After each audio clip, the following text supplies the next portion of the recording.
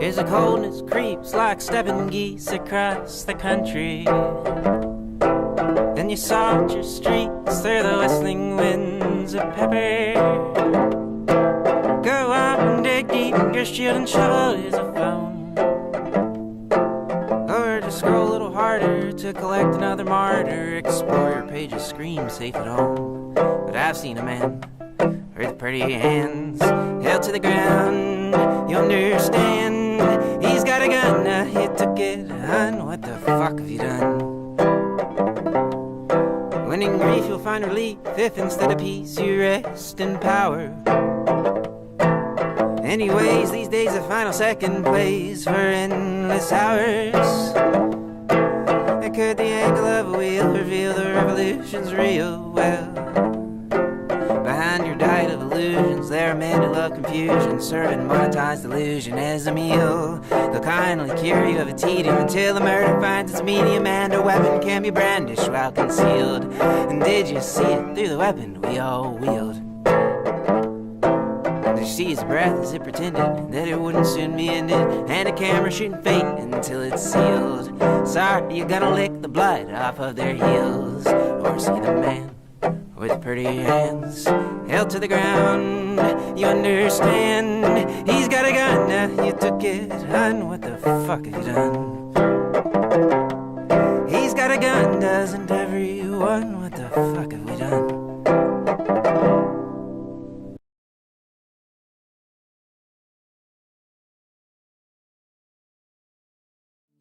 Cool. Okay, here we go.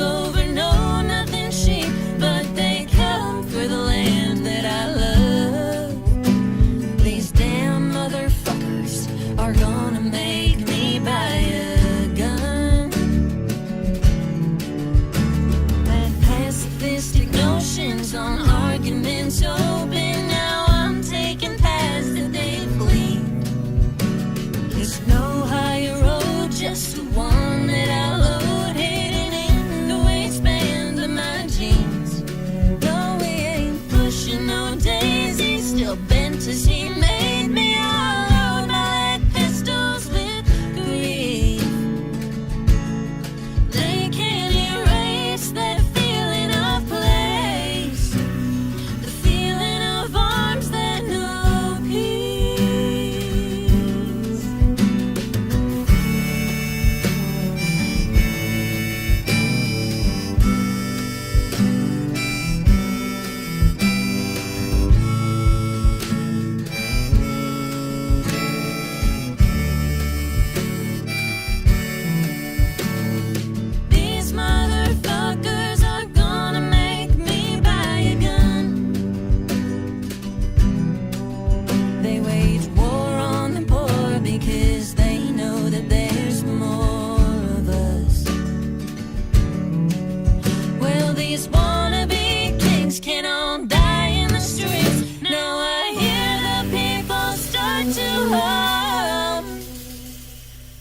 price of their greed will be their daughters and sons.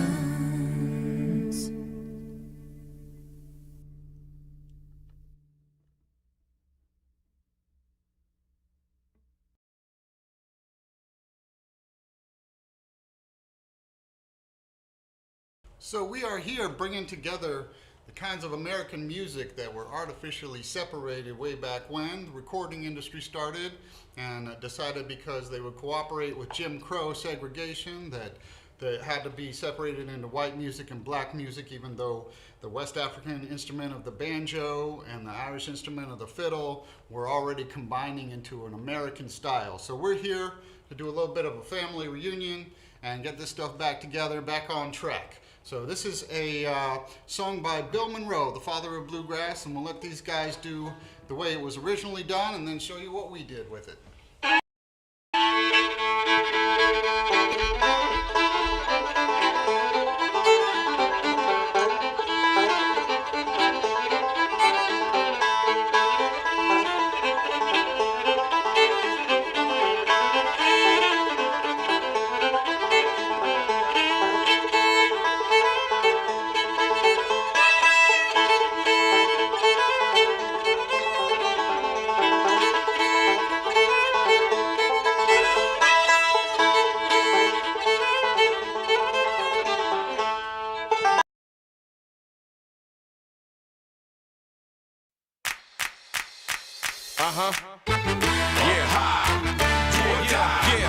Gangsta in the building. In the sky. Y'all know how we do. I was voted most likely to succeed, least likely to give a damn. Kill a ton to get it done compared to all you milligrams. Stealing bread from the mouths of decadence. Like Chris and Eddie, if you're ready, time for checking in. The war and famine preceding the pestilence don't need to happen, so ladies and gentlemen, peep the valedictory speech for the board of trustees and the kids on these streets. Since the days of we three, we keep it deep in these beats like seaweed, deep like the Marianas Trench, the 92 Dream Team's bench. Serving like a winch on the track for wrench, so intense it'll make your body clench. Warlock rock, excel with spells, like a document of Excel cells that chart the info that my intel tells. Ain't no limits when we put it all together. We be getting through it all, no matter what the weather. We be looking good, they be looking like whatever. Long as we got us, we can make it to forever.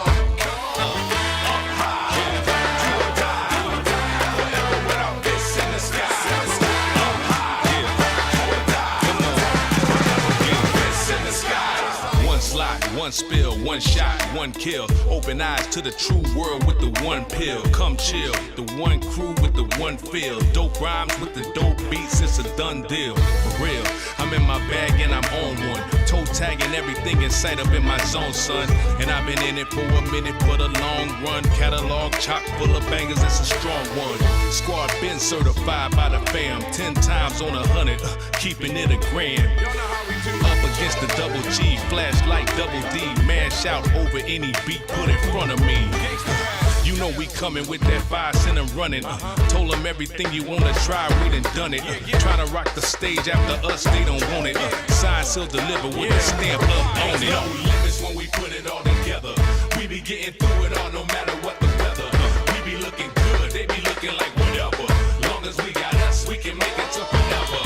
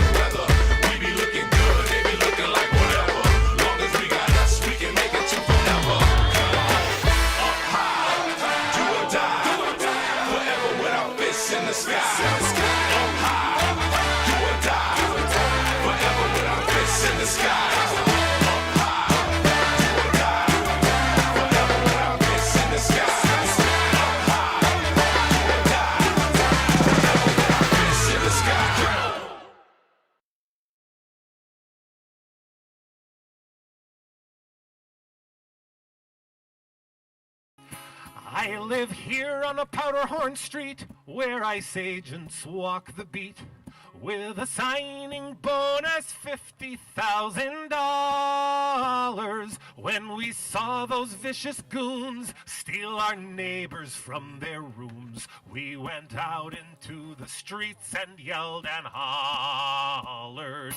Come out, ye cowards, eyes, peel away your grim disguise. Tell your wife how you take orders from the fascists. How the city you betray made you run like hell away from the white and snowy streets of Minneapolis. Very good.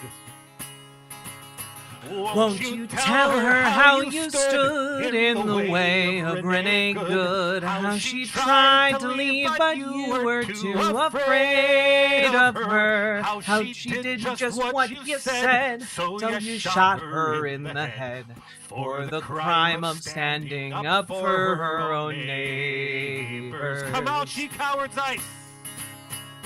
Come out, ye cowards, ICE! Peel away your grim disguise. Tell your wife how you take orders from the fascists. How the city you betray made you run like hell away from the white and snowy streets of Minneapolis. I bet you felt so big and strong when Nurse Gretty came along, and he tried to shield a woman you were beating. 6 agents held him down, and you shot him on the ground. Stood around to watch him as he lay there bleeding. Come out, ye cowards, ICE! Peel away your grim disguise. Tell your wife how you take orders from the fascists. How the city you betray made you run like hell away from the white and snowy streets of Minneapolis. Come let us hear you tell how you serve the country well, gassing children in their schools and cars and houses. The nation's great distress can be solved by DHS. You repress the rage your cruelty arouses. Come out, ye cowards, ICE! Peel away your grim disguise. Tell your wife how you take orders from the fascists. How the city you betray made you run like hell away from the white and snowy streets of Minneapolis.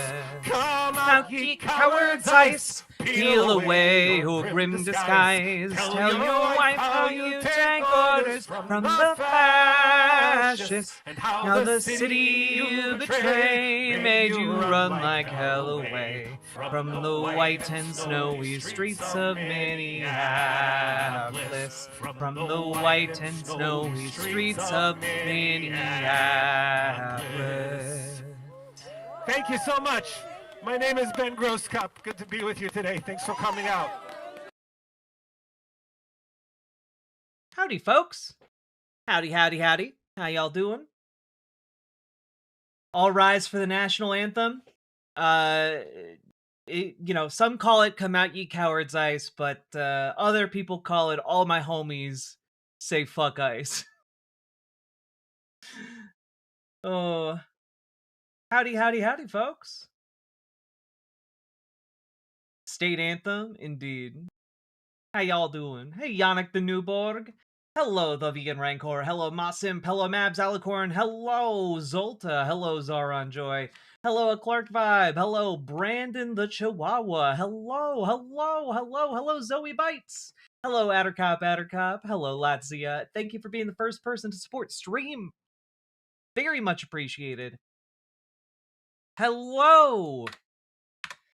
How we doing? I am very cozy warm. Hello, Damned Sputnik. Hello, Peace Earth. Hello, Uncle Simric. Hello, Zyle Two Feathers. Hello, Comrade Girl 2018. Hello, Kazooie. Hello, how we doing, Will Kale. Hello, Aska. Hello, Salmon Moose. Hello, Nine-Tailed Witch. Hello, Matatiahu. Hello, Jazz Dog, the jazziest dog we know. Hello, Soup Carrot 612. Hell yeah, gotta represent. Hello, Superjet Guy. Hello, Lady Raincloud. Hello, Dragonfly. Hello, Andromeda. Hello, Cute Dark Arts. Hello, Iconic Keo. Me and all my homies reject the auto coup of the American government and its institutions. Hell yeah. Hello, Superjet Guy. Hello. How we doing? Hello, Gamer G. Hello, Maliki. Hello, Snuggle Kitten. Hello. How we all doing? Hello, Pluto Burns. Cozy Coat Jack. It's not even a coat. It's just like a ridiculously big sweatshirt I found at a thrift store last year. Wonderful. Hello, Fox of Fate. Have I ever had Fruit Riot sour grapes? I have not. Kira Stone, you got your Imogene Olivia set today. I'm so happy for you. I hope you like it. Hello, Magar. Hello, the new nobodies. Sending good vibes from hell, Alabama. Hell yeah. Hello, Burning Sock. Hello, Azami. Oh, sorry, Azumi. Hello, hello, hello. Whoo! Hello, my name is Mud. Hello, Kippy. Almost said Kipple. Ooh, totally different user. Hard for me to eat fruit for some reason. I just don't remember. You know, like that's my big thing is I just, if I don't, it's one of those things that my brain immediately offloads. Yeah. Howdy, folks. Howdy, howdy, howdy. Hello, Techno Gal. Oh, also just a bit of housekeeping before we get started. I did add a number of new tiers to the memberships on YouTube. There are 5 tiers over on YouTube. Each one has a different name, but fundamentally none of them offer any distinct powers or anything other than the fact that you get, I guess, bragging rights. So that's what's happening over on YouTube memberships. Well, wait, that's not technically true. Technically, each tier has a unique reward, but it's stuff like the the feeling of a job well done, or you know, stuff like that. So you know, it's building character. Yeah, that's right. Bragging rights are very important. It's true. I don't know if you guys get multicolored names like in Riverboat chat. Like in Riverboat chat, you can see all the tiers. I don't know if it works that way over on YouTube memberships, but whatever. Hello, bragging rights are very important. Very true. I still think the highest tier should have a shimp emblem. I also could not for the life of me. I would also think that like the tiers would have different emblems associated, but they don't. It's very strange. Ooh. A sacrifice of monies and pizza flour for the captain and homemade sourdough pizza marked with THD elder sign for the chat tonight. Slice of pizza emoji. I've heard some I've never had sourdough pizza, but I've heard some really good things. No, Peace Earth, the highest tier members in this chat are all secret George Soros in a trench coat.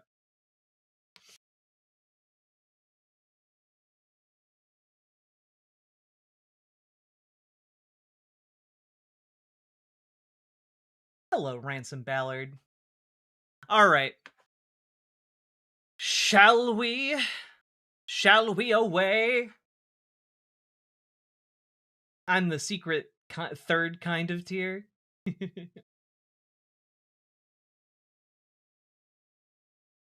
Where's my George Soros paycheck? Yeah, same. There are no subscribers at the George Soros tier. Still waiting for it, secret Soros. How y'all doing?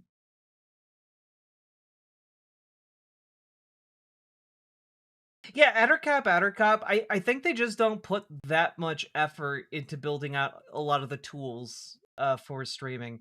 It'd be like genuinely a couple of small UI changes. And maybe it's the kind of thing where they've just made YouTube so complicated on the back end that it's just like everything will collapse. Maybe the shitty user interface and limitations are the only thing propping up the entire website. Yes, chatters, do not forget to switch from top chat to live chat.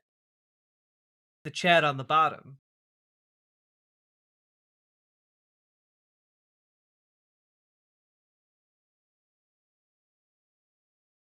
Look, they told me the left would take my balls.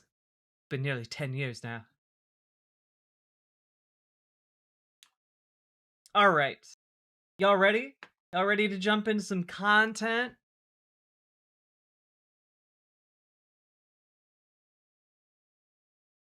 Oh, also tomorrow evening, I should be like, fingers crossed. I should be going live tomorrow evening, at an earlier time, around 7:30 Central Time, whatever that is in your various time zones.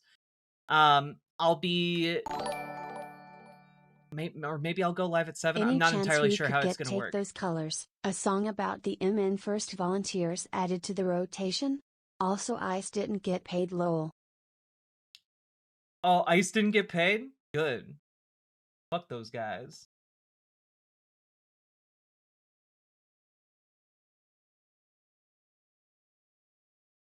Yeah, I'll see if we can add that to the rotation, Red Rudy. Thank you for the suggestion. Thank you for the $5 super chat as well. Howdy and fuck ice, hell yeah.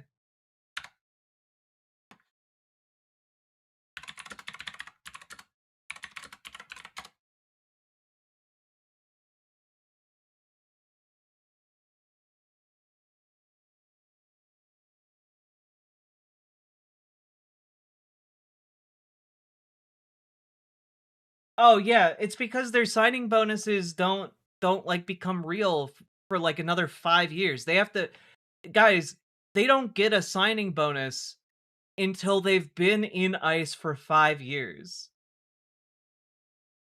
That's like that's the wild thing.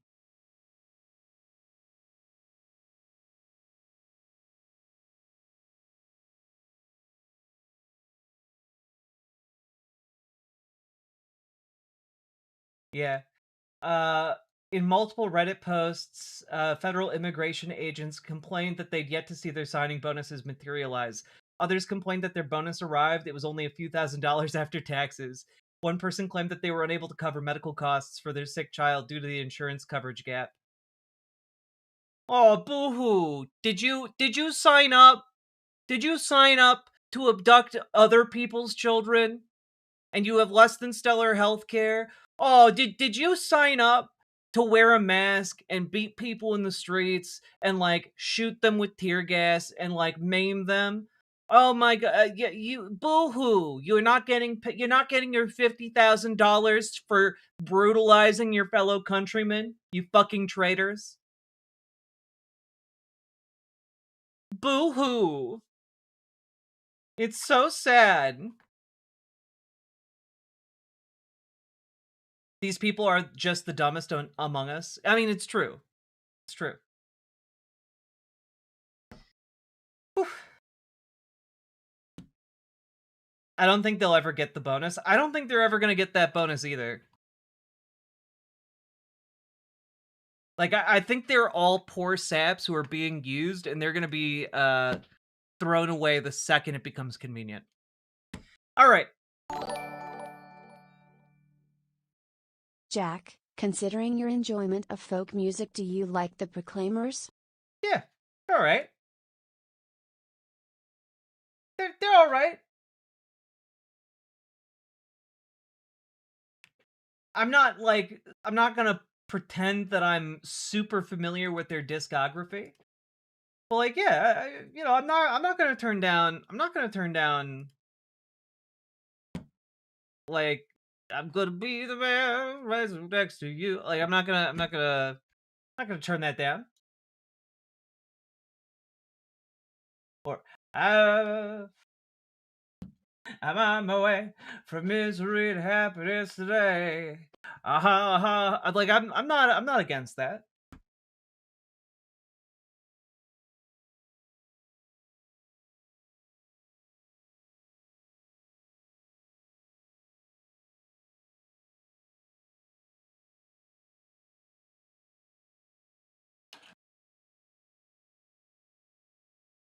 I hope they never see that bonus, and I hope they rot in prison. All right. On that note, folks,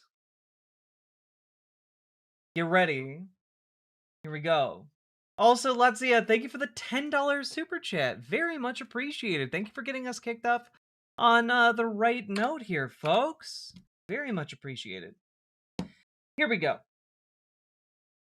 So, folks, I wanted to take a look, a bit of a deeper look at Taylor Remmett, who just completed a 32-point swing in Trump country. Like, I wanted to, like, dig into that a little bit more because Tarrant County is a very interesting part of the country, and the upset is obviously historic. Like, it's absolutely colossal.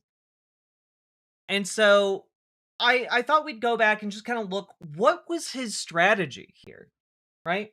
What did he do that, like, got such a swing? All right, let's take a look. So this is the kickoff to his campaign, right? I've punched a clock, pulled my weight, and kept my promise to this country. That promise didn't end when I hung up my uniform. It's why I'm running to fight for working people who deserve a fair shot, a decent wage, and a government that shows up like they do. And, like, I do have to say, Dems, you should be taking notes on this man. Yeah, anyone primarying a centrist Dem, take notes on this man. All right? This is the kind of stuff we need. All right? Not just in, a deeply conservative district. We need this everywhere, right? So let's take a look. Taylor Remmett announces candidacy for Texas Senate District 9. Veteran, union president, working class fighter enters the race with a bold vision for Texas. Taylor Remmett, a lifelong Texan, Air Force veteran, and proud union machinist, has officially declared his candidacy for Texas State Senate District 9. With deep roots in working class communities and a relentless commitment to economic, social, and climate justice, Remmett's campaign promises to put power back where it belongs, in the hands of the people. Every day I roll up my sleeves, clock in, and go to bat for what's right, said Remmett. I swore an oath to the Constitution that when I joined the Air Force, and that promise didn't expire when I hung up my uniform. Texas is being sold off to the highest bidder, and working folks are being left behind. I'm running because we deserve a government that works as hard as we do. Remmett's campaign will center on a 5-point platform focused on veterans' rights and services, workers' rights and union power, truly affordable housing and tenant protections, fully funded public education with vocational pathways, land and water conservation for future generations. Like, this is, I do want to make one thing very clear here. Chuck Schumer, if you're looking for the platform on affordability, this is it. Like, this is, like, maybe not entirely it. This is, like, I don't know, 3/5 of it, 4/5 of it. It's substantial. Like, he's basically written you a blueprint just in his announcement up for his candidacy, right? But let's finish reading this, okay? As president of the Texas chapter in the International Association of Machinists and Aerospace Workers, IAM, and a longtime Fort Worth resident, Remmett brings not just experience but lived reality to the policy failures working Texans face every day, like skyrocketing rents to collapsing infrastructure. There's a storm coming, Remmett warned. It's not red or blue, it's the people rising up to take back what's ours. I'm not here to play nice with corrupt power, I'm here to build something better. So, honestly, we're talking about a campaign that is operating on a budget of around $200,000. They don't have, like, video ads. You know, they didn't run TV ads for this. His opponents had over $2 million funneled into their campaign, and you know, he managed to beat the odds. So, like, this message is in fact extraordinarily powerful. And also, just want to throw out there, if you need more union credentials from this man, he was literally sworn in while campaigning as the vice president of the Texas AFL-CIO. So, you know, pretty solidly union guy. You couldn't really ask for more of a union guy. It's pretty cool to see. And here he is on Victory Night giving maybe one of the shortest speeches I've ever seen in my life. Everybody, from the bottom of my heart, thank you so much for being involved and helping with this campaign. Tonight, this win goes to everyday working people. Let's go! We will see you out there. Let's go! Everybody. This guy has big lunk energy, and I'm here for it. This guy has big lovable lunk energy, and I'm here for it. I hope he's not another John Fetterman, but like,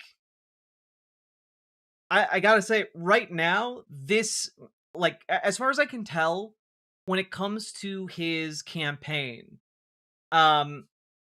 he focused on like working class issues. He focused on, you know, can you pay rent? No. Can you pay for healthcare? No. Can you live on a minimum wage? No. And like, I think that is incredibly effective messaging. We need to really tamp down on that because that's what people are looking for, right? Now, here's his website. Let's just take a look at his issues page here. Bat Taylor, union president, we already went over that. The runoff, yep. On the issues. Veterans Affairs, a veteran who knows firsthand what it means to serve, what it feels like to be forgotten. He believes our duty to veterans doesn't end with a folded flag or a ceremony. It means real support for the challenges veterans face after service. Taylor will fight to fully fund mental health care, job training, housing, and support services for veterans and their families across Texas. Push for programs that prioritize housing, the unhoused, create career pathways in public service, and ensure every veteran is buried with dignity and honor. I wonder, does he have a section? Let's see. He's union president and machinist. Taylor believes the backbone of Texas isn't the boardroom, it's the workshop floor. He knows the best way to raise wages, protect jobs, ensure dignity of the people is through strong unions and worker power. Taylor will lead efforts to repeal anti-union laws, expand collective bargaining, bring good-paying union jobs back to Texas communities. He supports reclassifying gig workers, guarantee benefits, and will fight for apprenticeship pipelines that create career paths for the next generation. I do want to say, one of the reasons Veteran Affairs, aside from him being a veteran, and aside from it being the correct position to have, the reason that's listed first is because Terrence County, where he was running, has one of the highest concentrations of defense manufacturing in the United States. It's basically, from what I can tell, Terrence County is, hey, the military factories and mega churches and oilmen. Like, those are the three things that go on there. All right. And so that's the reason it's listed first. It's a tactical maneuver, as it were. Truly affordable housing and tenant rights. Let's see. Taylor believes renters deserve dignity, transparency, and power, and he'll work to stop corporate landlords from turning Texas neighborhoods into profit machines. He supports statewide rent stabilization, tenant protections, and deep investment in public and nonprofit housing that working families can actually afford. Okay. Public education and vocational training. This, to my understanding, was one of the main things that drew a lot of folks to his campaign. Largely because Terrence County is MAGA central. It's colossally conservative. And that meant it became one of the testing grounds for conservatives controlling school boards. And it turns out that, like, the main thing that the school board was doing, you know, like, leading a crusade against library books with, like, trans kids in them or trans people in them, like, turns out that's not what most parents want their school board to be doing. They want their school board to be, like, ensuring that the school has funding, you know, that there are more books in the library instead of less, you know, they, generally speaking, you want the school board to be making sure that the education kids are getting is the best it can be, right? And that's not what was happening. So part of the reason he was successful here is because he wants to effectively take back control of public schools and or at the very least put them into an apolitical relatively category, where Republicans aren't just like every time they need to manufacture an entire every time they need to manufacture an entire outrage scheme, they don't just immediately go to your local school, you know? Make sure that they're not peopled with, like, crazies who are gonna, like, try and catch a kid on camera to fabricate a nationwide panic about, I don't know, litter boxes in the classroom. So, yeah. Wait, he who? We're talking about Taylor Remmett. Land conservation and environmental justice, which, as you might imagine, in the heart of oil country, land conservation is actually pretty important because a lot of these oil machines break and a lot of the pipelines leak, and these people who live there know that. So, yeah.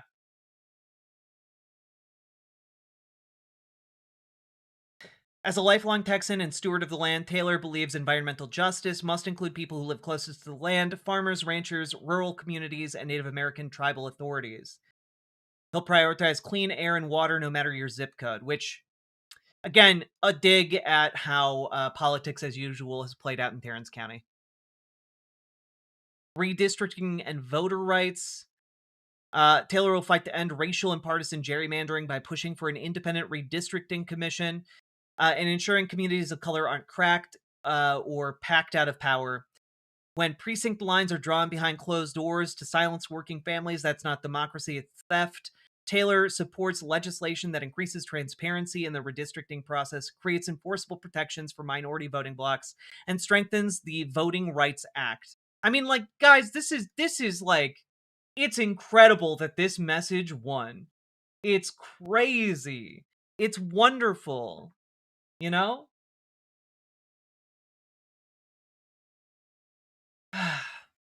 It's really nice to see. Like, he also got endorsed by so many different groups and people. Run for Something was one of the big motivators behind his run. Obviously, Texas AFL-CIO, he had that in the bag. But, like, he got a bunch of union support. He got a bunch of elected officials. Like, this was a huge campaign for a state Senate district. It's good. It's good. It's wonderful. And, well, let's just take a look at an interview he did. I believe this interview is from 2 weeks ago. So this is prior to his win. And just let's see how he does on camera, because one of the things that was difficult to find from him was anything that wasn't shot as like a selfie, you know? So how does he do on camera in an actual interview setting? All right. Taylor Remmett, Democratic candidate for State Senate District 9. Thank you so much and welcome back to Eye on Politics. Thank you so much, Jack. Happy to be back. Good to see you. So you're in this runoff now against Republican Lee Wambsgans. How energized are Democrats? Wambsgans? Man. Sticks to the tongue like peanut butter, don't it? Democrats to get out and vote? Well, I think they're very energized. I mean, you know, with a campaign, you can't always measure the energy, but you can feel it.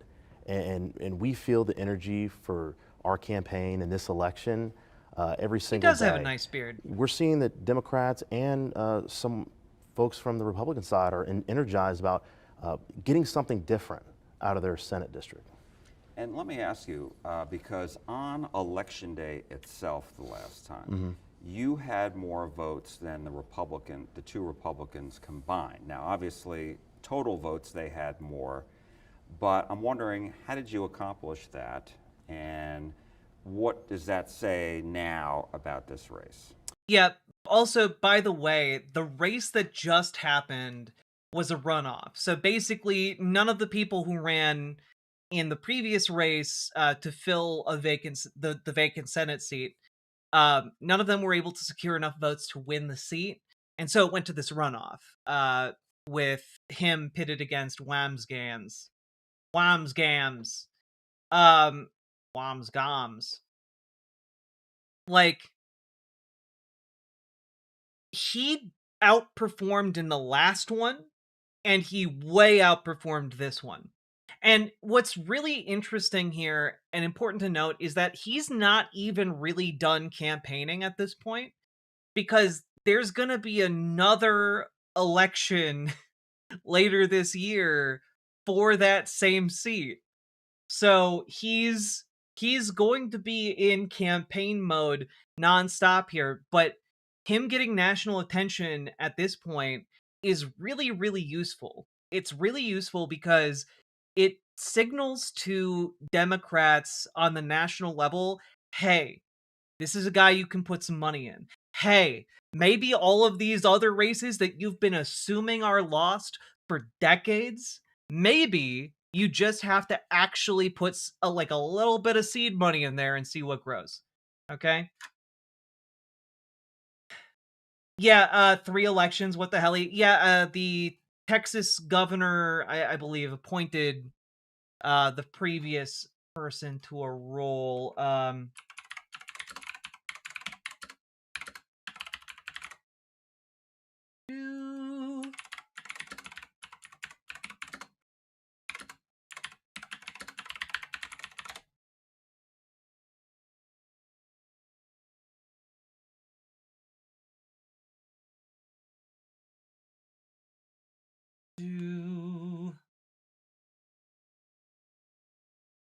Yeah.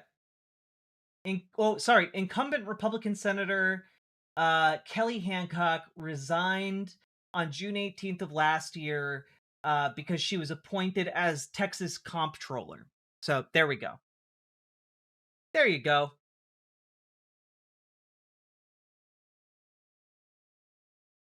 He's got the look. Yeah. Here we go. What it says is that, you know, voters are energized for what my campaign is talking about, which is affordability. It's about, you know, meeting people where they're at. That's our campaign strategy, is talking with voters and listening to them instead of talking about them. And this is what this is all about, you know, going out there, block walking, talking with voters at their doors, or on the phones, calling undecided voters. Which, by the way, this is why you need people to volunteer for campaigns, right? This is why when it's election season and I'm telling you guys, hey, go volunteer to knock on doors, go volunteer to phone bank. When I tell you guys that, it's because it actually makes a difference. I'm telling you guys that because that's how you reach people. You're not going to be debating all of these folks into voting for a different candidate, but it shows that you give a damn. It shows that other people give a damn about this candidate and feel like it's worthwhile doing something that is extremely inconvenient. You know? Please volunteer for Cat Abu. Indeed. Go volunteer for Cat. All right? You hosers. And really listening to what their concerns are. I think that, you know, why we have so much enthusiasm for this campaign is we are doing the work, and, you know, we were outspent, but we weren't outworked, and it pays off. And what are you doing specifically? You talked a little bit about it, door knocking, et cetera, to make sure that these folks, your supporters, get out and vote for you. And if you are to win, what would that say just about this race? So when it comes to door knocking, I mean, that's what we've centered this around is, you know, we have volunteers, people that are feeling more energized than others and wanting to volunteer their own time on the weekend. Yeah, Iconic Keo over in Twitch chat, living up to their name. The last election, I was a scrutineer and spent my day calling people to vote and driving them to the polls. Probably with my hard work, ended up with at least 100 people who may not have shown up to go, which for a small town I think is pretty good. For a small town, that's incredible. Well done. You can genuinely make a huge difference, folks. During the week to get our message out there that we want, you know, our public schools fully funded, that they want our affordability crisis to be addressed, and they want folks like my own parents to retire with dignity and respect and not be crushed by the rising costs of living, especially, you know, property taxes. So those are the three top concerns. I like that he seems fairly soft-spoken and straightforward. Like, he's no Zoran Mamdani. He's not, like, electrically charismatic. He's just like, hey guys, I'm gonna make your lives better. Vote for me. And like that people did. It's crazy. It's crazy how easy it is. That your supporters are telling you. Yes. And so how would you like to address that? You talked a lot about affordability. So what exactly does that mean? What policies do you want to try to enact? And if you are elected, how do you do that in a Republican-controlled Senate? Well, I mean, policy-wise, we can look, for instance, that before, historically, the state paid a lot more on our schools' maintenance and operations. And yeah, he won the seat in a runoff to fill a sudden vacancy that opened up last year. So this, it's a vacancy that opened like unexpectedly, and then he went to fill it, but Texas legislature isn't going to be really in session that much, and so he's effectively going to just have to keep campaigning through the summer. if you have the, you know, the proper funding, right, from the state, it would help our local property taxes get lowered. And you look at industries like, you know, hemp and stuff like that, we could easily use that tax to fund our schools. It's been done in other states successfully. And, you know, we as Texans need to be concerned about the next generation of Texans. So to me, it just seems like a no-brainer, you know. So, and as far as, what was the other part of that? Well, as far as the affordability, so you said some other things in there about property tax, and I'll get to that, in schools. But as far as the affordability, what are people telling you is unaffordable for them? And that's what I'm wondering. How do you solve that? What is your plan to solve that? Absolutely. Do you have a plan to solve that, like a problem like Maria? How do you solve that? You have 15 seconds. How do you solve a problem like Maria? Well, you know, for instance, we have rising costs of living, and that is what the affordability is based around. You know, it's making corporations pay their fair share. I mean, they get subsidies. I mean, just again, going back to property taxes, one of the biggest ones that affects rent, that affects, you know, homeowners, and that's something we all share. So if you look at the subsidies they get for their projects and all these things, you know, someone's got to pay that cost, and it turns out it's the homeowners. And so I know that the state has lowered property taxes, school property taxes, to contribute more state money to fund public schools. Was that sound from the interview? Yeah, plane or something. And take the ease off. Yeah. And Republican leaders are saying they want to do more. Do you agree with that? Yeah, there's ways. Like I stated before, there's ways we can do it, and you know it does talk. You said it was a Republican, you know, majority. That just means we have to actually communicate on the issues we want to focus on, and that means primarily for the working Texans, who I would want to champion their issues first. And you mentioned fully funding public schools. Are they not fully funded now? It's not even just about the fully funding, right? I mean, it's a multifaceted issue, and you look at our schools, right? When they're, getting the maintenance and operation not paid, right, from the state, we are seeing those property taxes increase. If we fully fund these schools, that means that these teachers' classrooms are not 40 plus kids in a classroom. They're not paying for school supplies out of their own pockets, so it will take Republicans and Democrats to have a real serious talk about this issue and getting the supplies into these schools, getting these classroom sizes down. Yeah, like, I mean, what he means by they're not fully funded is, like, the teachers are overworked, underpaid, not supported by the district, etc. Like, that's what he means by not fully funded. And that's pretty clear if you're a parent with a kid in any of those schools. That's going to be something that's immediately obvious to you. And also, not only that, but earlier in this conversation, earlier in this interview, the interviewer mentions that, like, oh, Republicans at the state level lowered the school property tax, which I want to remind you guys isn't a property tax that the schools pay. It's the property tax that the people who live around the school pay that goes towards funding the school. So the interviewer literally just maybe a couple minutes ago here said that the state cut the school funding. And like, so yeah, like technically it is fully funded. They're not saying, oh, we have X amount and then not coming up with that amount, but it's not fully funded in the sense that it is doing right by the teachers or the students or the parents for that matter. Yeah, the interviewer does sound like he's doing a bit. So that they can have the performance and not be, taken over by the state, like in Houston and here in Florida. School funding is so strange in the U.S. That's because of segregation.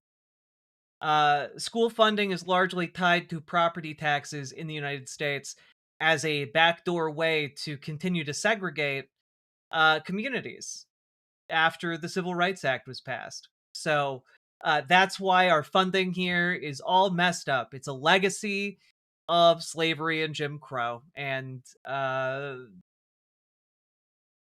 we should probably stop that. Just stop it, actually.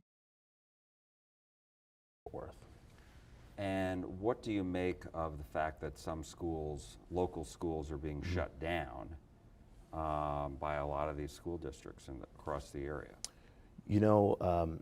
I believe there's some talk and correlation regarding, the opening of a bunch of charter schools, and it could take away from that population to where they do need to be shut down, according to what they're saying. But it's an issue that I'm still looking into. And I know in one of the more recent polls from University of Texas Politics Project in December showed that most Texans, the biggest concern they have is health care. Yes. And so how would you like to see that addressed in the state of Texas? Yes, I would love to see us, Democrats and Republicans come together and talk about that, because we have people in Fort Worth that are choosing between rent or food and their cancer treatment. I mean, this is a big problem. So this guy strikes me as a Medicare for all guy, but he's probably running in a district where Medicare for all as a phrase is political poison, like just a political cyanide pill. So my guess is he's like, yeah, Republicans and Democrats should come together and discuss it. But really, it's just his way of pointing out, like, Republicans who are currently in power are doing diddly shit to help folks who have high healthcare prices. Like, I think that this is a clever tactic without giving away your hand in a way that could negatively impact your campaign. I think if we can, work together on this, we could maybe even have some kind of, relief or, subsidy for, Texans that are dealing with serious illnesses. And I know that Democrats in the past have advocated for increasing Medicaid, expanding Medicaid in the state of Texas. Republican leaders have said no. What's your thought about this? Well, that would be a great start. There a lot needs to be done here. If you even think about like the hospital districts we have, getting that increase in Medicaid would actually lower the property taxes in those hospital districts. So again, it comes back to that affordability. It comes back to it's all encompassing to where we need to make sure that we have the federal support for giving the best opportunities for our constituents. Oh, God. Wow. I've never seen this, Paladin. Thank you. San Antonio Independent School District v. Rodriguez. In addition to being funded through a state-funded program designed to establish a minimum educational threshold in every school, Texas public elementary and secondary schools rely on local property taxes for supplemental review. Rodriguez, acting on behalf of students whose families reside in poor districts, challenged this funding scheme by arguing that it underprivileged such students because their schools lacked the vast property tax base that other districts utilized. The reliance on accessible property, the school districts claimed, caused severe interdistrict disparities in per-pupil expenditures, which is true. Question: Texas public education finance system did Texas public education finance system violate the 14th Amendment's Equal Protection Clause by failing to distribute funding equally amongst its school districts? Conclusion: 5-4 decision. No, the court refused to examine the system with strict scrutiny since there is no fundamental right to education in the Constitution and since the system did not systematically discriminate against all poor people in Texas. I wonder who it may have in fact systematically discriminated against. I wonder. Given the similarities between Texas's system and those in other states, it was clear to the court that this funding scheme was not so irrational as to be invidiously discriminatory. Judge Powell argued that on the question of wealth and education, the Equal Protection Clause does not require absolute equality or precisely equal advantages. Just, it's incredible that they're like, well, you don't have a right to education, actually, so, get fucked. Smoke bomb. The state is in the process right now, going back to education for a minute. The state is putting together this education freedom accounts program, school choice, taxpayer-funded program allowing students to attend private school. Where are you on that issue? Well, Jack, I am totally against it. I think that, So, Democrats on the national level, this is what's called having a strong, principled position. When somebody asks you point blank, are you in favor of a thing, and you are not in fact in favor of that thing, you just say, absolutely not. I'm a product of public schools, and I know they work, and I know they're great. These private schools, they get to pick and choose which students they take. And public schools accept any kid that walks through the door, even the ones that are more expensive to educate. I think that's great. I think that we need to, focus more on the public schools and making them better, because we do rank low. But that fact that we're giving public dollars to private organizations that can deny kids entry, even if you have a voucher. So that's a problem. There needs to be much more regulation on this. Yeah, also, like, it is very well known what the problem is with charter schools, right? Like, charter schools, because they have different standards for entry, unlike a public school, will often discriminate against children with, like, learning disabilities or children who, have physical disabilities, because they can cost more to like have in your school, and accommodations might take time for kids to adjust to. So like if kids start performing poorly on tests, they can be kicked out. Doesn't matter what's going on because they're making the school look bad. They're bringing down the average scores. So a lot of charter schools have systems where they cut the lowest performing children and send them back to a public school where they then have worse education systems that are chronically underfunded as a result of all the funding being funneled to charter schools. Like it's gross. It's genuinely gross how charter schools treat disabled kids. It's awful. It really should just go away completely, and we should, focus on other ways we can increase our schools. But, it's enshrined. Public education in Texas is enshrined in our Constitution. So we have to stick to our Texas Constitution and our duty to serve in increasing public school education for these kids. The Republicans, I don't see this, now that this bill is passed, I don't see it changing. So what are you going to be looking for in this program? Because it's going to roll, it's in the process of being developed, it's going to roll out and start in the fall for this year, for the next school year. So what are you going to be looking for?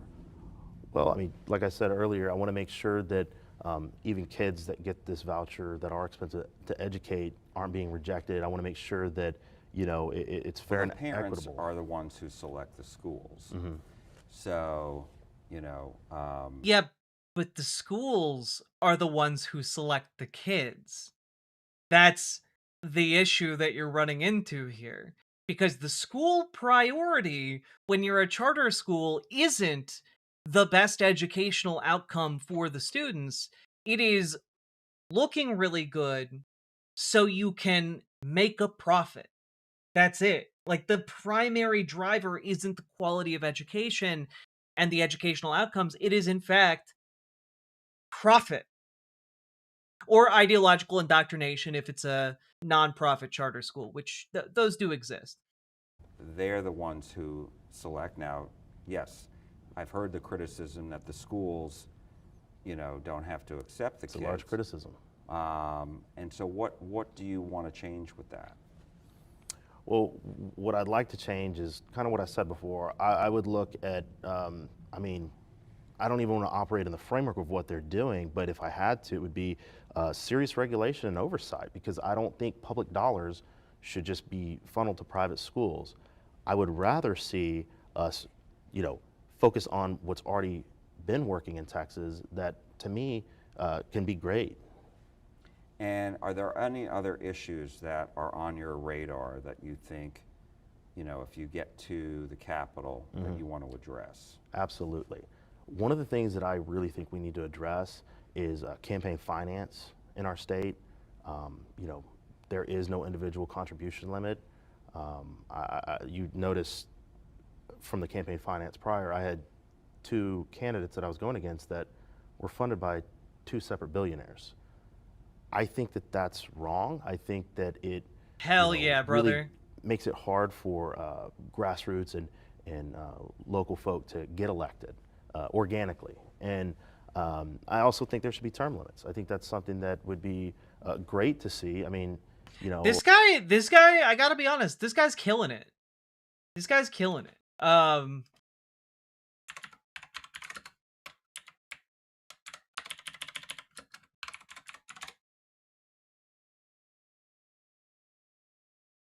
Just out of curiosity.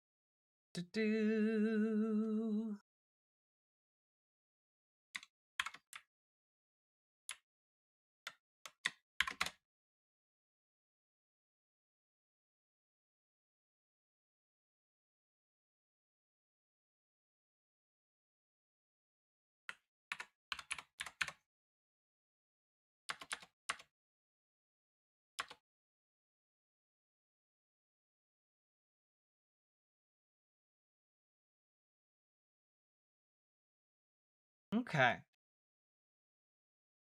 Yeah, all right. So he hasn't been super vocal on LGBTQ issues, which is, unfortunate, but it's also not surprising as a matter of course in this particular arena. And when you actually look into his story, he is a product of watching, again, the conservatives on school boards just go way overboard, persecuting LGBTQ issues. That opened the door for his candidacy because people, in fact, don't like the rampant bigotry against LGBTQ people. They want better education. So, like, I think the premise of his campaign being built on uh, an ideology that is anti what the Republicans were doing, I think that's good. I think that's a good sign. I'm not going to say we're out of the woods exactly, but like it is notable that he's not running on screw LGBTQ people. So, is it possible he supports us? Yeah. I would just expect it to be like one of those things where like he would probably the vibe I get from this guy, not to put words in his mouth, but the vibe I get from him is that he would be like, yeah, like LGBTQ people are fine, but let's talk about let's talk about campaign finance reform, or yeah, let's talk about anything that materially impacts working class people, of whom a sizable number are LGBTQ. I'm not typically a vibes voter, though. Yeah, but I don't know. I've been talking for the last like 40 minutes about his other policy positions, so you know.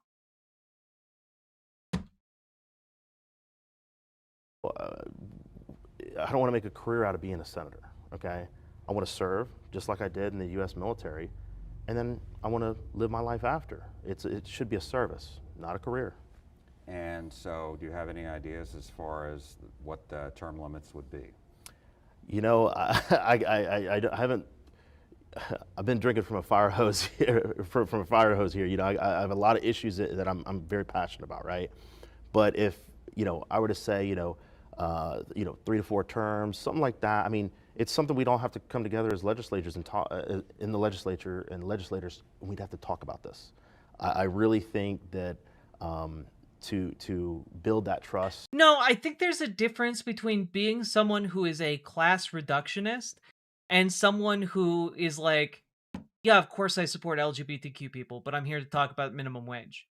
Like, I think there's a difference between being class reductionist and just being like, yeah, yeah, why are you even asking me about LGBTQ people? It's the most normal thing in the world. Like, stop it. Let's talk about minimum wage.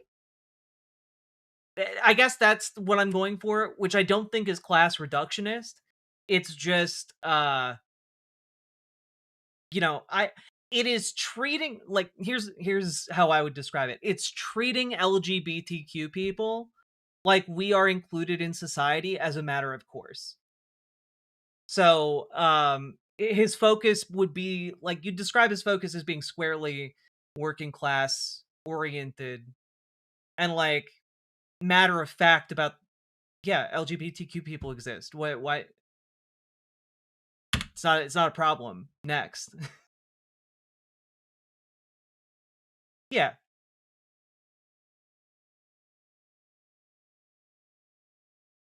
With Texans, we need to, have term limits and campaign finance so that we are, regulated. And I think there's nothing wrong with that. I think that's honest.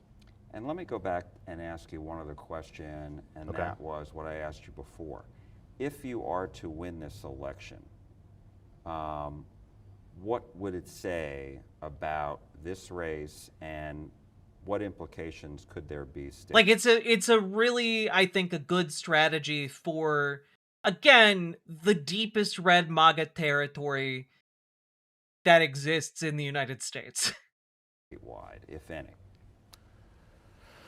This would mean something big, in my opinion. I know that there's so many folks out here that feel like they've been left behind. Working folks that, get up early, clock in and leave late. And I think that whenever I'm elected, that they will feel like. Speaking as a Texan, depending on where he's running, it's a horrendous idea to be outright with support for trans people, maybe even gay people. Yeah, Cleaver, he was running in Tarrant County. He was running in a district that went to Donald Trump by 17 points, something like that. He swung it by 32 points. It's crazy. Like they have real representation, but the bigger thing is that it could be a domino that goes and shows other folks that, hey, you can grassroots, and organically run for office and get elected in this state. I think that's a huge message to have. I think that more folks should run for office, especially veterans. I think that right there is the overarching theme. If we're going to zoom out, I think that's what we're looking at. Taylor Amet, Democratic candidate for State Senate District 9. Thank you so much. Thank you. We appreciate it. It's interesting to see him talk at length. There's not a whole lot of that online. This would be one of the longer messages he put out during his campaign.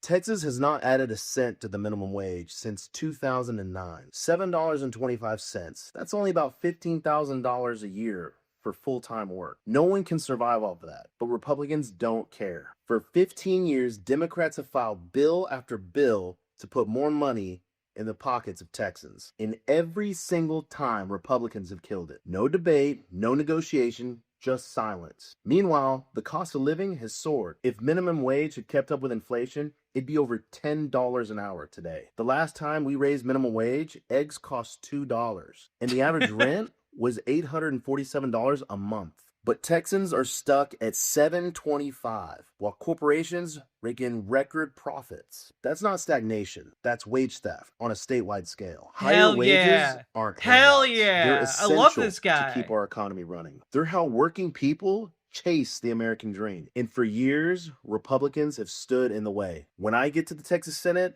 I'll fight like hell to raise the minimum wage. I'll even work across the aisle to get it done. And if they bury it, I'll force a vote. And I'll make Republicans show Texans exactly where they stand. We don't need more excuses. We need a raise. Let's raise the wage, let's raise the bar, and let's raise some hell. Hell yeah, I love this guy. This guy's cool. He hell yeah. God. It's so cool. Now, I will point out a couple of things about Tarrant County, all right? Which is, there are two things that you should really be aware of that exist in Tarrant County. And those things are two billionaires, all right? So you got, on the one hand, a man named Tim Dunn. Now, Tim Dunn is an interesting billionaire type because Tim Dunn has done a lot of lobbying directly with Republicans. Just dropping millions of dollars onto Trump, onto other Republicans. He basically was the career maker for Ken Paxton, the Attorney General of Texas. Tim Dunn is the reason that Ken Paxton exists. And Tim Dunn is also, considered one of the most powerful people in the state. And he is also a virulent Christian nationalist who is an active pastor at his own megachurch.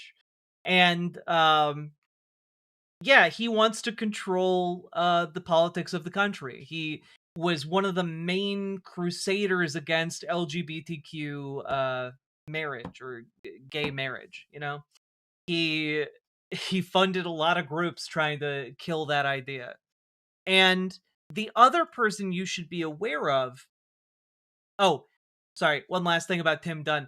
Tim Dunn gave $5 million to the Trump campaign, and in return, the Trump White House signed off on the acquisition of his company for $2.2 billion.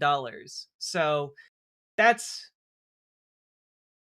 clearly all above board and not at all a conflict of interest. Yeah, anyway, just openly buying political favors as Texas's kingmaker. But you also got a man named Ferris Wilkes. Now, I don't know if you guys remember this, but Wilkes rather, is the billionaire who financed the Daily Wire. And Wilkes's company, they're both oil men. They got all the oil in the world, you know. So that's you got Tarrant County being essentially the hotbed of far right Christian nationalist billionaires. It is hostile territory, to say the least. And what we have seen unfold here is, again, just one of the biggest upsets in American political history. Like, before this election took place, I want to quote this accurately. Let me find this. Yeah, here is a quote from a political science professor, Calvin Gilson. If Remit were to lose by 6 points, that would be worth talking about. If Remit were to win, you'd say, holy shit. So, I want you guys to understand that the fact that not only did he not lose by 6 points, he won outright by 14.4 points. That is, that's more than holy shit.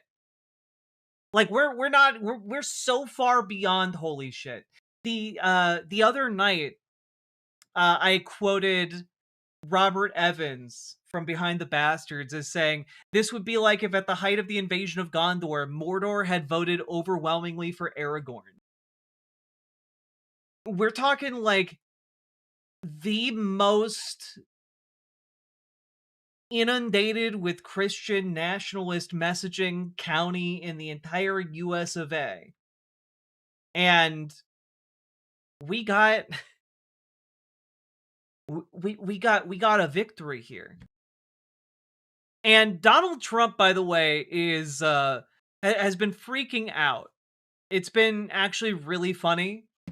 In the lead up to this election, he actually weighed in on it and was like, "Hey, yeah, no, everyone turn out and vote. Hey, everyone, go vote. Go vote for Wamsgams. Go do it. Go vote for them." And like, here he is the day after. Trump. Can we get that video?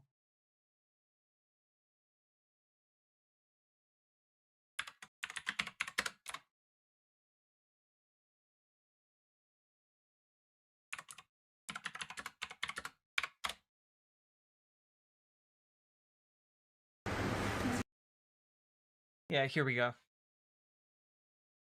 Sorry, I did not have this clip prepped. I should have. Pro streamer move. Pro streamer move. Here we go. President of Texas, a Democrat won the special election in an area that you had won by 17 points. What is your reaction to that? I don't know. I didn't hear about it. Somebody ran where? In Texas, a special election for legislative seat. The 9th state Senate seat. I'm not involved in that. That's a local Texas race. Did you endorse the Republican? He literally endorsed it the day before. I mean, I won by 17, You did. and this person lost. And Things like that happen. Does it worry you about the Well, you don't know whether or not it's transferable. You know, I'm not on the ballot, so you don't know whether or not it's transferable. But you know, you put the Democrats in, you'll end up with open borders again. You'll end up with crime all over the place. We have no crime anymore. And, I mean, think of it. The country has the lowest crime it's had in 125 years in recorded history. The year 1900. That's a long time ago. So. Oh shit! Is his face slumping? He's kind of like slurring his words a little bit, and like one side of his face is more active than the other. Is he? Yo, did he have another stroke? Wait, I'm sorry. Oh, shit. I think he had another stroke. The ninth state Senate seat. I'm not involved in that. That's a local Texas race. You mean I won by? I just haven't seen him turned this way, and like the lack of movement on this side of his face. 17, and this person lost. Things like that happen. Does it worry you about the? Well, you don't know whether or not it's transferable. You know, I'm not on the ballot, so you don't know whether or not it's transferable. But you know, you put the Democrats in, you'll end up with. Like I just want to. One side of his mouth seems to be going up more than the other. That's all I'm saying. Democrats in, you'll end up with open borders again. You'll end up with crime all over the place. We have no crime anymore. I mean, think of it. Oh wow, no crime. It's all been eliminated. Anyway, here's his Truth Social post from the night before. Please make a plan to go out and vote for Lee Wamsgans in the January 31st special runoff election. Lee will never let Texas or the USA down. Donald J. Trump. The country is the lowest crime it's had in 125 years. In recorded history. The year 1900, that's a long time ago. So it's very good. No, I don't know anything about it. I didn't know. I mean, I know there's a race going there. And it's too bad. What can I say? Man, it's crazy. It's crazy that he doesn't seem to know anybody's name involved in that race. That's wild. Nothing to do with it, yeah. I had nothing to do with it. Don't ask me. It's I have my Clown own World. hotline for It's Clown World, folks. It's goddamn Clown World. Anyway, folks, all that being said, we need to get organized on the local level. This is the power of a pro-working class Democratic message.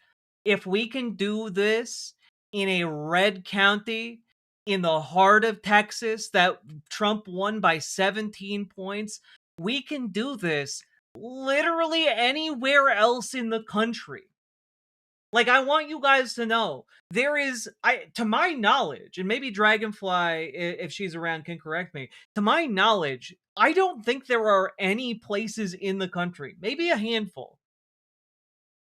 I don't think there are any districts that could survive a 32-point swing. I don't think it's doable. Okay? And we are looking at a sea change. So get organized on the local level, folks.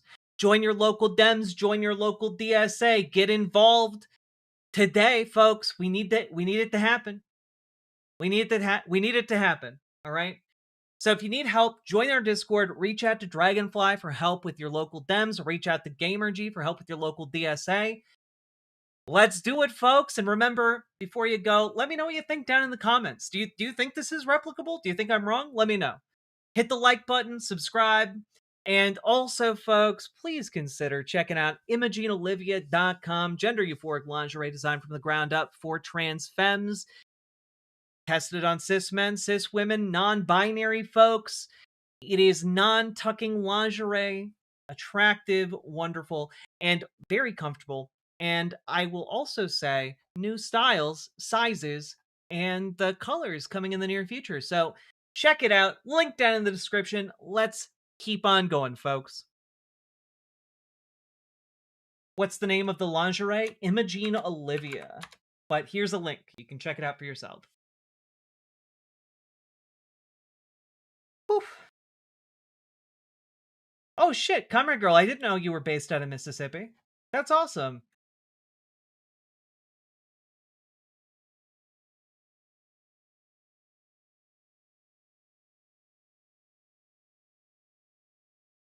Hell yeah. Come on, folks. Also, hey, we've been going for an hour and a half. If you guys are enjoying the show, hit that follow button, hit that like button, hit that subscribe button, and please consider supporting the stream. You guys make this show possible, and we're getting very close to this dono goal, and click the goddamn button.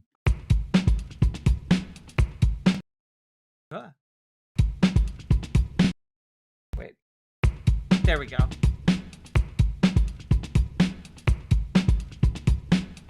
Go, go, go. Click a button, click a button. Click a button, click the goddamn button. Click a button, click a button. Click a button, click the goddamn button. Click a button, click a button. Click a button, click the goddamn button. Click a button, click a button. Click a button, click the goddamn button. Click a button, click a button. Click a button, click the goddamn button. Click a button, click a button. Click a button, click the goddamn button. Click a button, click a button. Click a button, click the goddamn button. Click a button, click a button. Click a button, click the goddamn button. Click, click, click, button. Click, click, click, button. Click, click, click, button. Click, click, click, button. Click, click, click, button. Click, click, click,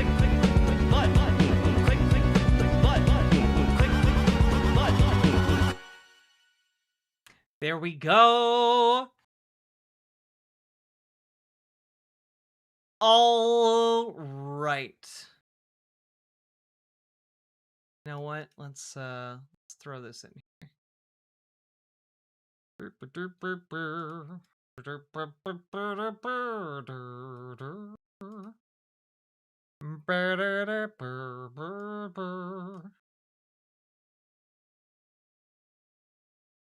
Yeah. Okay. Cool. Cool. All right. Awesome. Okay.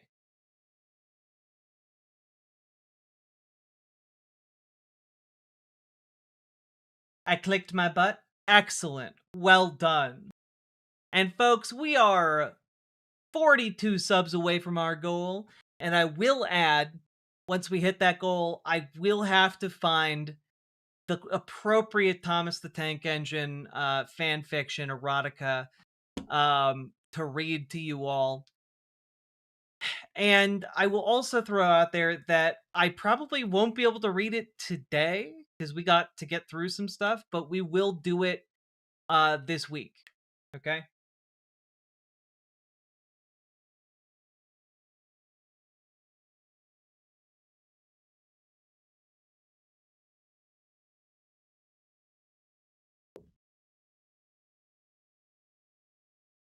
The what? Oh, chat wants me to read Thomas the Tank Engine erotica, and I said I would do it for 400 subs, and I'm a streamer of my word.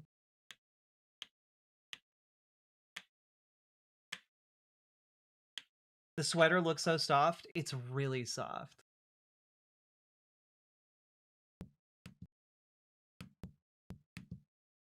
If you want, you can make the dono goal 500 subs, and I'll contribute to the story. You know, that actually saves me work, so I'll take here it. we come. I'll take that offer. Let's go. The pact is sealed. It sounds vaguely R-rated. It probably will be. It's born out of conversation it's born out of an argument I hypothetically made on the last episode of The Line that I guested on, and it was my pro-trans argument. You call Thomas the Tank Engine a he, even though you've never seen his train dong, his massive train hog. And then, of course, chat took it from there. Wait, what was that deal? Sounds amazing. It was a great argument. I gotta be honest with you. The only thing I'm upset about after making that argument was that the guy I made it to, who called in to be transphobic and argue against trans rights, literally responded to it by saying he was too sleepy to engage in the argument anymore. Oh god, it's the funniest debate tactic I've ever seen. It was the funniest debate tactic. I want someone to try that on like a national debate stage. You know, like maybe if Joe Biden had tried that, he would have checkmated Donald Trump. I'm too sleepy to respond.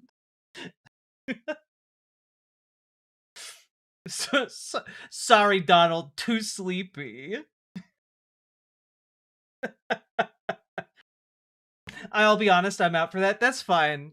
This is for all the chatters who got me to write B-movie erotica starring Ben Shapiro and Tucker Carlson. So, you know, like there's a certain segment of the audience that appeals to. It doesn't have to be everybody. Ironically, that would have checkmated Trump. I know. Like it's a novel defense.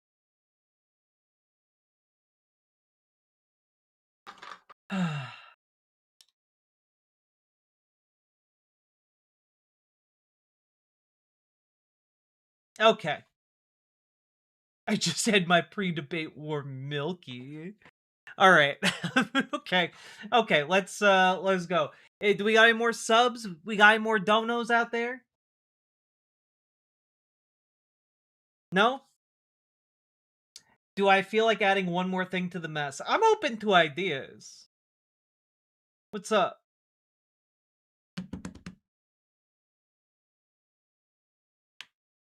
You said hi? Cool. I said hi. I'm Mom.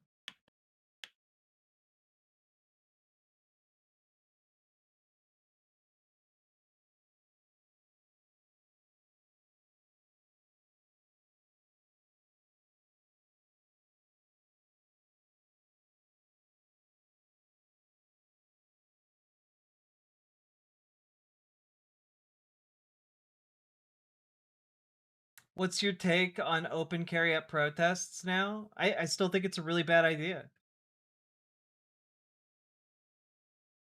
Like, you have the right to do it. I just don't think it's a good idea.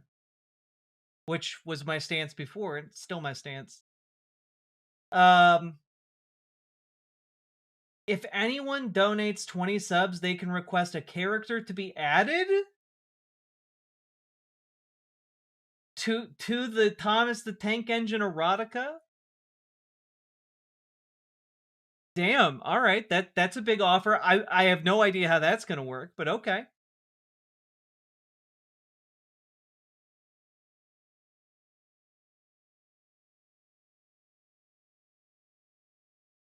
Woo!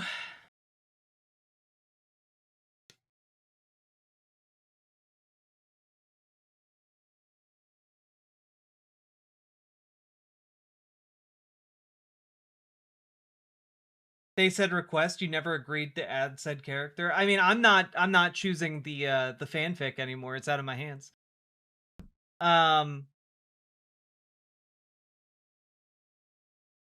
Whatever we happened to the general goal we got a few months ago about various fictional characters chosen by chat. I still intend to write that. The main issue is I literally am running on 3 hours of sleep and it's past midnight. And this has been every day while living under ICE occupation. So I would love to do more fun stuff. The main issue is that I, every day, am struggling to scrape myself into a vaguely humanoid shape and do my job. The one thing I can do. I was literally just terrified driving around the other day. It's fucking sucks. And is also not conducive to the creative juices that such a project requires. I do still have the list of characters, though. So I will work on it. Yeah. Here are the characters. Robin Hood. Speed Racer. Blackadder.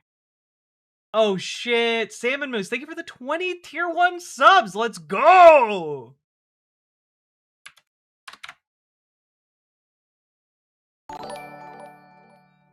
Logan Hill, thank you for the $10 can you talk super about chat. the food necessities deliveries for people afraid to leave their homes? I have heard it from women, but it should be common mutual aid practice everywhere. Yeah, I guess I absolutely can. What do you like? What about it do you want to know? I feel like it's kind of self-explanatory. And Salmon was again, 1, excellent choice, and 2, thank you for the 20 tier 1 subs. My God.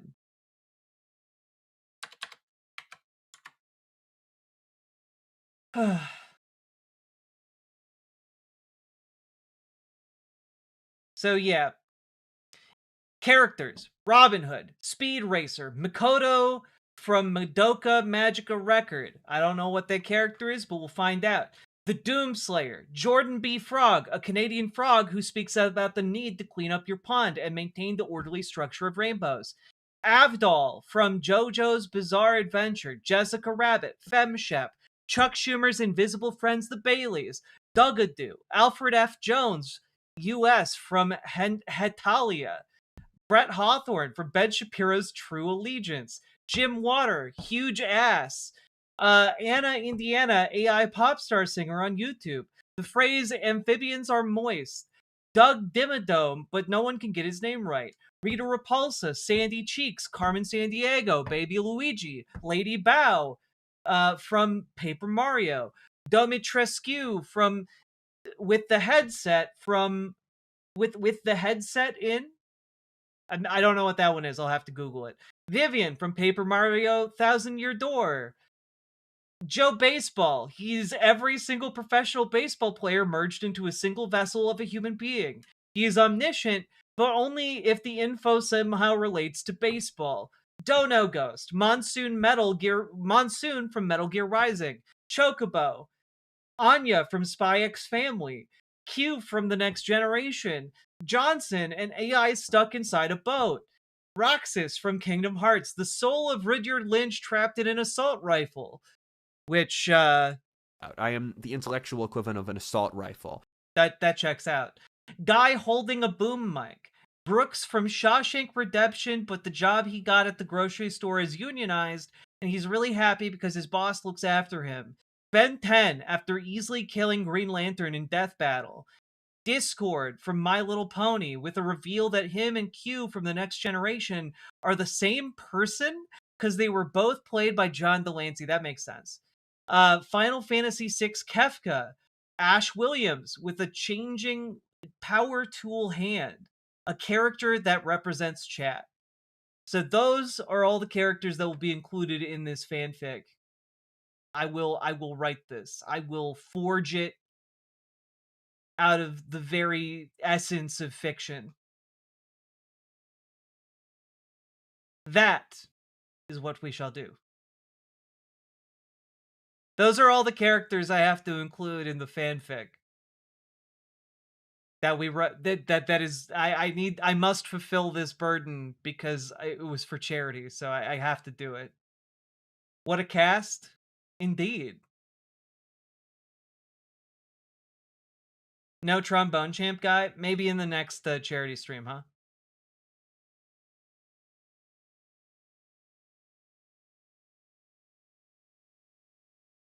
Mixopitalik?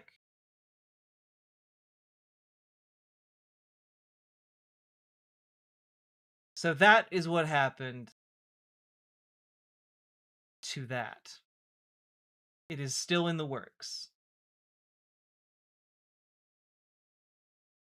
17 Senate seats would flip in a D plus 32 consistent national environment? Damn.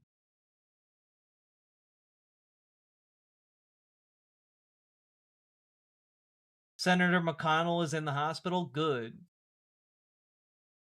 Hope the Reaper comes for his ass.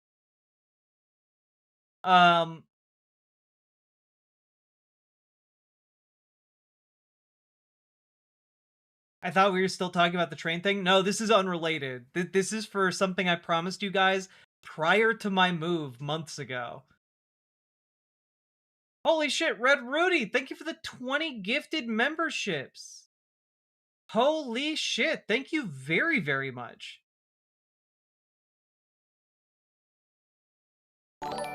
Holy moly.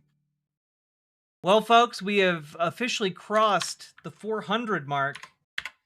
Thanks to Red Rudy.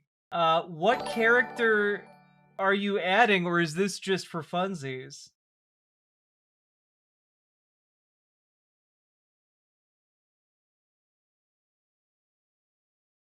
Whew. Whew. Thank you.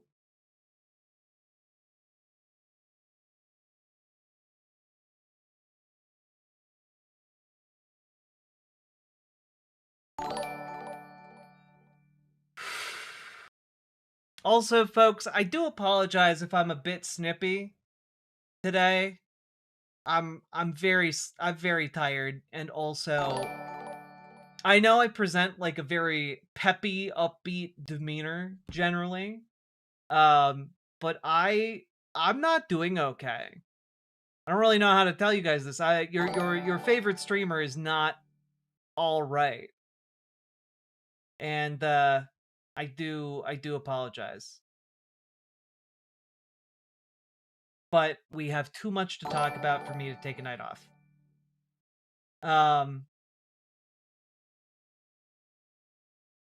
Red Rudy.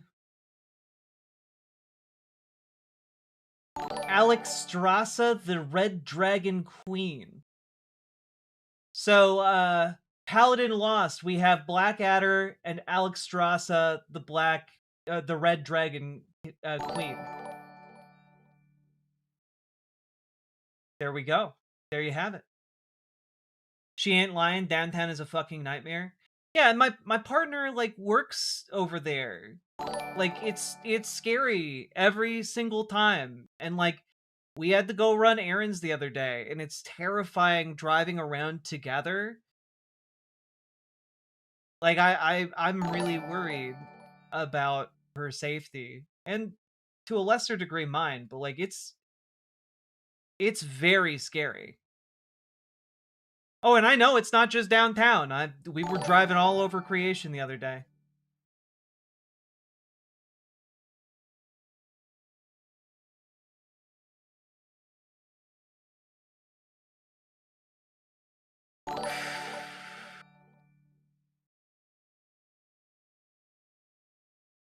I did have therapy today. That was nice.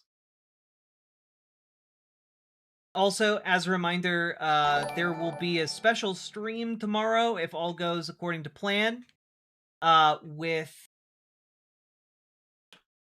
I don't know how much I should talk about it, because, again, everything got thrown together so fast. But part of the reason I'm really stressed out today, and one of the reasons I couldn't get sleep today, was because I was helping to put together this panel that is going to happen tomorrow. We'll see if it comes together, but I have to wake up early tomorrow to make that happen. So, another day without sleep. Huzzah! Alright. Whew. Whew. Let's get ready to rumble. We got another segment up here, folks. Oof. There we go. Here we go. So, folks, we got to talk about temporary protected status for Haitian immigrants in the United States. Now, what exactly happened? Well, DHS tried to revoke temporary protected status for Haitian immigrants, and it was set to expire on February 3rd, which today. And, well, people, in fact, did not like this. And you actually have circumstances around... Logan Hill, thank you I'm for in the $5 TX and dono. haven't heard about mutual aid for immigrants in my circles. It's good for every state. And MN is leading the way. True. We'll talk about this after the segment. It's a really important and good topic. But temporary protected status.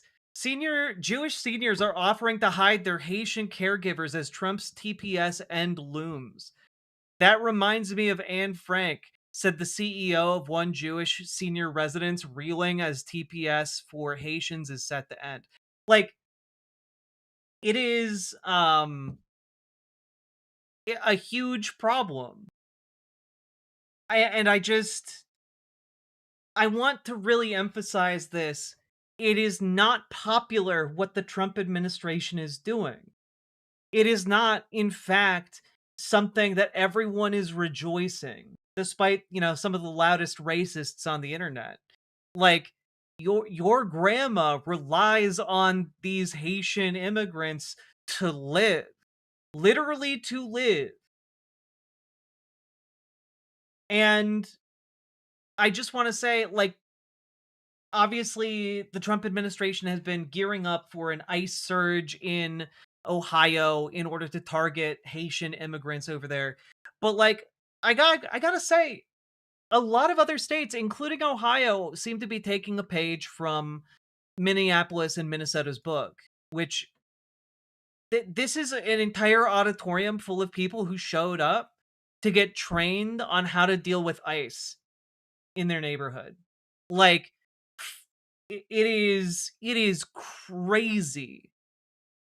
They are filling up entire auditoriums full of people who are just going out of their way to show up for the most vulnerable people in their communities. And it's really beautiful. It really is beautiful. And it goes to show this isn't popular. This is devastatingly unpopular. And the way in which it is unpopular is directly motivating people to take action against the administration.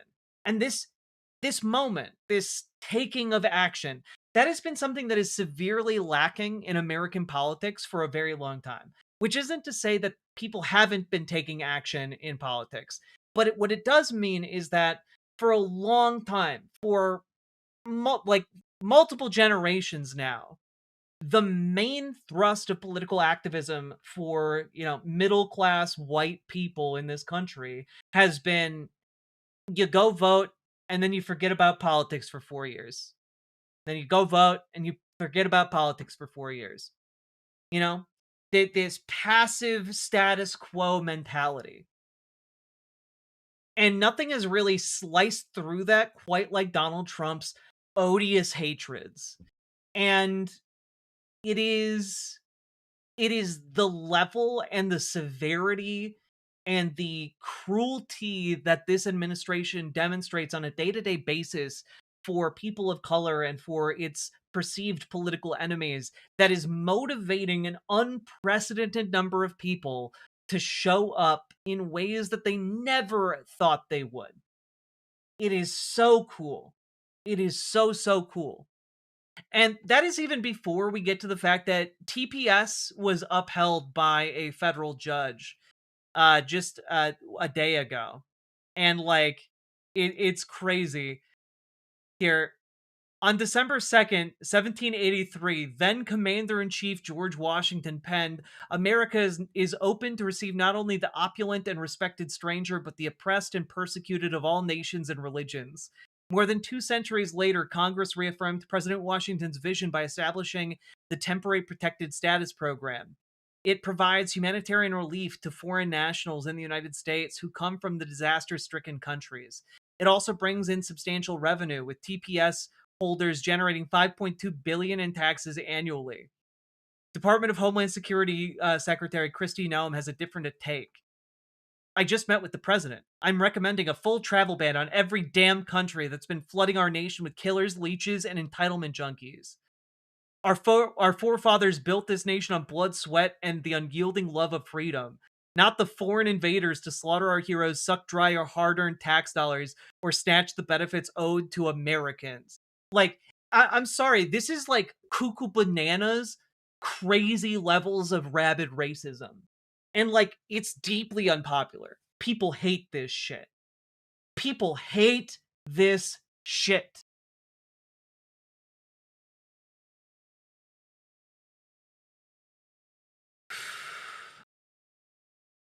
It is absolutely disgusting. Absolutely disgusting. Would genuinely like to know how to find people training others what to do if/when ICE arrives in my city. Any suggestions? One suggestion I have for you is to reach out to other areas that are currently dealing with this and see if they are willing to share like materials that they've drafted for trainings or anything like that with you and folks in your area. I know that this entire movement is built on helping each other, and I guarantee you people will be willing to help out. I also willing to bet that if you reached out to Twin Cities DSA, you'd be able to get some quality materials on how to train and organize in the face of ICE. There are a lot of different orgs doing trainings however they can. Reach out to areas that have already experienced ICE occupation, and you will find dozens of groups willing to step up and do this. Also, get in touch with your local Dems. Not a bad idea. Not a bad idea at all. Because honestly, this should be institutionalized throughout the entire country through the Democratic Party. Like, every local Democratic Party should be holding meetings on how to train ICE observers and stay safe. Your local Dems have a rapid response network they helped set up. Exactly what I'm talking about. Excellent.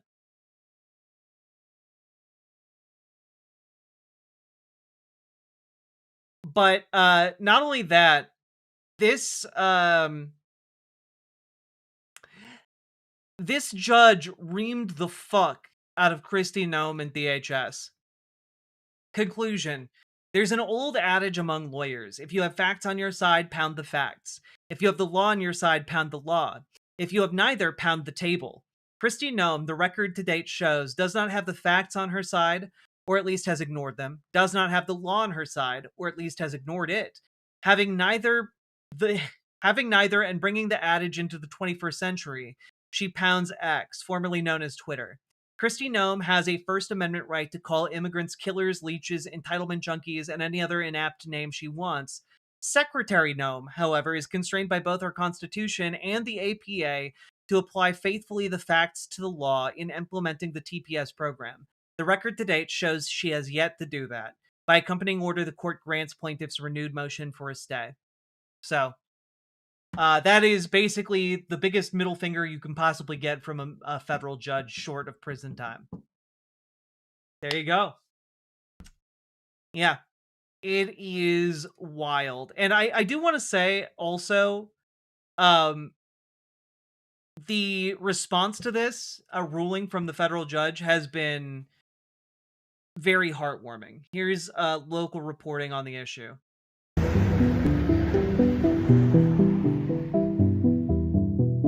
Hey, this is Josh Swigert with the Dayton Daily News and the Springfield News-Sun. We're here at Rose Goûter Haitian restaurant here in Springfield, where we're talking to people about the extension of temporary protected status for Haitian residents. So here's what's happening now.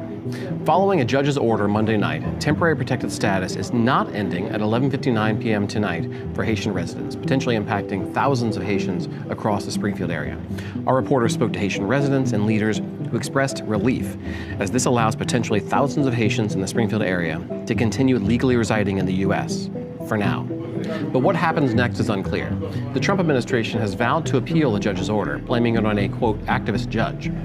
Local officials advise Haitians on TPS to still continue planning, because it's unclear if things could go forward and Immigration and Customs Enforcement could still visit the area. Our reporters are digging into this developing situation and will bring you the latest.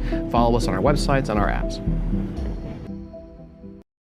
Like, I gotta be honest, even though this is still very dire, the danger is not gone, but what a show of solidarity, going to a local restaurant, showing people there enjoying the food and existing there in solidarity, and like running a story on the community, you know? Having the Haitian community come to Springfield was just for many people a culture shock, and they've become so important for the community as a whole, Stevenson said. I've got business owner friends who love having them work in their factories and shops. They just work so hard, and they've become integral to how they do business. I just don't want families ripped apart. I worry about the children that might be left behind. And all the Haitian families that I've met have been so kind and so wonderful, beautiful people, and I don't want anything bad to happen to them, Gordon said.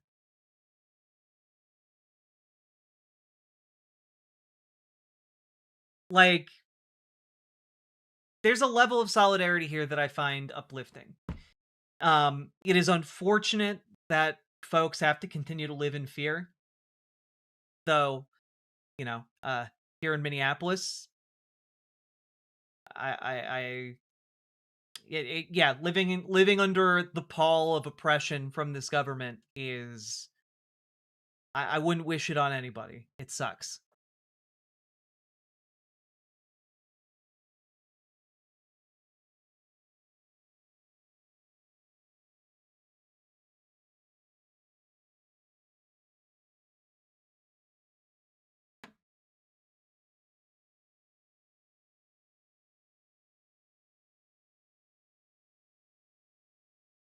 We need to fight for not bringing back the status quo, but forward to a brighter future instead of imperialist/fascist one. Hell yeah. But we are in a time where the Republican Party is increasingly embracing these ideas that only really appeal to a fringe group of racists, right? Like this idea that they're only going after the bad ones is obviously bullshit. And most people who are smart enough or paying enough attention realize that it was bullshit right away, and other folks are realizing afterwards that it's all bullshit. And the more that vitriol gets turned up, the more that gets cranked, the more people are going to fall away from what is happening here. We just talked a lot about Taylor Remmett in Tarrant County, Texas, swinging his district by 32 points for Democrats. The first time in like a quarter of a century a Democrat has been elected there. And in part it is done because people are fed up with what what Donald Trump is doing, with what this administration is doing, with what Republicans have become. It is not sustainable for them, both practically, neither practically nor politically. So, I don't know, just something to think about as events continue to unfold here, because they're going to continue to try this shit with other groups of folks. They've been trying to do it with Venezuelans. They've been trying to do it with Haitians. Now they're going to try it with other groups of people around the country, people who might have previously thought that they were safe. And it is a plan to instill terror in us in order to get us to shut up in fear, in order to cow us into not going outside. And I understand it might be really scary, but we got to keep going out. We got to keep, you know, our presence in the community going, because our community is what keeps us safe. Our community is what keeps us safe. Our community is what keeps us safe. So folks, get organized with your local Dems, get organized with your local DSA, get organized today. We need folks showing up to meetings. We need folks showing up to the different events. We need people showing up however they can. Okay? So please join your local Dems. If you need help, join our Discord, reach out to Dragonfly. If you need help joining your local DSA, join the Discord, reach out to Gamergy. And folks, let me know what you think about this entire situation with Haitian folks here on TPS, who again are law-abiding, work hard, have their families here, and were brought because of dire conditions in their home country. And ending TPS suddenly and without warning is just an effort for the Trump administration to say, oh, look, now they're all illegal. We can get them now. Haha. Like, it's just blatant, a blatant attempt to silence, terrify, and use Haitian immigrants who have done nothing but contribute their lovely selves and lives and work to this country, and shared their existence with us. It's to make them an example that can terrify others into submission, and we should not submit. So let me know what you think. Leave a comment, like the video, subscribe, and also check out ImogeneOlivia.com. Gender euphoric lingerie designed from the ground up for trans femmes. Link down in the doobly-doo. Let's keep on going. All right, let's answer some of those questions that were posed, and let me also turn alerts back on. There we go. Whew. So Logan Hill, when you're asking about food/necessities deliveries for people afraid to leave their homes, there is no organized process, like centralized organized process for doing that here. businesses locally have stepped up and just offered their space for people to drop off donations. People have made folks in the community aware of the need for these donations. And because ICE is congregating around places where folks would otherwise go, like local food shelves or pantries, etc., for food, supermarkets as well, these impromptu distribution hubs have popped up all across the city. You've got people putting their food bags in coffee shops and sex shops and pizza parlors. Like you got people stepping up every which way, right? And so the distribution system has largely been shop owners opening up their space, making it available to folks in the community to drop things off, and then coordinating with folks to pick up and deliver said food. Almost everything that's happening is on an honor system. You have some basic organizing, but the majority of the organizing is being done around schools with parent pickup of children, and like patrolling schools and etc. Can I send some Springfield support stuff? Yes. So it's very distributed. There's no one leader. There's no one hub. It is truly dispersed. Also, Ear Ascended Kitten, thank you for the $10 dono. Very much appreciate you. Thank you so goddamn much.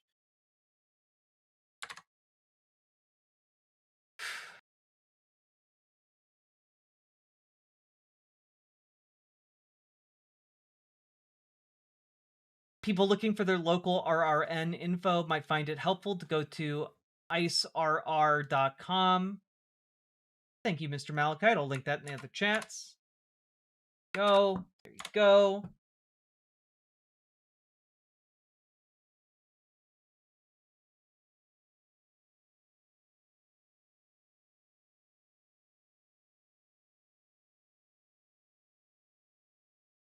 Support them all to fund ICE. Some in Springfield welcome possible ICE surge, while others recoil. Among the hundreds of responses from the Springfield area, residents in Springfield News, area residents to a Springfield News did an online survey about the end of TPS.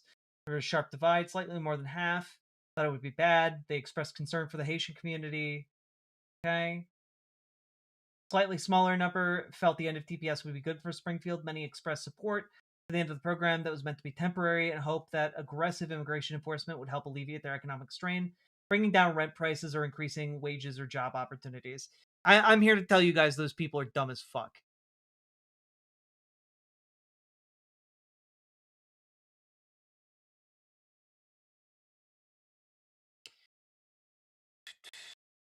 Also, there's a Rocking Horse, which is a community health center. ABLE, advocates for basic legal equality, the Haitian Bridge Alliance, and the FAQ on the city's website, which I should note also mentions that Springfield is not a sanctuary city. Yeah.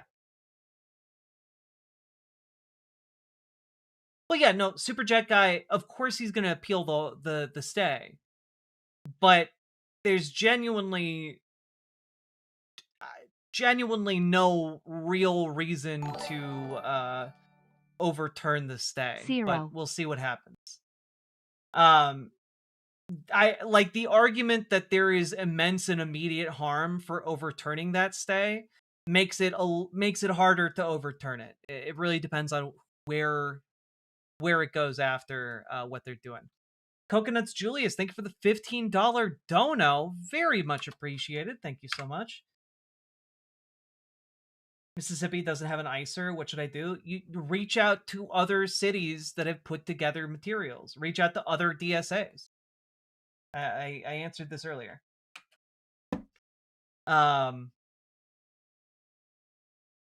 people are scared here, but the feeling on the ground is we learned a lot from watching Minnesota. Yeah, and that's the thing, right? Like, yes, it does seem like Springfield is divided kind of like 50-50, right? With slightly more people supporting Haitians. But the other thing is, do the people who want to stand up for their Haitian neighbors, are they willing to do it to a greater degree than the folks who just casually hate Haitian immigrants? Right? And what we've seen here in Minnesota is yes, people here in Minnesota will stand up for their neighbors. And like, yes, there are racists here in Minnesota too, but like they are drowned out by the action and activism of folks on the ground who actually give a shit. Because the vast majority of racists are casual racists. You know, they're not professional racists like Richard Spencer. They don't do national tours to further the cause of racism. They're just like casually lazy racists, you know? And that actually works very much against them in this case. They're willing to fill out an online survey to say, yeah, I hate Haitian immigrants, but they're not willing to like go stand toe to toe with protesters who give a shit about their neighbors, you know? There's also more racists in Minnesota than you think. No, I'm very aware how many racists are here.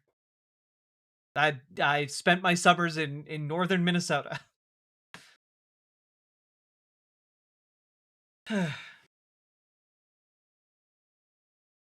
Yeah, racists are cowards. 1000%. All right. I was talking to chat. Oh, I gotcha. I got you.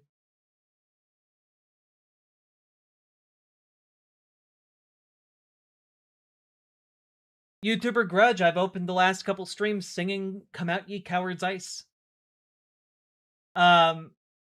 Ranked competitive racism. That's what they call Xbox Live these days.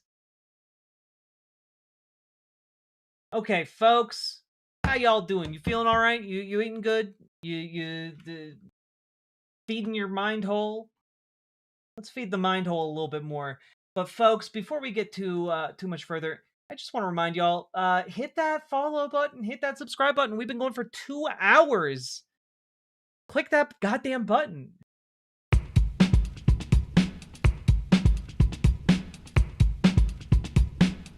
Go, go, go. Click the button, click the button. Click the button, click the goddamn button. Click the button, click the button. Click the button, click the goddamn button. Click the button, click the button. Click the button, click the goddamn button. Click the button, click the button. Click the button, click the goddamn button. Click the button, click the button. Click the button, click the goddamn button. Click the button, click the button. Click the button, click the goddamn button. Click the button, click the button. Click the button, click the goddamn button. Click the button, click the button. Click the button, click the goddamn button. Click button.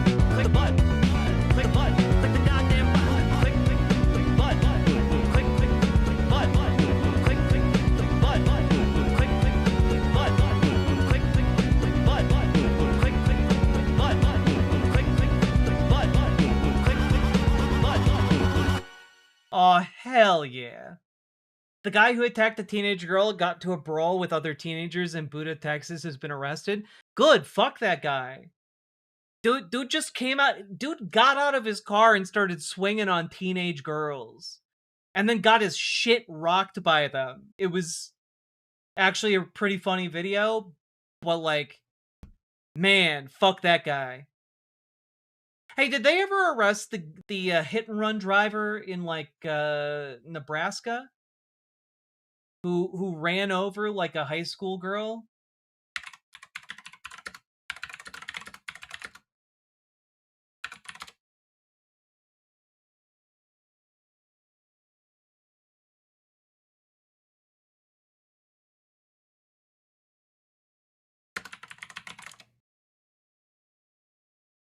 Ah, here we go.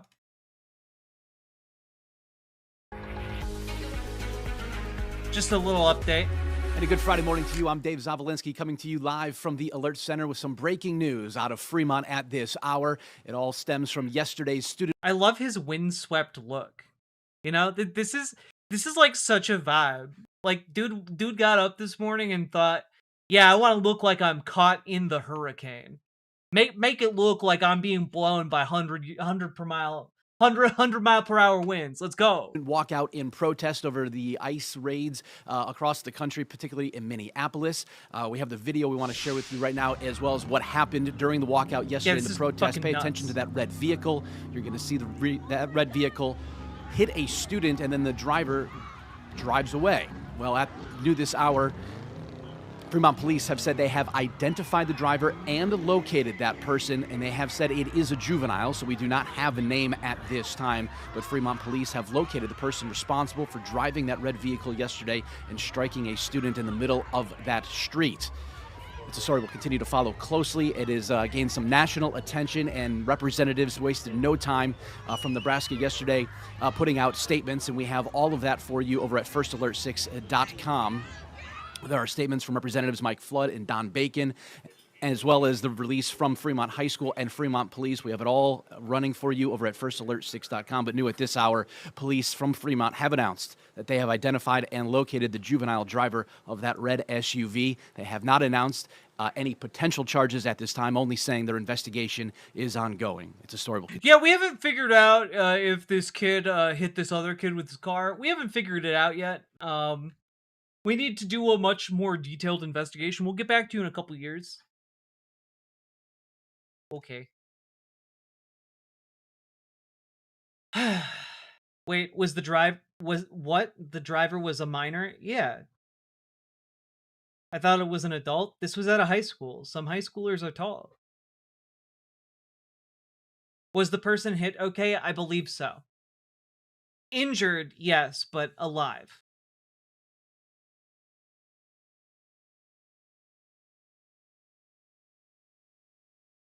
Makes it none better? Yeah. All right. I'm just glad that they got that guy. Piece of shit. All right. You guys ready to dive in to our segment about Trump being weak? Are you guys ready? Hello, Morbius.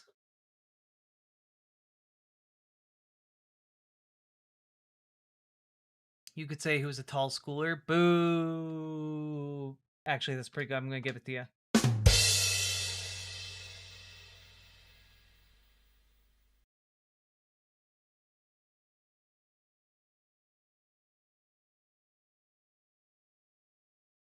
Do do do do do do do do do do do do.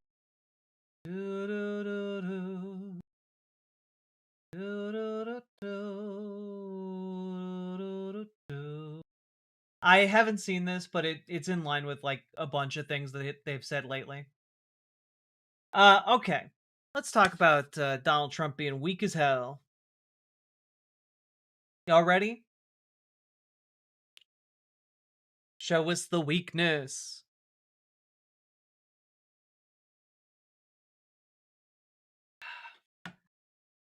Okay. Here we go, folks. So, folks, we gotta talk a little bit about Donald Trump. Specifically, Donald Trump is weak as hell.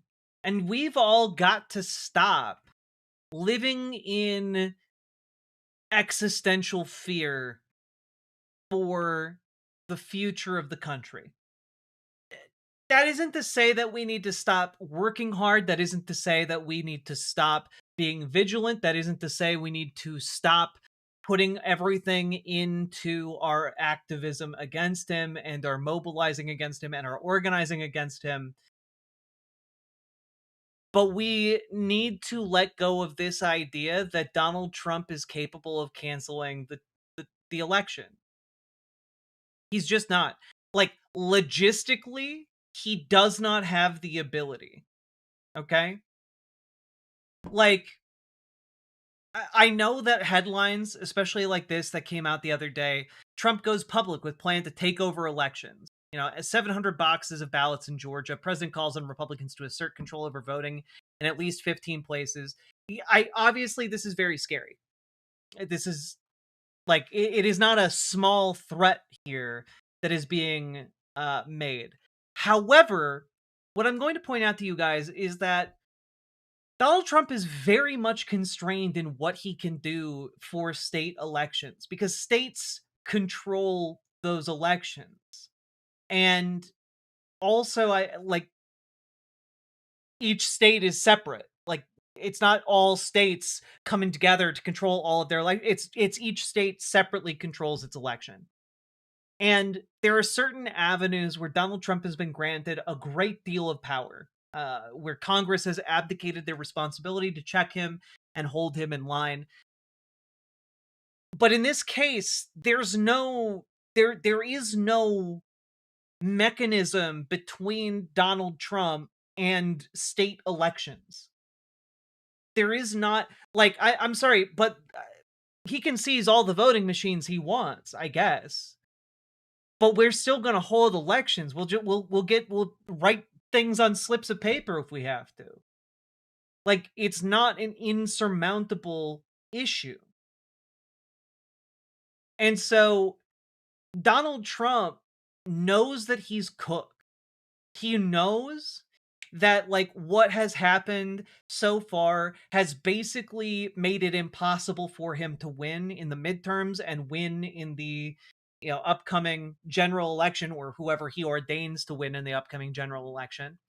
And this is going to be effectively his last gasp. Okay? Yeah, ICE, there are not enough ICE agents to stake out all polling places.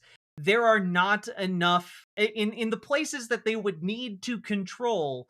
They have done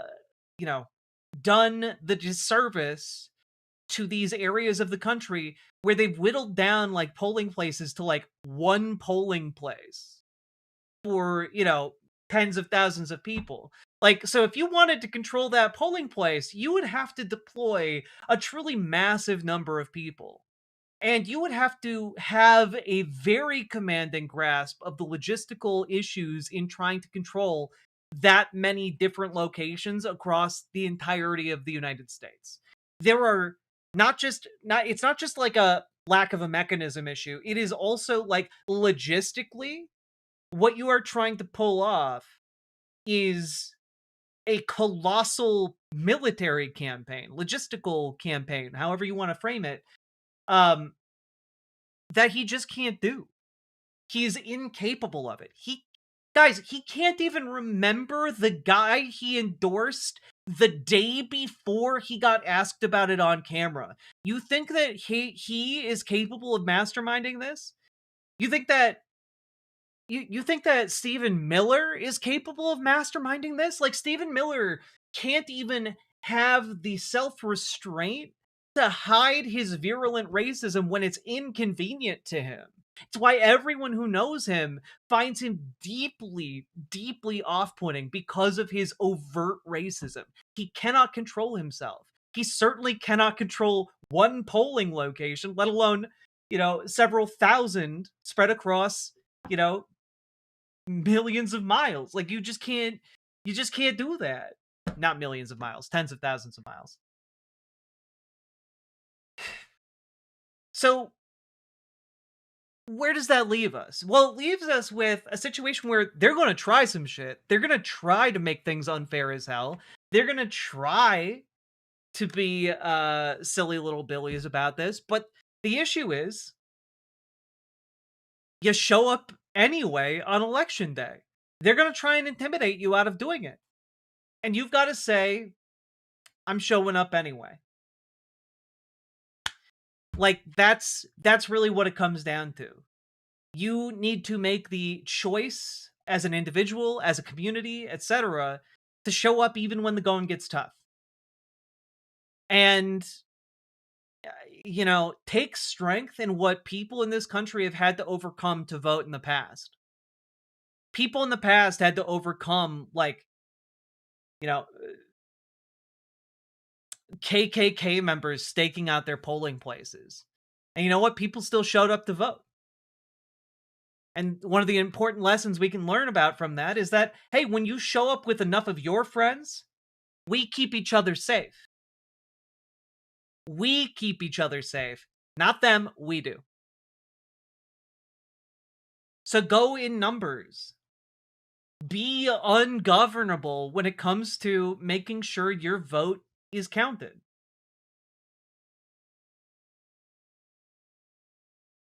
And so, I know the headlines are really terrifying, but I also want to highlight another thing. Which is that, unlike in the lead up to January 6th, when anyone who is concerned about potential like security violations or potential incidents was laughed off as laughingstocks and like paranoid and oh, of course he's going to leave. They were literally writing op-eds that said Donald Trump will leave office gracefully. Just you watch. And I just want to say we've arrived at a point where basically everyone in mainstream media, you know, maybe outside of CBS these days, is banging this bell, this alarm bell, to point out, hey,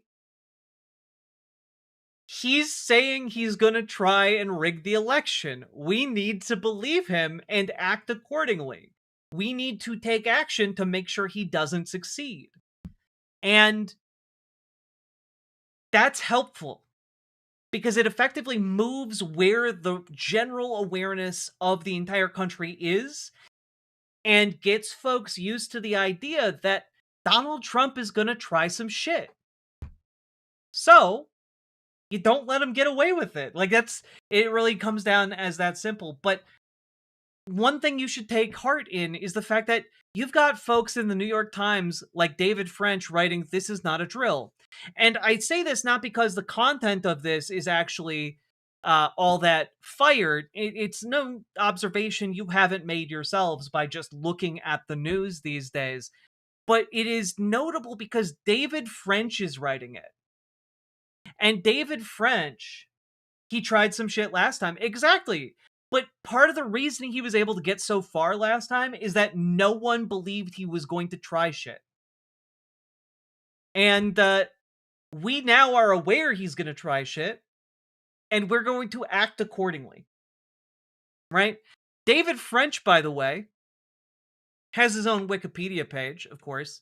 And wouldn't you know it, oh wow, formerly a senior editor at the Dispatch, a fellow at the National Review Institute, and staff writer for National Review, also known as one of the most far-right mainstream publications out there. When you've got guys at the National Review writing about how Donald Trump is a threat to democracy, how Donald Trump is making concerning moves that mimic what happened in the lead up to January 6th, that's good. It means that the critical, penetration of the idea that Donald Trump is a crook liar who is going to try and rob us of our democracy has hit mainstream, has hit critical mass, right? And if David French is writing these things, we are getting to the point where, like, every man, woman, and child in this country who is not, like, high on the Kool-Aid that Donald Trump has given them in his compound, every man, woman, and child understands what he is and what he's trying to do. We are much more advanced in the information sphere than we were last time, right?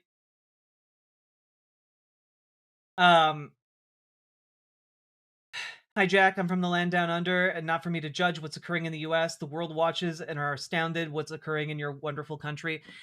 You know, as somebody who's in this country, I also watch and I am astounded on a daily basis, but I'm not going to take it laying down, and that's why I get on here every day to tell you guys what's happening, try to get you guys to do whatever you can, however you can, to halt our descent into fascism. folks outside the U.S., we're doing our best in here to make sure this country doesn't fall to the worst political ideologies. Now, I also just want to point out that what Donald Trump's main attack right now is doing is creating a world where Republicans exist as essentially mentally broken and deranged individuals. There's not really any other way of saying this. Like, if someone you know is on the MAGA train still, like, their brain is fundamentally broken somehow, or they're not paying attention. It is one or the other. And I present as my evidence this video, which was put together by Ben Palmer. Now, for those of you who don't know who Ben Palmer is, he has an ongoing YouTube series where he set up a fake ICE reporting hotline. And conservatives call it to report people they think are undocumented. And while at first blush, this is going to seem like something that will shatter your faith in humanity, I do want to preface that these people are uniquely disgusting and off-putting. Like, no decent person, no person of any kind of moral fiber could possibly say these things and be like, be like, oh yes, that's someone I want to befriend. What a good person. Let's take a look at Ben Palmer's recent call that he got to report someone. I have my own hotline for reporting illegal immigrants, and people call it thinking that it's legitimate. I talked to a kindergarten teacher that wants to deport the parents of a kindergartner at her school. And it looks like they have a child who was born in New York, which makes them an American citizen. Yeah. So we're looking to deport the parents and leave the child. Right. Like I said, I don't know if they're here illegally. I just think it's odd, you know? It's very odd. What did you say was odd? It's just odd for them to even be here. Like, I'm a teacher at a school. Okay, I know schools. I know the whole law about schools. I mean, they seem like nice people or whatever, but I looked them up in our files, and I was like, oh, she was born in Honduras, and he's born in El Salvador. So right there, it's like, okay, maybe I'm on the right path. You know, they drop off their kid every day. So their kid is their kid a student at your school? Yes. Yes. One of your kindergarten. Okay, so now you want to get his parents deported? Well, I'm just saying that if they're taking up resources from our county, okay. I'm not into illegal people being here. I mean, if the son's in kindergarten, what, is 6 or 7, Yeah. right? Yeah, he's probably like 5 or 6. And they was born in New York, so that means, assumingly, they've been in America for 6 or 7 years. Yeah. And now we're going to go ahead and just remove them. Are you like questioning that, or what do you know? Yeah. Sorry, no, I'm just writing this down for my own personal notes and my... Like, she can't even wrap her head around the idea that she's as repulsive as her own words said back to her sound to her. She's like, wow, you're mocking me with that, with the things you're saying back to me. And it's like, you're literally saying the most reprehensible, racist trash possible. And I want to put out there that this is not popular.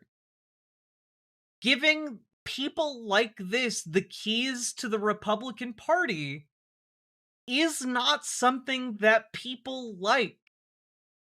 But that is what the Trump administration is effectively trying to do. And like,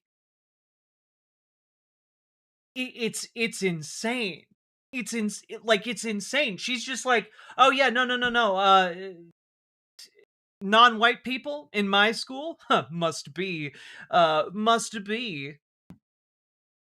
undocumented illegals. And just wait.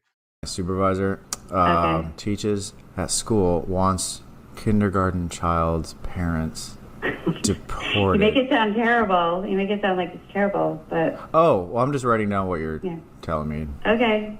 Well, yeah, okay. Sounds terrible. Let's see, I can write that down too, I guess. And that's Hispanic in an area where you wouldn't normally see Hispanics. Okay. Right. Like people that are born in another country. Yeah, because you normally see those people where? Like in the cities. Got it. Okay. Hispanics out of place, now in country, not where they belong in city. So we were able to confirm that they are documented citizens along with their child. Oh, good. So yeah, it's good because we don't have to deport a 6-year-old. And yeah, I mean, you know, that little fella could have been a threat to our national security. Why are you talking to me like this? Say again? Why do you talk to me like this? I'm sorry, what are you referring to? Like you're like sarcastic. Oh, okay. I mean, I just thought that maybe you'd be okay and just happy that the people that you reported were actually here legally and that they belong, just like you and me. Did I talk to your supervisor? You said you had... She literally has her own words repeated back to her and is like, I don't care for your tone, mister. I'm gonna talk to your manager. It's genuinely deranged. It is deranged. And, like, this is the only kind of person that Donald Trump's policies really appeal to. And I gotta be honest with you guys, I don't think the majority of people in this country are this level of cooked. This is, like, frankly, like, irredeemably vile. Like, you work as a teacher at a kindergarten, and you see 2 non-white parents pull up to drop off their 6-year-old child, and your thought is, I need to get them deported because they're not white, so clearly they couldn't be from here. Like, I'm sorry?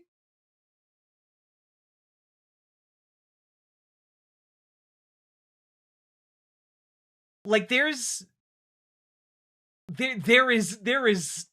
I don't even have words. You know, there are no words or combinations of syllables in the tongue of man capable of describing the wretched situation that must be this person's day-to-day lived experience being stuck with themselves. It is crazy. The supervisor. Yeah, I just thought you were going to be happy. Yeah, I am happy, but I'm not happy with your attitude. You just said to me, the 6-year-old won't be a threat to national security. Yeah. Well, that's why you reported. That's ostensibly why you would report a 6-year-old's parents, right? Like, you think it is such an egregious crime, such a threat to real Americans that they are here, that you are reporting them and breaking apart their family. Like, your idea here is that they are a threat to you in some way. That's why you are trying to get them deported and destroy this family and their lives. That's sarcastic. I would think that the people that were deporting, especially 6-year-olds, that there would be a good reason for it. I was talking about the people who I thought they're illegal because they were born in a different country. I can't help that they have a 6-year-old. That's on them. You know what we'll do? I'll get in touch with the supervisor. I send him a text. When he gets back to me, I'll see if he can follow up with you and this. And what is his name? His name is Brian. But yeah, thought you'd be happy to know that they're documented, but we'll have the follow-up. I am happy. I'm super happy. I'm the happiest I've ever been to learn that these non-whites who bring their son to my school every day are, in fact, U.S. citizens. I'm so happy about it. Happy. I'm glad. You know, that's wonderful. Well, it's good. You know, the 6-year-old can stay in the school, and you know, I know it's tough looking at him, and but yeah, we'll get on my supervisor. Just he can give you a call back in a little bit. My understudy here said you were having some issues with him about some out of place Hispanics. Something like that. Yeah. Okay. When you say it like that, it sounds like I'm evil and racist. You sound exactly like Greg. Okay, I just didn't like his attitude. I really do apologize for that. Looks like Brian said we did confirm the document status of these individuals, and we're happy we were able to do that for you despite the sarcasm and the things that you're complaining about. Okay, yeah, I'm glad. I'm glad that they're fine folks and belong here and all that good stuff. But he was criticizing me because there was a 6. Can I also just point out that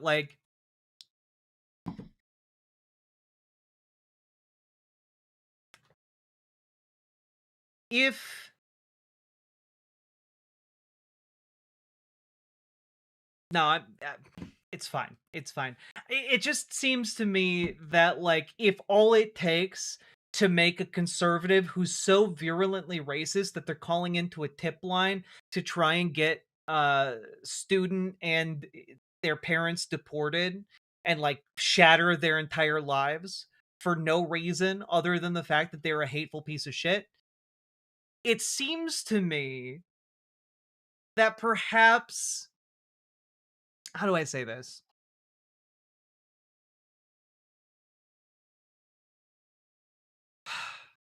It seems to me that if you can solve this just by telling them whatever, because there's no way, I don't think as a private US citizen, this YouTube comedian can just look up whether or not they're actually documented or undocumented. He's just saying they're documented, right?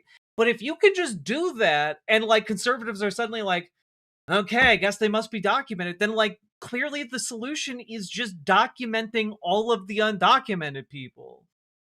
Clearly that's the solution here. We don't actually need the concentration camps. We don't actually need the deportation engine. We don't actually need any of this in order for these, these conservatives to feel safe. You just document them and tell them, no, they do deserve to be here, actually. And they will respond to those words from a perceived authority figure, and suddenly it will be a non-issue for them. They're still going to be racist, but suddenly that racism isn't going to be validated by the state, accompanied by state power and punishment. A boy involved, you know what I mean? But he's acting like I'm this terrible person because I'm going to deport a 6-year-old. And in fact, he goes today, because a 6-year-old would be a threat to national security.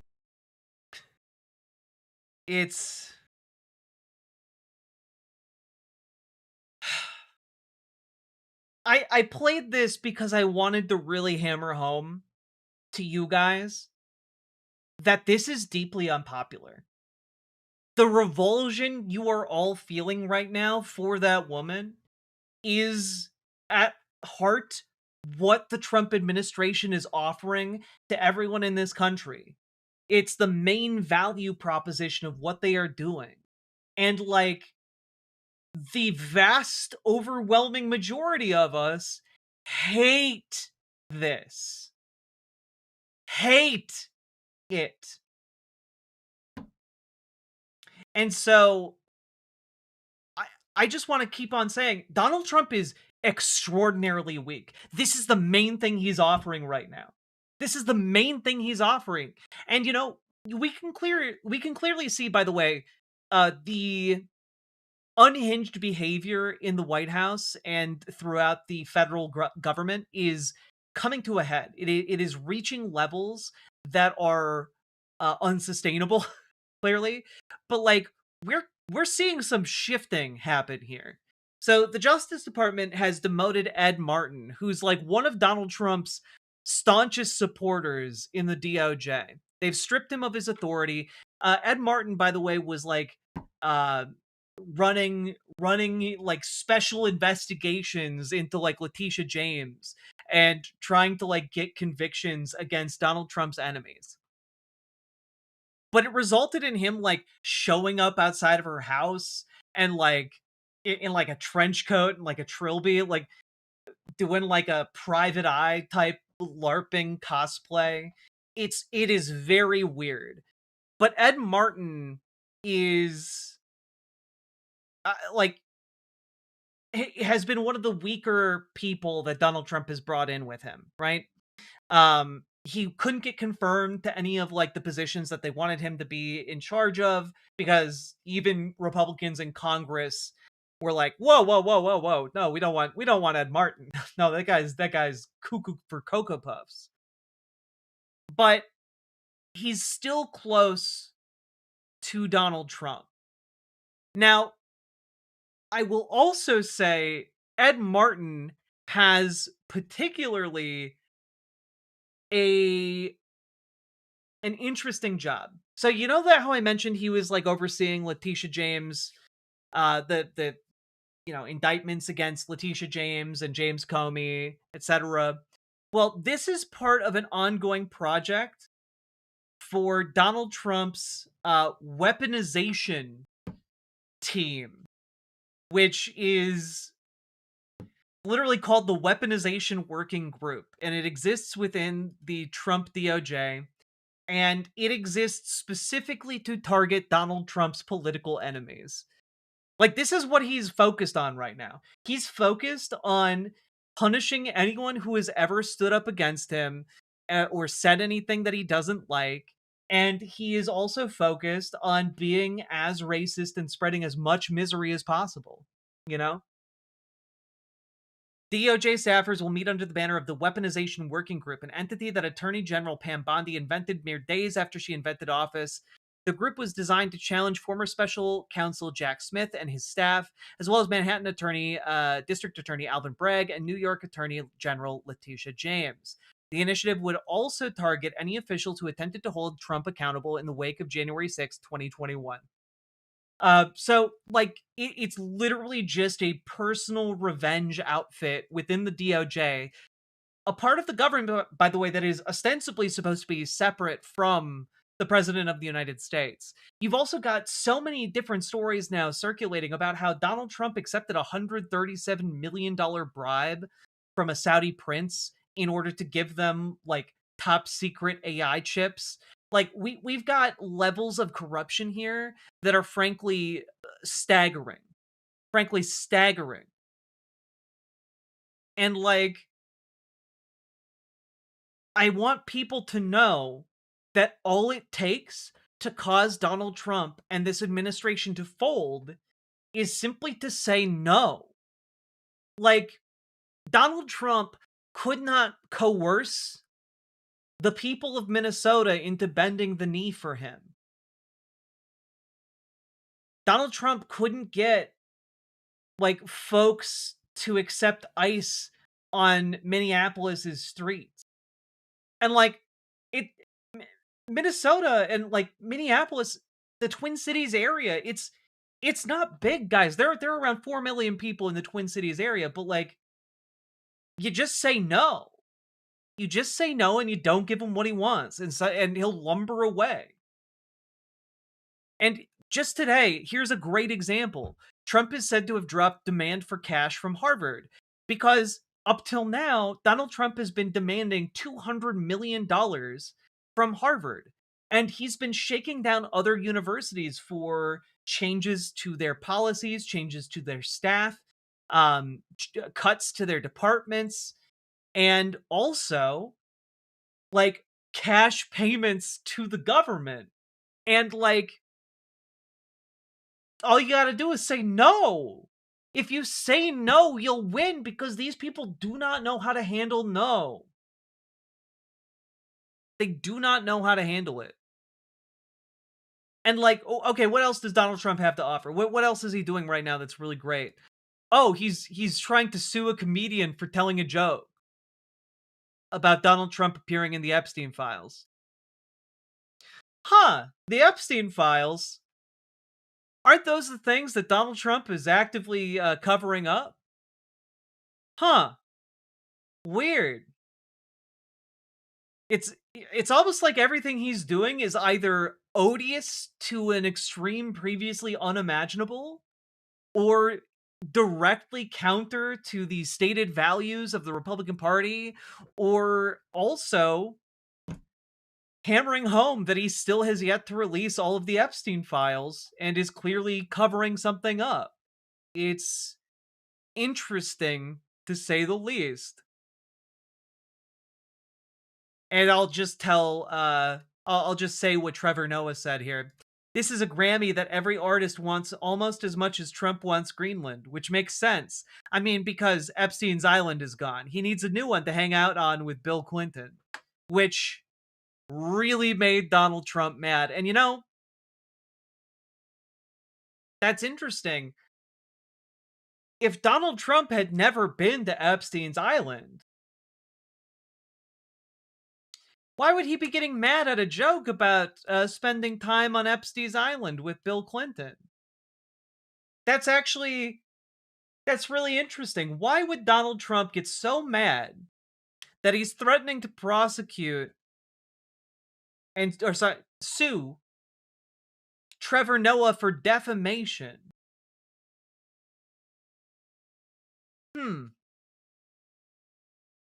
I mean, it's obviously a joke. Trevor Noah has the right to joke. And if it's not true, then, like, the joke was clearly just a joke. Unless it's true. What an interesting possibility that is. The pedo doth protest too much, methinks. Indeed, indeed, indeed. Sean L. Cairns, indeed. So, all of this put together, by the way, we're not done. We're not done. I forgot about this clip. You know how in Trump's America, all Republican values are upheld to the fullest extent of the law and the Constitution? Let's check in with Judge Jeanine Pirro, the U.S. Attorney for D.C. How are things going over there, Jeanine? And you bring a gun into the district, you mark my words, you're going to jail. I don't care if you have a license in another district, and I don't care if you're a law-abiding gun owner somewhere else. You bring a gun into this district, count on going to jail, and hope you get the gun back. And that makes all the difference. Yeah, it's amazing how accountability works, you know, when people think that if they actually get arrested, they might have to do time and they might be taken off the street. It sort of puts a little different message into people's heads. I guess Republicans don't stand for the Second Amendment anymore. Yeah, weird that. Trump take gun. Trump take gun now. If you have a gun in Trump territory, the feds will just kill you, I guess.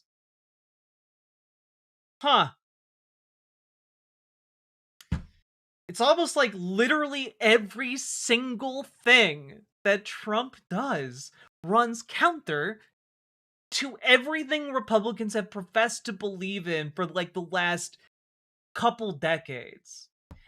It's almost like this is an extraordinarily odious and hate-filled political movement that appeals to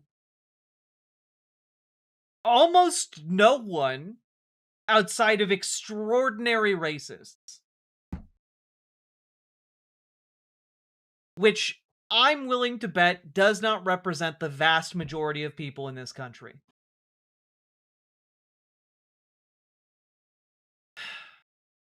I mean, guys, and I do want to point this out too. Donald Trump has lost the Bundy boys. When we're looking at the Bundys, they have a history of standoffs with the federal government, right? So, interestingly enough, The Atlantic did an interview with Ammon Bundy. One of I can see some of you don't know who that is. Cliven Bundy got into a standoff with ATF agents at his ranch like 15 years ago, I want to say. And then like a decade ago, Ammon Bundy also got into a standoff with the ATF and holed up for months inside of, I think, like a national park center. Not entirely. Again, the details are fuzzy. It's not super important. The important part is that these people became like flashpoints for like the folks around the country who called themselves libertarians, right? And so during these standoffs, people from all across the country came to help man the defense of the Bundys. And, well, Ammon Bundy is having a little bit of a come to Jesus moment here, because it turns out all of his libertarian buddies, all of those good, upstanding Christian men who answered his call for help way back in the day when they were in a standoff with the federal government, it's almost like they might not have really been genuine in their stated libertarian positions. Weird. Let's just read this excerpt here. On the whole, Bundy's former allies seem to remain solidly in favor of the masked, armed federal agents. Just the other day, Bundy told me he had a contentious conversation with a militant who had joined him at Malheur. Bundy had always thought that he and his supporters stood for a coherent set of Christian libertarian principles that had united them against federal power. We agreed that there's certain rights that a person has that they're born with. Everybody has them equally, not just in the United States, he said. But on this topic, they are willing to completely abandon that principle. Bundy finds this ideological betrayal totally baffling. He would start to say something, I can't understand how they think, or they just can't. They can't, only to abandon the thought mid-sentence. It doesn't make sense to me, he said finally. It's scary, actually.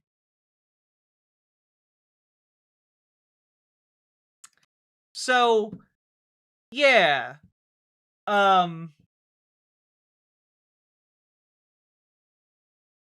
That's where we're at. Like, Donald Trump and his remaining base have become so utterly toxic that even people who have had armed standoffs with the ATF are now suddenly going, hey, wait a minute, guys. It's almost like you have no principles at all. You mean you just wanted to point your guns and test out your militia equipment? Wait a minute, you guys were just practicing for a fascist takeover?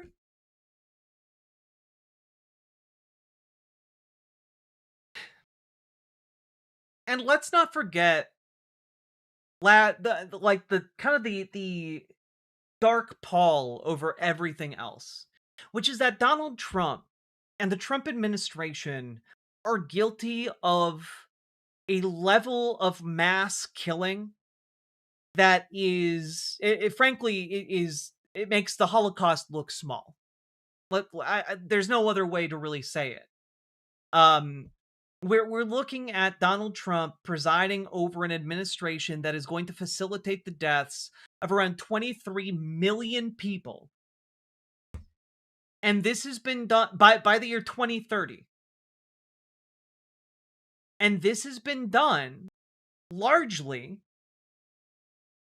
because Donald Trump and Elon Musk are friends. These are not the actions of a popular president. These are not the actions of a well-liked president. These are the actions of someone who is deeply sick, of somebody who has proven themselves over and over and over again to be unfit for the office of the presidency. These are, frankly, the actions of someone who, should we prevail and should Democrats come to power again in this country, we need to ratify our international treaties, and we need to ship off Donald Trump to The Hague. And if that means we need to ship off other previous presidents to The Hague to stand trial and answer for their crimes, then so be it. We need to start making amends because, again, nearly 23 million extra deaths worldwide by 2030 as aid cuts bite, study says. This is according to The Lancet. Right? The Lancet is one of the most respected medical publications in the United States. Just with the closure of US aid alone, that is going to account for 14 million deaths.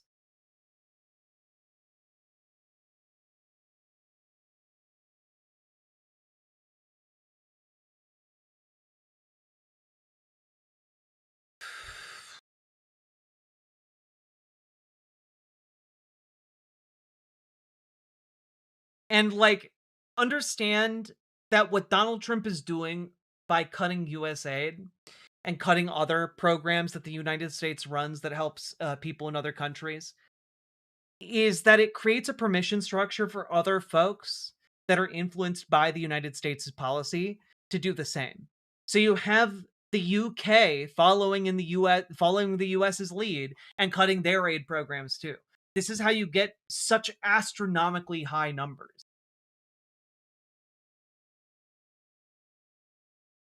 Astronomically high numbers. And 5.4 million of those people are children. So I want people to understand this is insane. It is horrific. It is unconscionable. And we have every duty imaginable to beat these bastards and win. They are not as strong as they want us to think.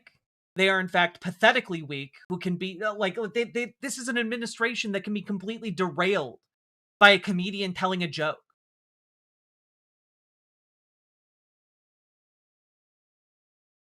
We must prevail. So, folks, get involved today with your local Democrats. Get involved today with your local DSA. Get involved today with some organization on the ground that is organizing, because we keep us safe from ICE, but also we need to organize so that we can beat these bastards and take back control of our country and start the long process of setting things to right. It is extraordinarily important. It is extraordinarily important, and we need to do it. Okay? So if you need help doing either of those things, join our Discord, reach out to GamerG for help with the DSA, reach out to Dragonfly for help with your local Dems. We are getting into the very beginning of essentially the midterm election season. So now is the perfect time to get involved. Okay? We need everyone to grab a bucket and start bailing, all right? We got to make it to port without sinking. So, folks, let me know what you think in the comments. Am I wrong about Donald Trump? Am I right? Let me know. And please hit the like button, subscribe, and check out ImagenaOlivia.com. Gender euphoric lingerie designed from the ground up for trans femmes, tested on cis men, cis women, non-binary folks. It is non-tucking lingerie. It is beautiful. It is comfortable. Check it out. Link down in the doobly-doo. Let's keep on going, folks.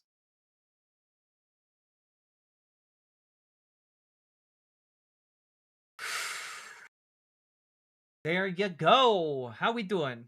How we doing?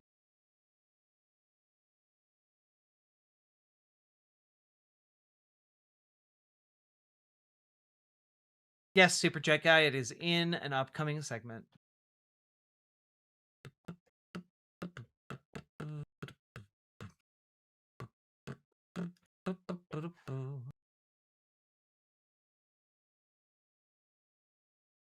Okay, I did not realize this part was going to be so long. So we're going to cut this. And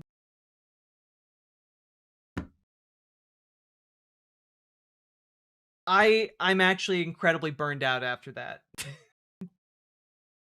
Actually incredibly burned out after that.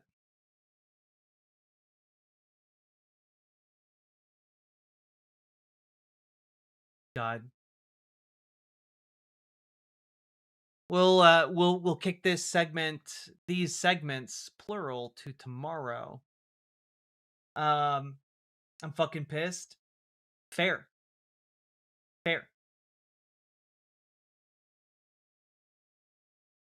Tomorrow, we'll be doing, hopefully, a panel with folks local in Minneapolis to talk about ICE occupation. Gotta wake up early tomorrow to make sure that, checking to see if they've reached out. Gotta wake up early tomorrow to make sure that, I can get a hold of some of the folks that I want to be on the panel and who I think want to be on the panel, but I got a lot of things I need to do. Yes, it was not Thistles for Eyes. Minneapolis, Minnesota, as a city, was nominated for a Nobel Peace Prize. So, in a way,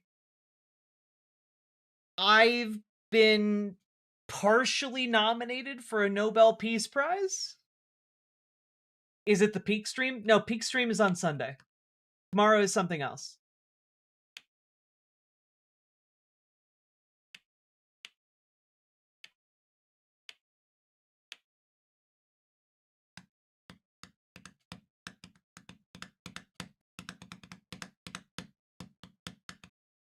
Yeah.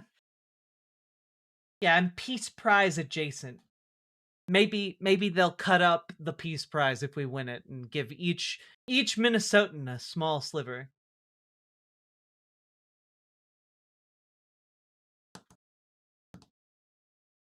I'd love to have Minneapolis win just to stick it to him. It would make him so fucking mad.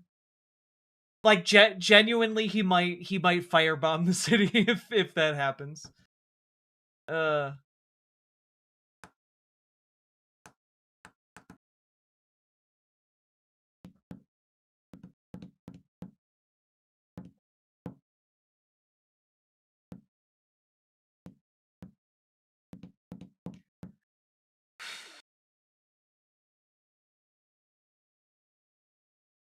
But you know, they shouldn't have given it to that awful lady who wanted to be like the next president of Venezuela.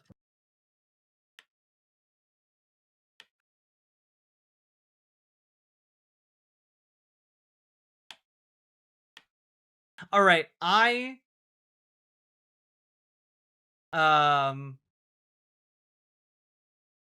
right, I am going to switch gears a little bit cuz I want to take a look at a game that many of you might not have heard about before, but looks fucking adorable, and I think we all need a little bit of a palate cleanser after everything that just happened. This lingerie is indeed gender euphoric? Hell yeah, Kira Stone, I'm glad you love it. I'll let my partner know.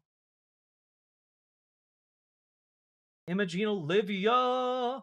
Folks, we've been going for about 3 hours now. If you've been enjoying the show, hit that follow button, hit that subscribe button, hit that like button. Do the things. And please consider supporting the stream financially if you are at all able. Yeah, Hammock, this Sunday I will be playing Peak with Lumi Roo for charity.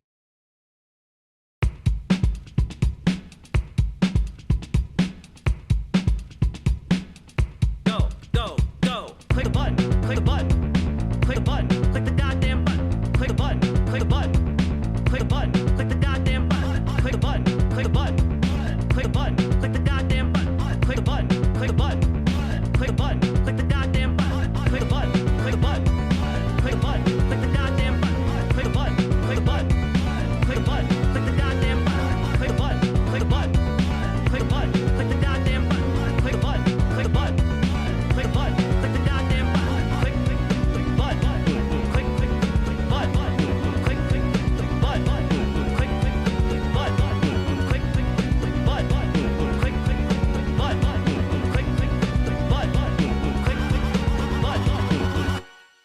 Let's go. How we doing on button clicks? We're 1 like away from 250. I believe in you guys. I believe in you guys. Don't let me down. Don't let me down. Don't let me down. Don't let me down. Don't let me down. Nobody loves you like I do. All right. Literally, I have a blood pressure headache from the Senate Democrats. Yeah. Honestly, fair.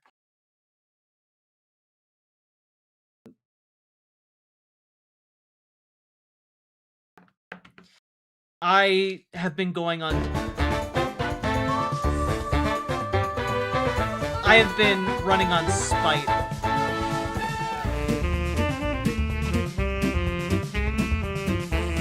This game fucking slaps, by the way.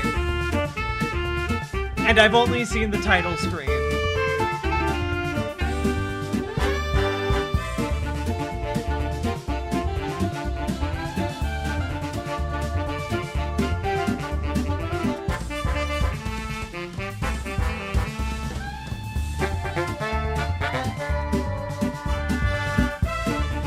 What a great soundtrack.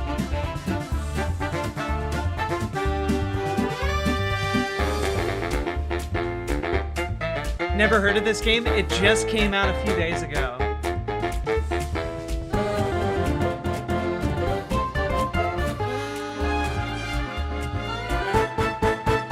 Yeah, we're gonna play this game for about an hour and I'll probably wrap up. Yeah, just from this title screen, isn't it amazing?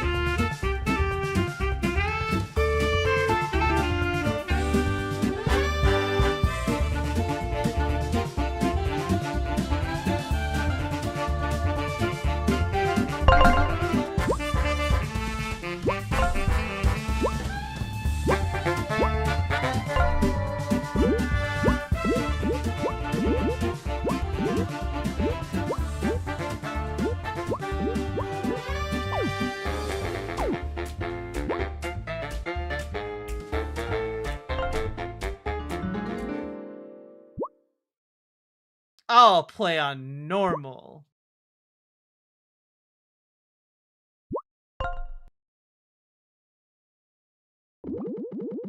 Today I'm going to read you one of my favorite stories. Ahem! Once upon a time, in a realm of lush forests and shimmering rivers, there lived a hero named Flint Buckler. For ages, Flint had valiantly pursued his quest to vanquish Tinder the dragon, a fearsome creature hidden away in her sprawling castle, guarding untold riches and treasures. Flint's battles with Tinder were fierce and brutal, but alas, he never succeeded. Trying time and time again, Flint sought to bring an end to Tinder's reign of terror. Their rivalry had become the stuff of legends, whispered among villagers as a tale of unyielding resolve. Once again, Flint found himself standing before the towering entrance of Tinder's castle, bracing himself for one final confrontation. The familiar fortress looming above, Flint's heart fluttered with anticipation, knowing that winning this final battle with Tinder would settle their ages-old feud and determine his legacy as a hero.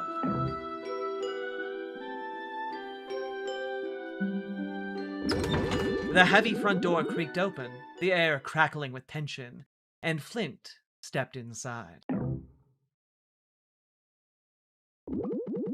The entrance hall, blanketed in a harsh, fluorescent lighting, echoed with the smooth, jazzy sounds of elevator music, and a cheery receptionist greeted Flint with a welcoming smile as he approached.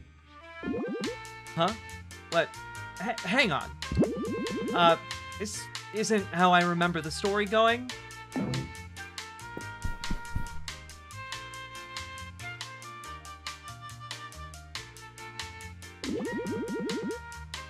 Oh god. This will be the time I finally defeat Tinder. Then I'll no doubt earn the respect and gratitude a hero like myself deserves. Haha. Huh? Something seems different here. No matter. Time to find Tinder and settle things once and for all.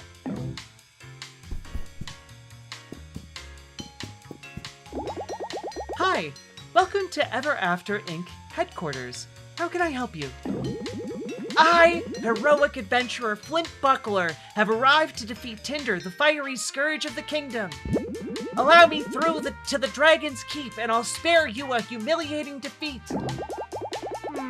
I don't know of any Tinder here. Do you have their extension? What? I'm talking about the owner of this castle. You know, big, terrifying, fire-breathing dragon? Sir, you seem confused. This is Ever After Inc. We're a company. Certainly no dragons here. I'm not confused. Well, maybe I'm a little confused. What's going on? Who are you again? I'm Red Riding Hood, the receptionist here, and you look awfully familiar. Oh, you must be... This is uncomfortable. Please wait 1 second while I phone my boss.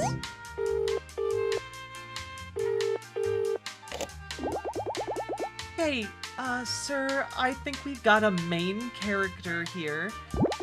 He's going on about finding some dragon or something. Yep. Uh-huh. All right, sounds good.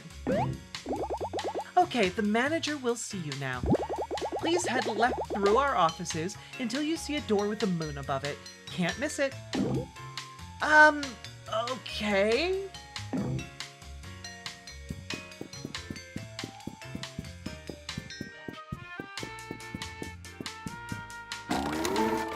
Oh, the save points are fax machines. I like it. What happens if I go, sir, that's not the right way. Please enter through the lower left door and proceed through the office until you see the door with the moon above it. Okay.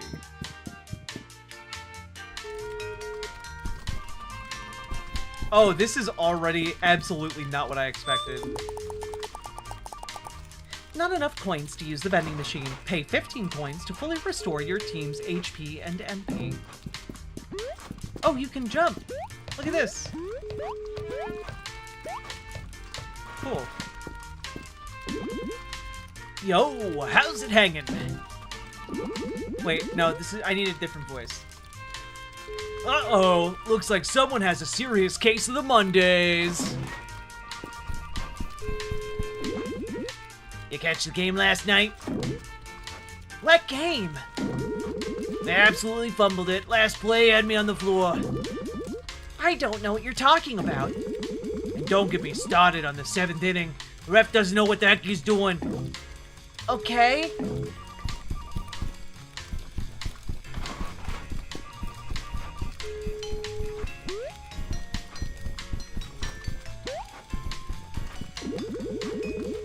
How about the crazy weather we're having, huh? You know what they say about the weather around here? Don't like it. Wait 10 minutes! Ha! Is it just me, or is the traffic getting worse? I was always late this morning. Are you new here? Welcome. Always love to have some fresh blood in the office. Mondays, am I right? You got out of coffee to run anytime soon? Just can't function without my coffee. You know, I've really gotten into crocheting lately. I just love crafts. Coffee. I used to be a ruthless Viking, sailing the high seas and pillaging priceless treasures. Now I'm a customer service agent. Anything is possible. Did you hear?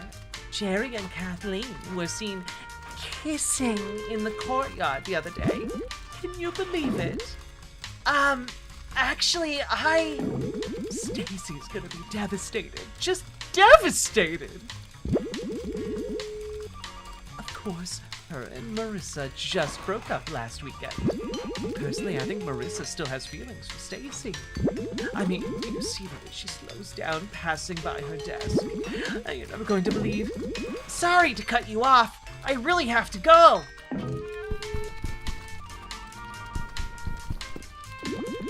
Hey, yo, you want to come out for drinks with me after work? I work hard, but I also play hard. I'm busy. Sorry. No biggie, bud. Huh? I'm so lonely. There's a few hours left to go. You can do this. Ahem. I mean, beep, boop, processor overload. I believe Linda got that promotion. Freaking Linda, of all people. You must be here visiting on a school trip or something. You want free advice? Well, tough luck, buddy.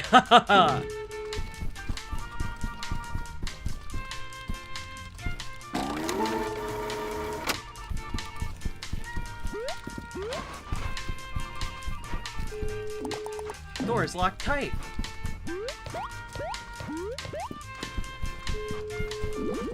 Keep moving, pal. Yeah, the manager's office is on the lower floor to the left.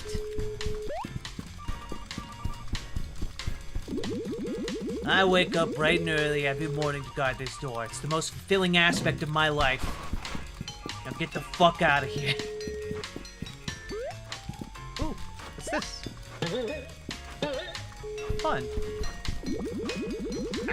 You know, it's rude to just waltz into my cubicle without an appointment. I'm trying to work here. This generation, I tell you. Don't make them like they used to.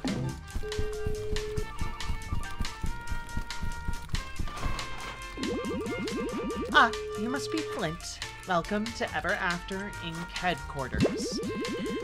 Manager will see you now. Please proceed through the door on your left.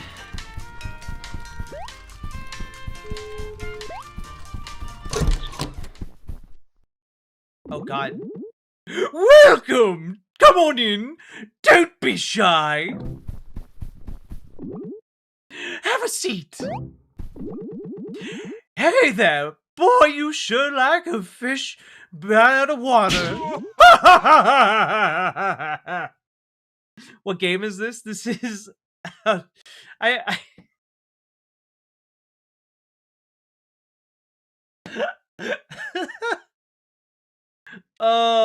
think it's Escaping Evermore. No, what's it called?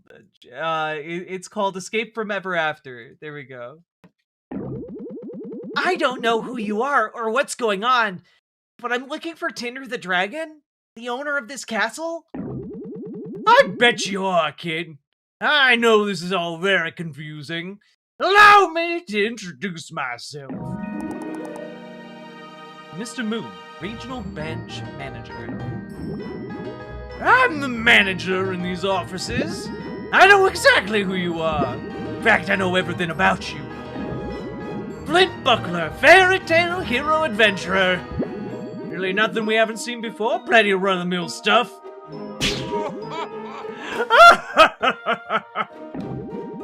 So, let's address the elephant in the room. Your arch nemesis, Tinder, no longer owns this castle.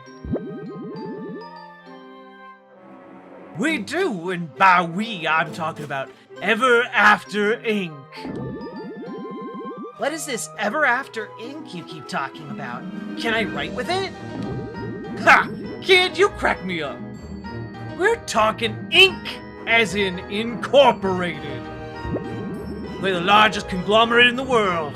The real world, that is. Oh, look at me getting ahead of myself.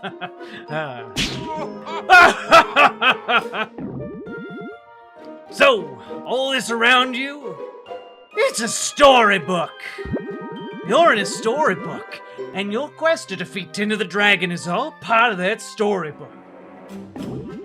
Fortunately for you, Ever After Inc. discovered a way to enter storybooks as part of their mission to expand their brand. And we bring the comforts of the modern world to those who live among the confines of fiction, such as yourself. So you have two options here. One, you can turn around and get the hell out of here. Or two, you can join all the other fairy tale folk and apply for a job. We're always looking for team players to join the Ever After Inc. family. You'd be a great fit. All those other folk in the office used to be just like you. Storybook characters chained to the whims of their creators. Doomed to live out the same tired old tales over and over again. Heck, I used to be a storybook character too, until Ever After Inc. came and liberated me. A children's book, if you can believe it. Anyway, kid, truth be told, your human characters are pretty popular with corporate. Just a bit of grit, Hard work. You might even become a middle manager like me someday. You understand what I'm saying here?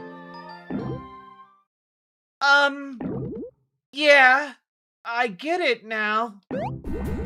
It's all a trick. Tinder set this all up to trick me into leaving. She's really feeling that threatened by me, huh? Well, the ruse is up. I'm gonna defeat Tinder, but first I'll start with you. So it's really gonna be this way, huh, kid? What a disappointment. Gods! Throw him in the dungeon. I don't have time for deluded lunatics. Yes, sir.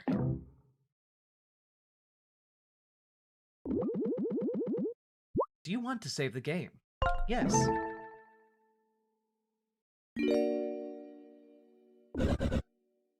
You're finally awake. Let me guess, you came to my... Oh, wait. Let me guess, you came to my castle yet again to try and defeat me? And now, in a final cruel twist, I'm stuck in here with you. I literally could not imagine a worse fate. Do I know you? Don't give me that, Flint. I know you're dim, but you can't be that dim.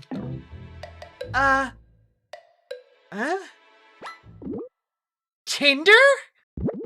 Is that you? You're so small. Of course it's me, you fool. Even in this pitiful form, I'm still the greatest and most powerful dragon that has ever lived. You should be quivering in fear. Tinder the dragon, scourge of the kingdom, but small? Heh, I didn't even recognize you. You're just so tiny. A minor inconvenience, that's all! One day, I was minding my own business when a whole army of these crooks stormed my castle and started trashing the place. For a dragon like myself, invaders are nothing new. I dispel of them regularly with ease. As you know firsthand. But before I could destroy these brutes, they used some technology to disarm me and shrink me down into this pitiful form you see before you. Ever after ink? Ah, so you've been introduced. You see this collar around my neck? It's somehow restricting my fire breathing and keeping me from doing any real damage. But once I get out of this cell and take back my castle, they'll be begging for my mercy.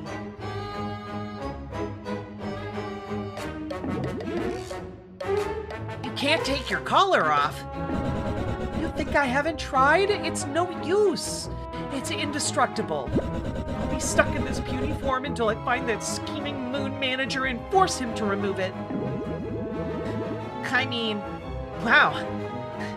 I came here to fight you. I feel kind of bad now. You think I still can't crush you in a fight? I've changed my mind. Now that I'm seeing you like this, I don't really want to rub salt in the wound, is all I'm saying. Well, too bad! You're going to regret coming here! I hope you came prepared, Flint, because I'm not gonna hold back! Looks like you hit your head pretty hard. Do you remember how to fight, right? You know how to use action commands? I know how to fight, let's go! Are you sure, Flint? This stuff is crucial. If you don't let me explain it to you, you won't even stand a chance. No, I really know how to fight. Alright then, don't say I didn't warn you.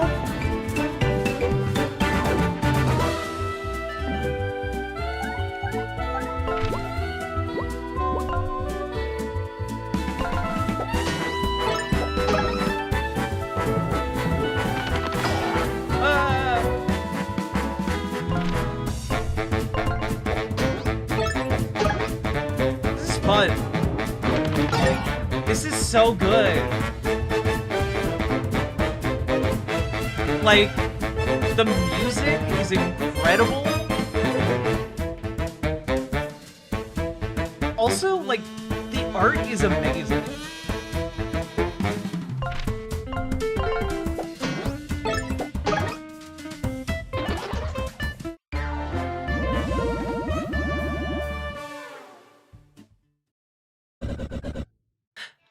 This is so humiliating. Got lucky, Flint.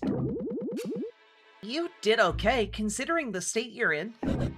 I did? I mean, of course I did. What did you expect? Look, we have to get out of here. Let's put our differences aside for a second and... Differences? I need to remind you that you're the one who keeps coming to my castle to bother me. All I wanted was some peace and quiet. That's not the whole story, and you know it. My point still stands. We need to get out of here. Well, maybe we're in luck. Those goons left the key just sitting there right outside the bars. A bunch of amateurs. Clearly, proper key placement is Dungeon 101.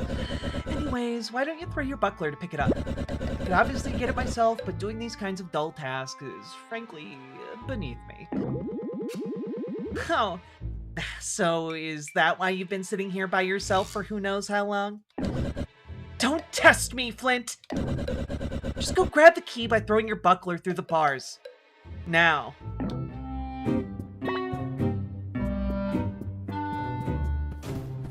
Oh, the bone, look, the bones, like, the bone physics are incredible in this game.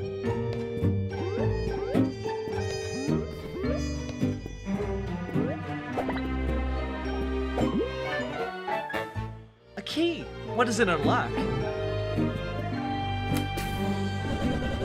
Congratulations. Took you long enough. Okay, are you coming? Travel with the likes of you? Don't make me laugh. I'm taking back my castle, and once I do, you'll be my next target. You better be gone by then.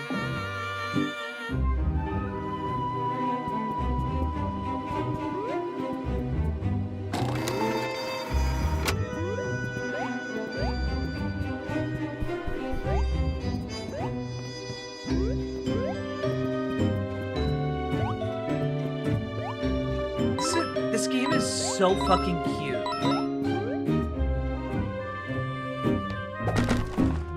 Oh shit! You can break stuff with your shield. Cool. Wait a minute. Can I break things in the previous room?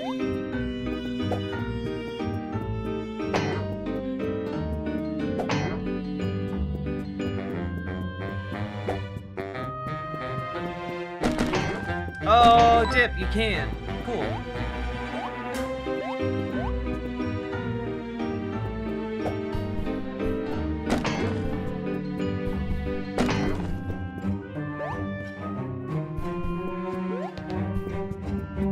I love the physics in this game. It's really fun.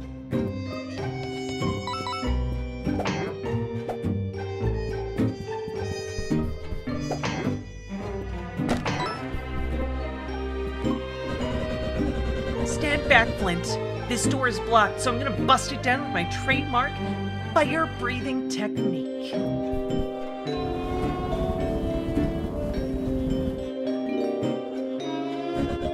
Drat, this ghastly collar makes my fire almost useless. What kind of dragon even am I? Can't even fly with these puny wings anymore. At least you still have your horns. Go ahead and laugh all you want. I know I'm a sad sight, but don't think for a second that my fire won't still burn you to a crisp if I aim it your way. Hey, what's all the racket in there? Wait, what's all the racket in there? What the? How'd you two get out?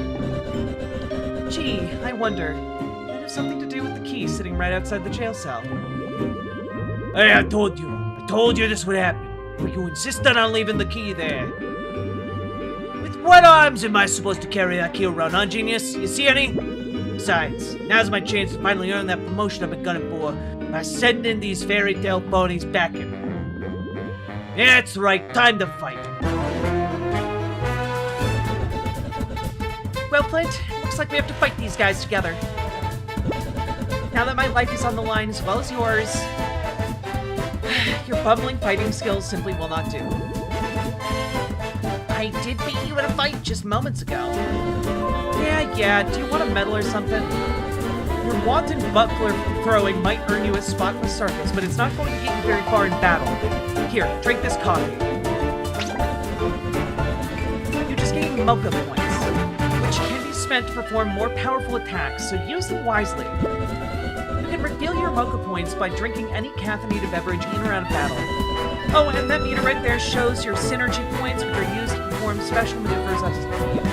Right now, we can only use our synergy points to restore a small amount of HP and MP. Synergy points are recharged as your confidence in each other increases, performing action plans and blocks. You can also recharge a small amount of SP by using Courage, which is found in practice mode. Alright, let's smash these eggs to pieces.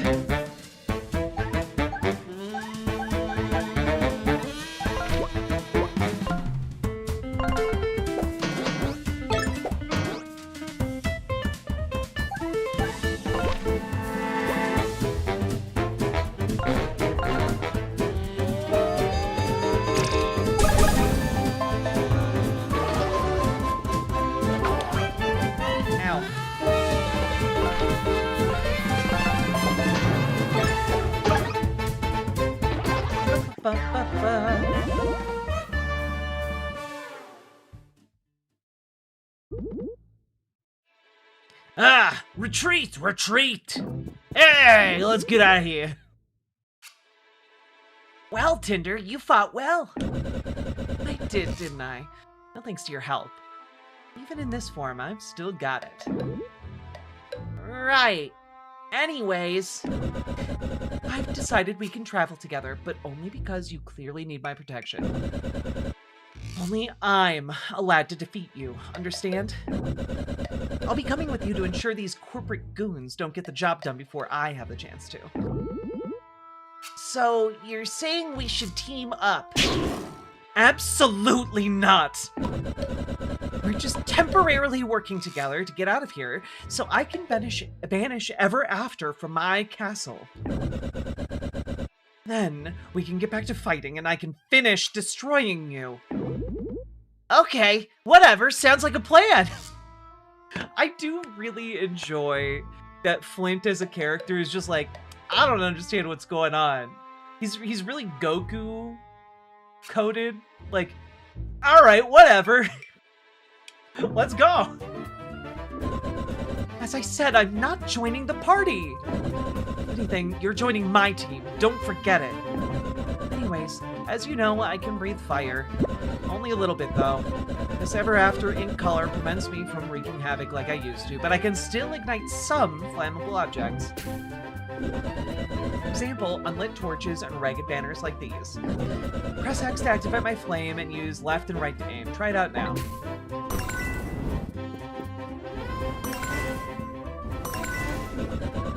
Try to burn anything that looks suspicious. You never know what you'll find.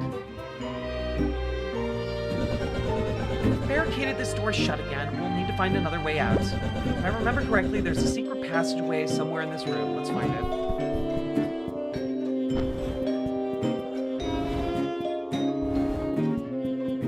Wait, I wonder...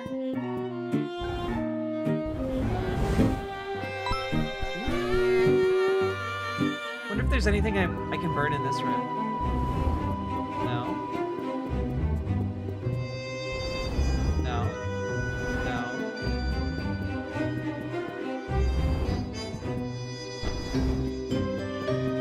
Oh shit! I found some coffee! Hell yeah! Some wall coffee! Is there anything in here? No.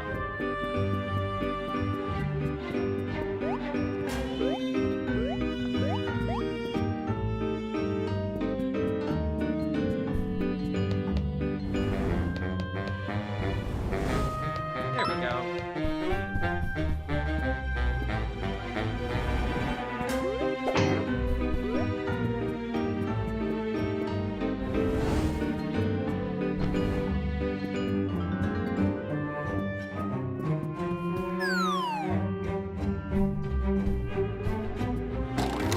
This is really cool. This game is really fucking amazing. I love it. Are you guys having a good time with this, by the way? Is this Switch? No, this is on PC. might be on Switch, but... A donut? Fuck yeah, sewer donut.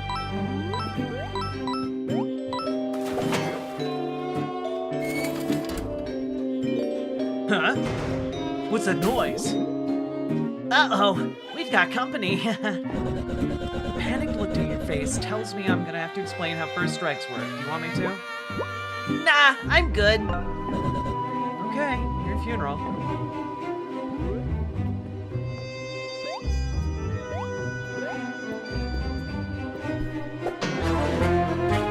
Got your ass. Looks like we have some new enemy types, so pay attention. See that soldier with the shield? As long as he's holding the thing, he'll block any attack on him or enemies behind him. Luckily, that shoddy wood is no match for my fire. Now see that soldier in the back? He's armed with a sharp weapon that will damage anyone who tries to get close. A ranged attack like the buckler throw can disarm him, though.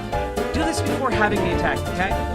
One last thing, you can press Y to swap our positions in battle. You might want to put me in front so I can deal with that shield guy first. Anyway, that's enough explaining. Let's do this.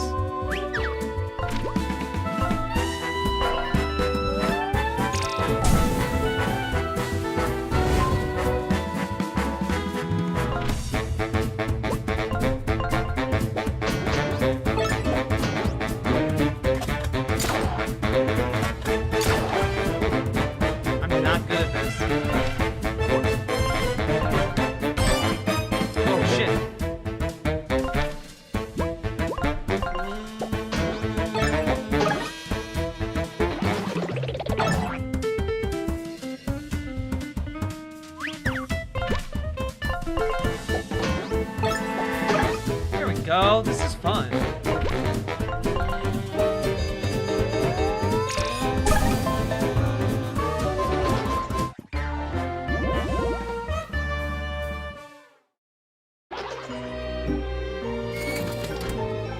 Oh, battle music is too loud? Okay.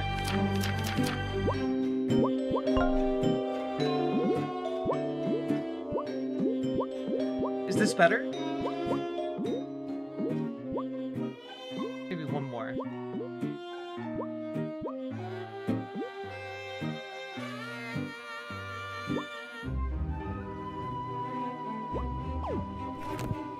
There we go. Cool.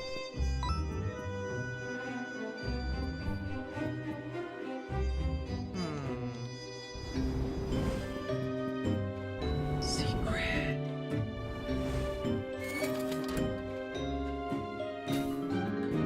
Treasure chest. Nifty!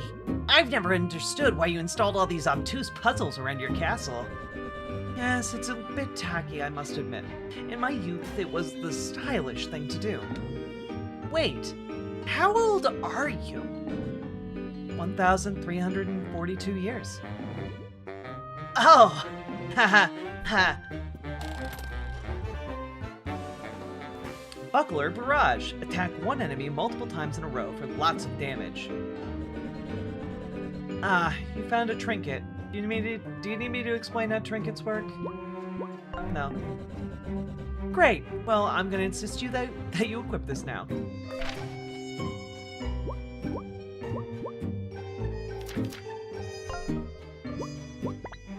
Cool. It really is like a lot of the mechanics of Paper Mario, like repackaged. And honestly, I'm not mad at that. Paper Mario slaps. Also, this team up with Bowser idea is very Super Mario RPG, and I am very much a fan of that.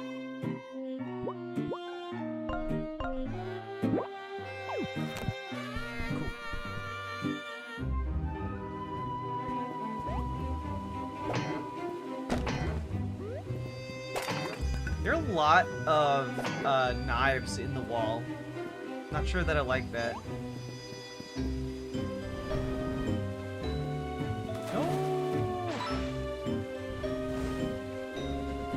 Clint, this is one of those exceedingly rare situations where, skills might come in handy. You need to light both of these torches, but since we can't reach the one over there, you can try throwing your buckler to carry my flame across the gap. Of course, if my wings still worked, then this wouldn't be an issue for me. But alas, we must now rely on your questionable aim. I'll leave the rest to you.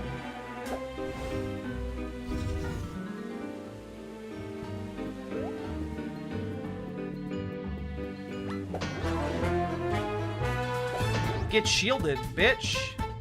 Researching. During battle, you can research an enemy to reveal their health bar. Interesting. Along with permanently displaying that enemy type's health bar, you may learn other important information. Cool. Oh, I love a good research mechanic. It's so goddamn fun.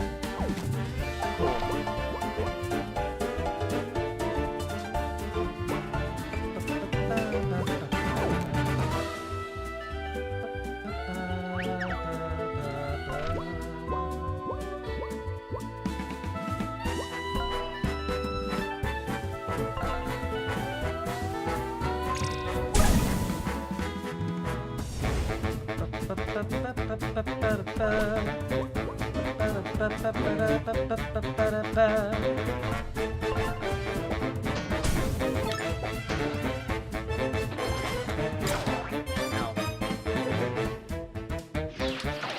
Ow.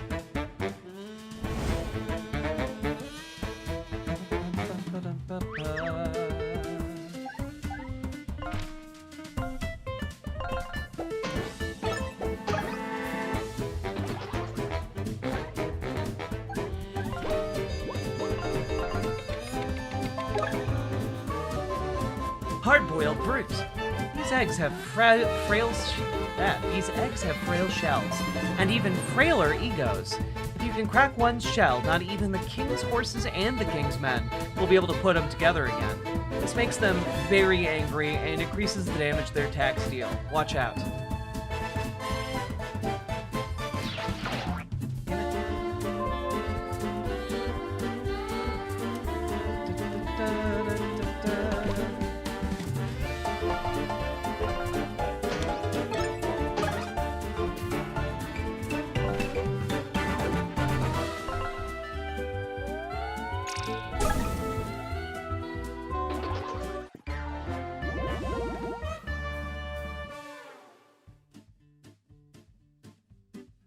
Is the battle music sound better now? You think so? Okay, cool. A muffin? Yeah!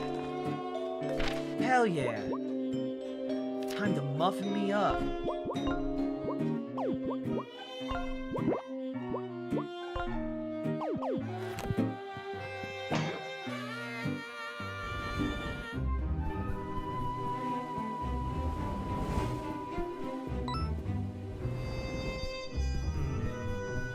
Clearly I can blow that up, right?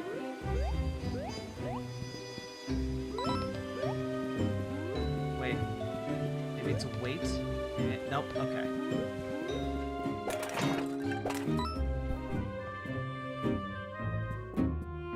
I guess I'll have to come back here.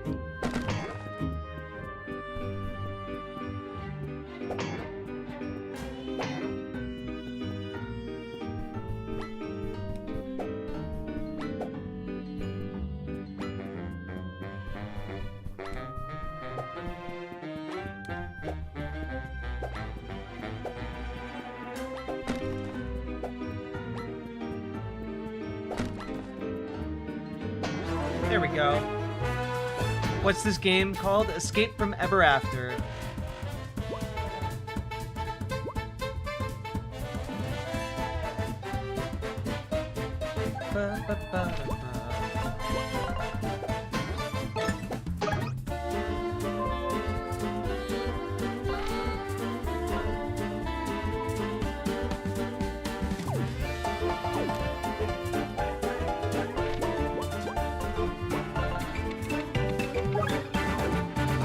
Toy Soldier. These loyal guards have been recruited from various stories by Ever After Inc. to provide security around their new headquarters.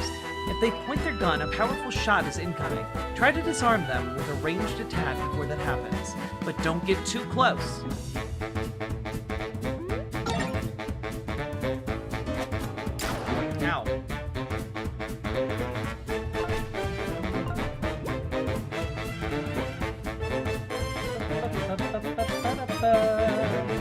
can you please tell me more about this game? This game is called Escape from Ever After, and it is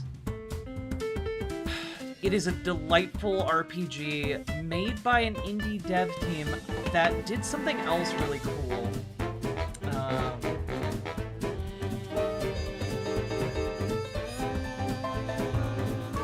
It is developed by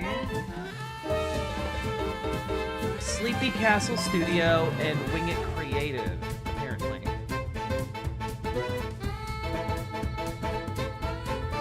It's been in development for about 5 years.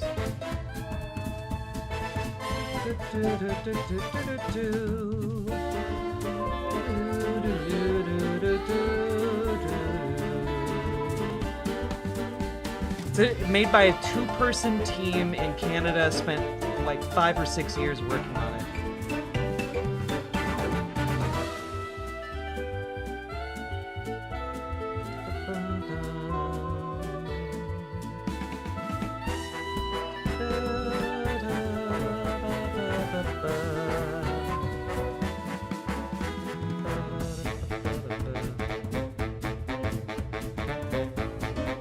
Yeah, I don't know. It's fucking cool is what it is.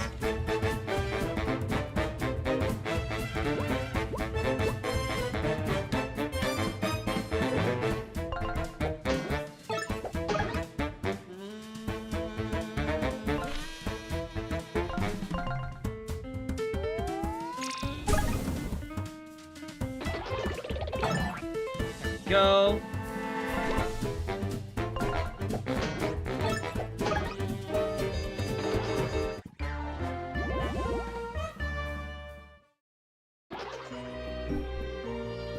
Canada has some really underrated media. Canada makes incredible video games.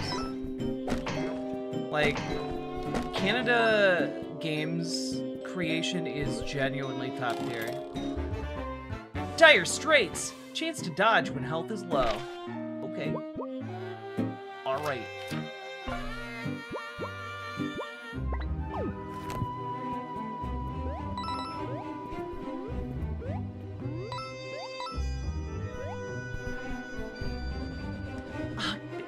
This way.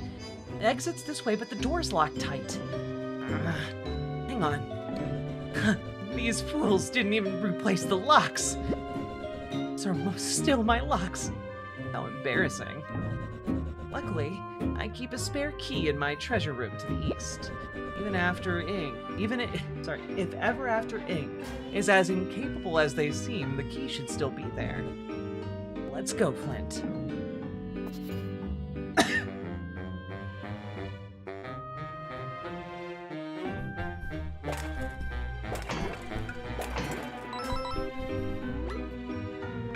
Oh shit! I got attacked!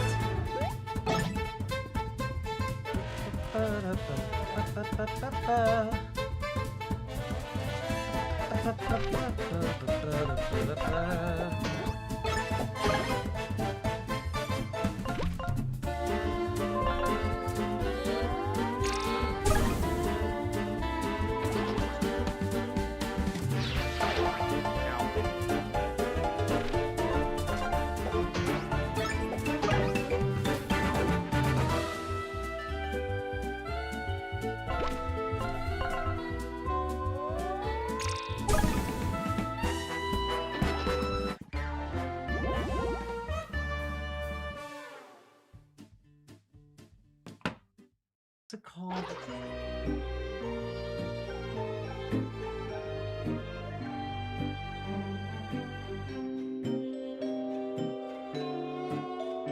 Yeah, by the way, if you find small RPG devs super impressive, you should check out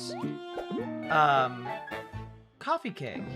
You should check out Chained Echoes, a top-tier RPG that was made by like one guy over the course of 10 years. It's so fucking good, too. Flint, listen up for a sec. Do you see that ever after copy machine over there? That's a save point. You'll want to save your progress whenever you see one of these. It'll appear back at this point when you die. Also need to save your progress before you exit the game. I don't want to hear any whining about losing progress if you don't. And that right there is a vending machine. They've installed them everywhere. Pay its cost to restore all HP and MP. I want to use vending machines too whenever you're running low.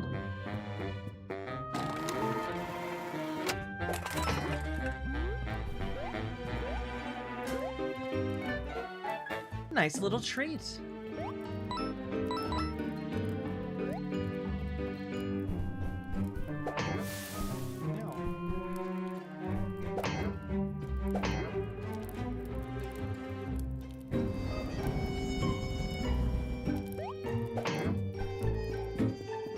I feel like there's a secret there, but I don't know what it is.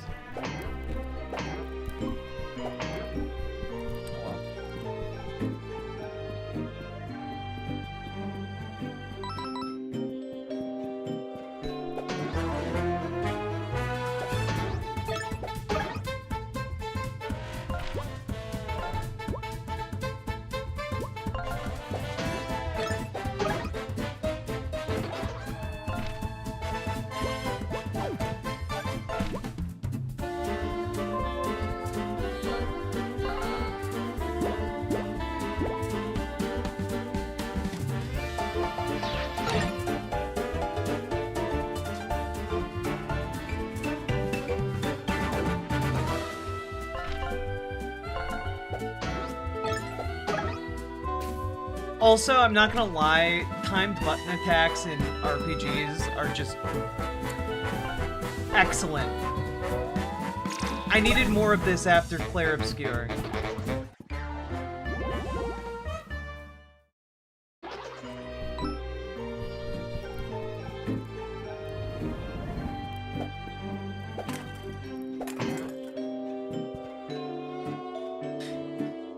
Alright, team. Grab as much as you can carry. This is one of the only treasure stores that Ever After Inc. hasn't found yet. Hi, boss. Hey! Get your hands off my gold! Your gold? The stash used to belong to a dragon named Tinder. Confused or something. We just got as much right here to this gold as anyone else. I am Tinder, you fool! Huh, yeah, right. Pal. Tinder's supposed to be big and intimidating. You're, well, look at you. Yeah, you're not fooling anyone, bud. How about I burn you alive as a demonstration? Hey, Tinder, relax. Let's just talk this out. Nobody messes with my gold. Least of all, some shrimpy little rodents. Hey, again, pal, it's not your gold. Tinder or not, it belongs to Ever After Inc. now, and well, they're certainly not gonna miss it if we skim a little off this old stash here. Maybe we'll even give you a small cut if you quit your whining. That is it! I'm giving you 3 seconds to scram before I make you wish you were never been born. 3. You're messing with the wrong mice, pal. 2. Boss, this character's looking real familiar. Are we sure Tinder isn't, 1. We're waiting. Time's up. Prepare to face my wrath. Bring it on! Huzzah! Oh, shit! They've turned into a Voltron! It's stacking time!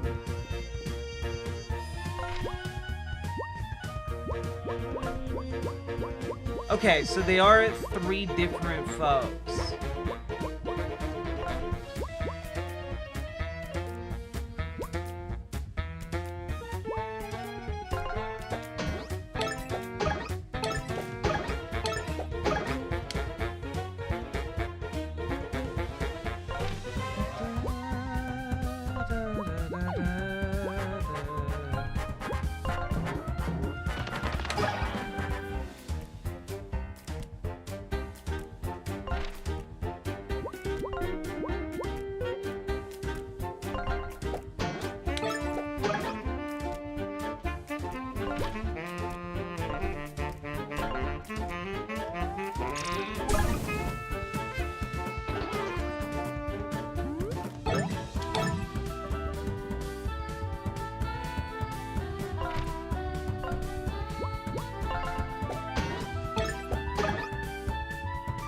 Oh shit.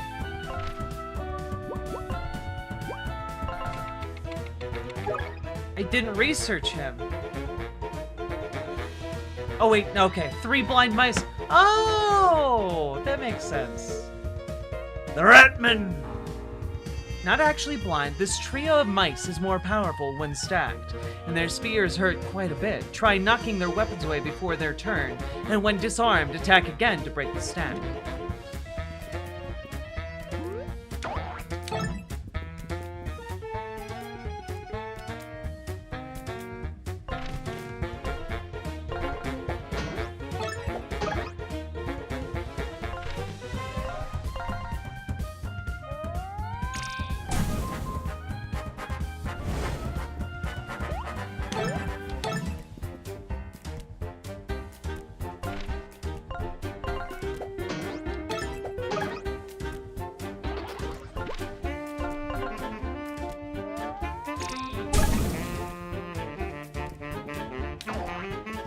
Ouch.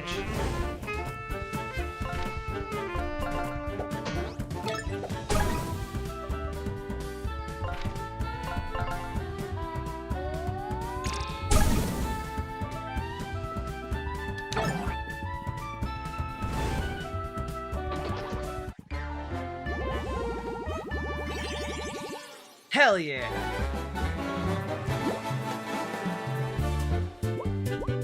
Oh, the music in this game is sublime. It's so good. The energy is incredible.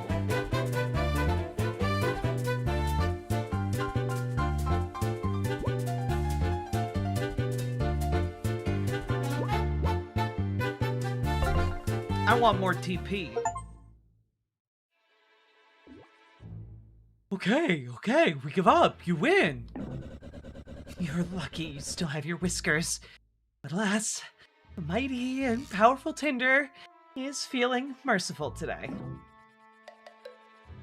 So, you Tinder, huh? How the mighty have fallen. Now look at you. You shrimp. I mean, you're just so much smaller than we expected is all. Once I get this collar device that was forced around my neck, I'll be back to my normal, imposing size. And I certainly won't be needing to fight along my sidekick here. Sidekick? Really? So, you've been collared. Everett the Ink really did a number on you. Don't feel bad. They've done much worse to more stronger storybook folk. Be grateful they only neutralized you. So, who are you mice anyway? And why are you down here? We are the 3 blind mice! More specific like, my name's Nickel. And I'm Penny. And I'm Scratch. Nice to get acquainted. The 3 blind mice. Seemingly not blind. Heard of us? We're loyal employees of Ever After Inc. now. As for why we're down here, well, we're not so loyal that we won't skim some gold off the top of the property if the opportunity arises. You're from a book of nursery rhymes? Why would you leave a cushy place like that and go to work for a horrible company like Ever After Inc.? First off, as 3 blind mice aren't blind anymore. That's right, dental and vision insurance. The optometrist picked us right up. And besides, the book we come from, that land of nursery rhymes and other fables, it's been totally destroyed, of course. Yeah. That's kind of what the company does. They come into a book, sap the world of all its resources, employ the characters that they deem able enough to work, and leave the rest as a wreck. Yeah. Storybooks are an untapped market. Valuable resources, cheap labor, and most importantly, profit to be made. It's only a matter of time before someone did something about it. That's insane! Who do these scumbags think they are? I'll tell you what they think they are. The largest conglomerate in all the universe.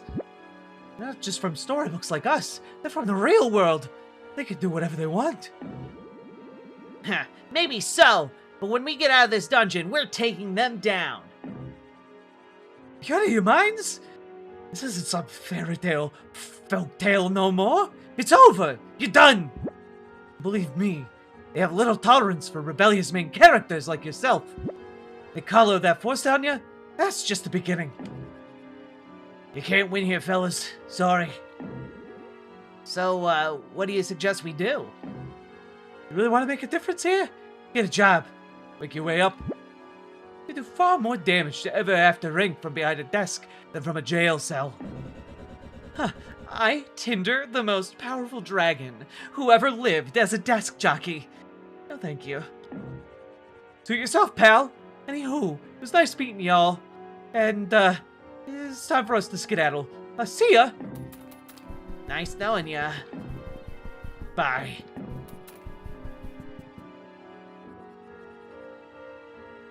Seriously, guys, consider what the boss is saying. If we hadn't complied, we would have disappeared with the rest of our story. Well, Tinder, what do you think? What do I think? It's ludicrous. You can't seriously be considering getting a job. Let's just get out of here. After that, you can do whatever you want. My spare key is in that chest. You can use it to escape the dungeon.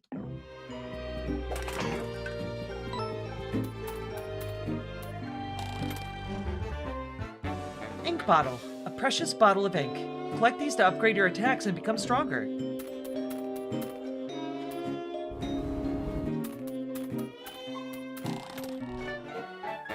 A key? What does it unlock?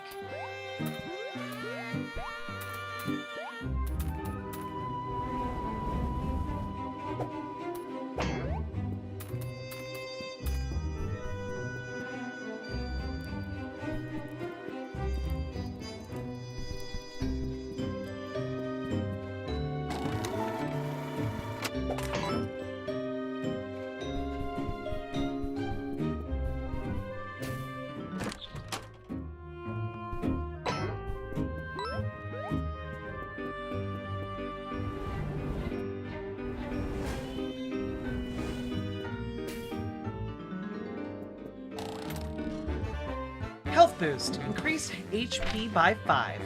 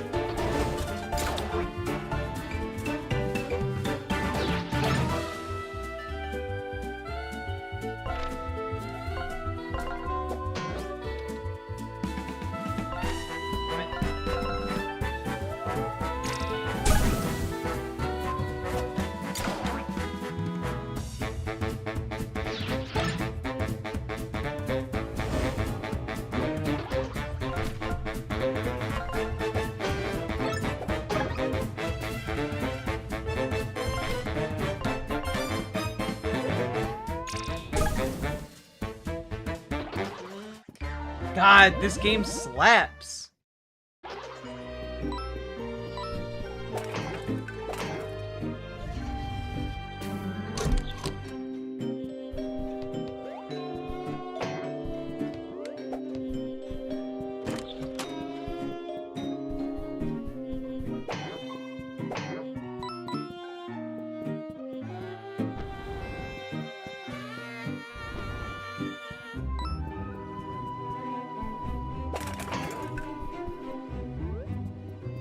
Oh, a sun gem, a rare gem. Spend it on valuable stuff.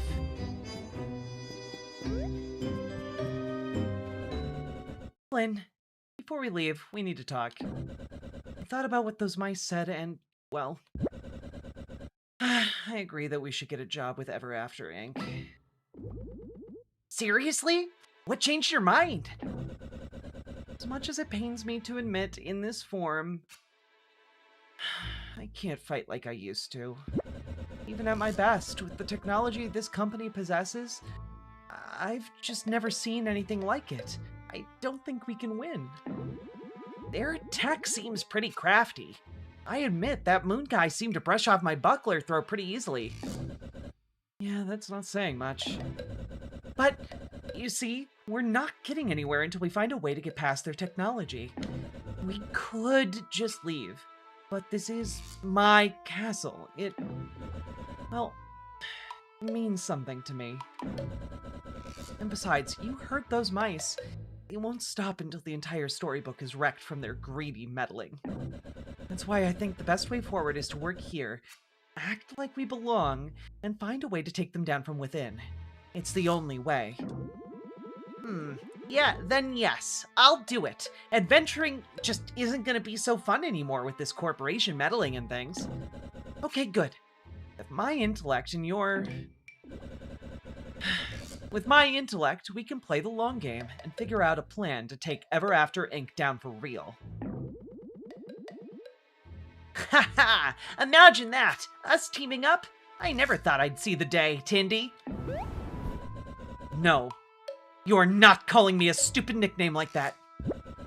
We may be doing this together, but don't mistake this temporary partnership for friendship. Noted. Good. Now let's go find this moon dimwit and demand a job. Maybe I should do the talking?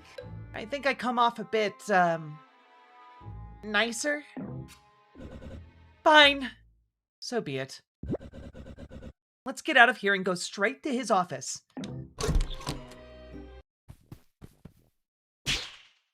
Halt!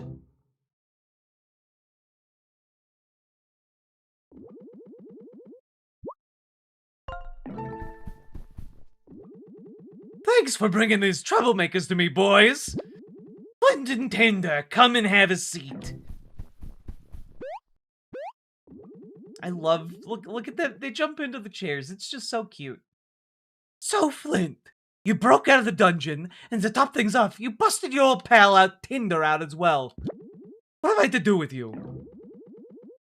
Actually, I decided I wanted a job here after all. In fact, both of us want jobs. Well, that's fantastic! The higher-ups are gonna be so pleased. They hear I recruited a new human employee. So, Tinder, you're on board as well? No hard feelings about the collar, eh? Looks great on ya! I'll murder you in your sleep for disrespecting me like this! How dare you, you oversized! Ahem! I mean, yes, this collar is acceptable. I want to work at your incredibly interesting, not evil at all corporation.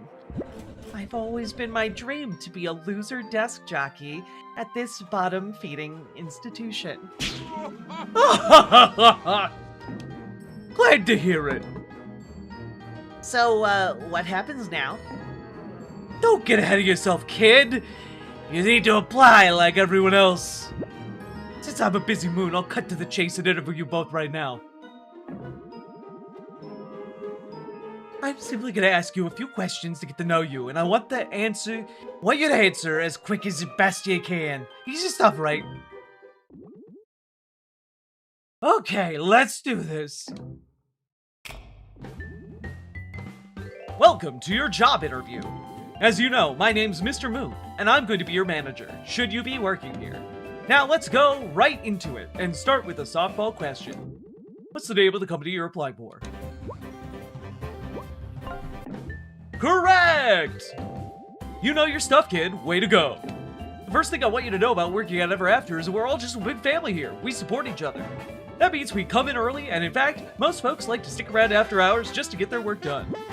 It's the kind of place we are. We work hard, we play hard. Alright, next question. Why do you want to work here? I'm passionate about corporations. Wow, what a coincidence. Me too! I just think they make the world a better place. Okay, good. Here's another one for you. What can you bring to the company? big ideas. Oh, really? Like what? 7-day work week. Love it. Love it. Love it. Why do we need weekends anyway? Employees are happiest when they have work in front of them, wouldn't you agree? Okay, one last question. What's your biggest weakness? I care too much. Huh, I understand. This job is everything to me. Sometimes I get a little overzealous, but I love this company and those who work here. But you know what? Channel this weakness into a strength, Flint. Be yourself. We reward that here at Ever After Inc. Well, kid, that concludes the interview. Let's see how you did. After assessing all your answers and weighing my options, I've made my final decision.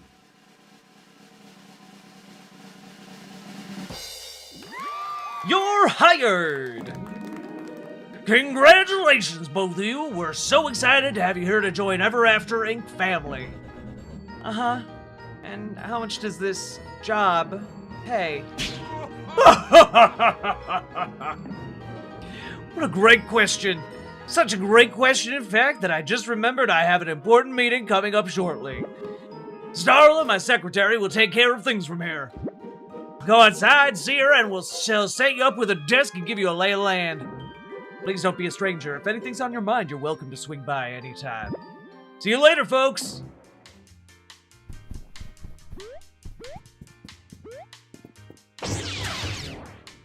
Oh.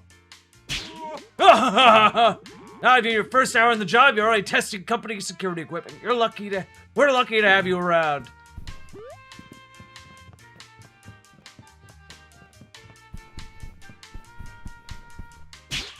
Hey!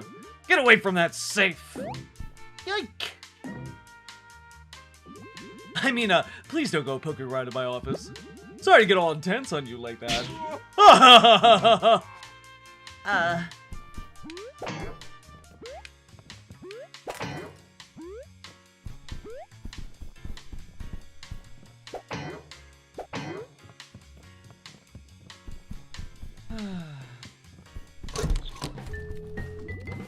Hello, Flint and Tinder. Congrats on the new job and welcome to our company. I'm Starla, the manager's secretary. I'll be starting you off as interns. Here are your employee badges. Keep them on you at all times. ID badge, an indicator you're now officially an employee of Ever After Inc. Congrats! We unfortunately don't have a cubicle available for you. We, however, found some unused space that will suffice as an office. Please follow me.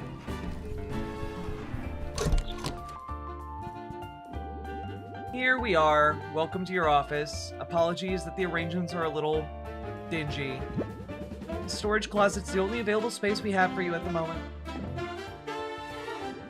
This is your computer. Here you can check your email, decorate your office, and more. Once you get settled in, please check your email for your first task. Remember, if you work hard, perhaps you can one day earn yourself a promotion. Good day, Flint and Tinder.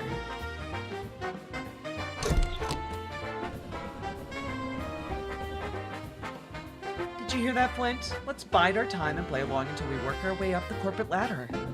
And once we earn their trust and find this company's weakness, bam! We'll destroy them. Sounds like a plan to me, I guess. Should we get to work? You know what? I'll let you handle the work, and I'll handle the scheming and plotting. Meaning you're just gonna sit there doing nothing? Pretty much. My mind is too sharp for this white-collar drudgery. Welcome to Ever After Inc. You now have a personal computer where you can check your email, decorate your office space, and more. Make sure to check your email inbox regularly. Your boss will email you tasks, and your coworkers will email you, providing advice and even asking for help in various matters. If you have any unread emails, this icon will be floating above your computer.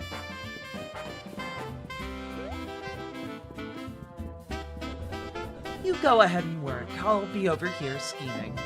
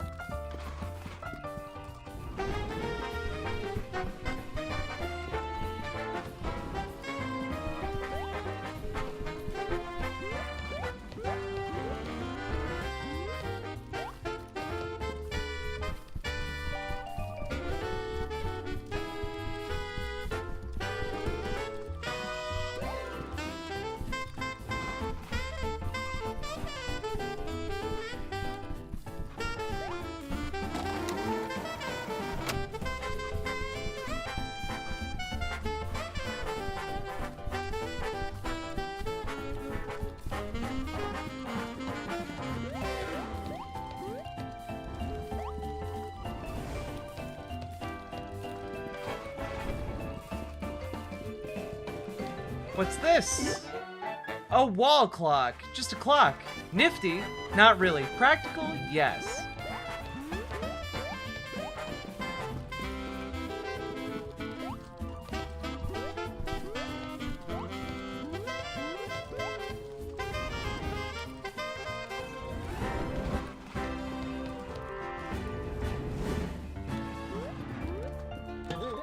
Wait. Hello. Ah, you have to help me. I fell in here and can't get out. I have no idea how long I've been trapped. I'm too late to use the spring and too small to climb out. I haven't eaten for days. What do you want me to do? Should I call for help? Oh god, did I do the same voice?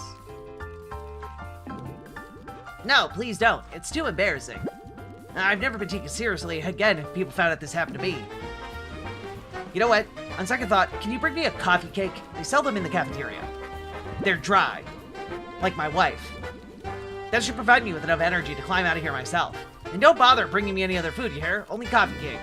You brought it! Coffee cake! Can I have it? Thank you. I'm safe. Give it here. It's so dry. I can feel the sugary goodness coursing through my veins. Here, take this.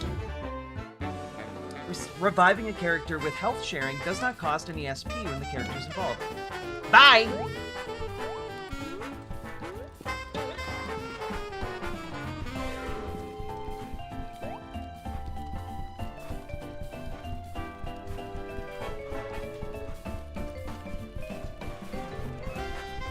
Heh. You're too slow.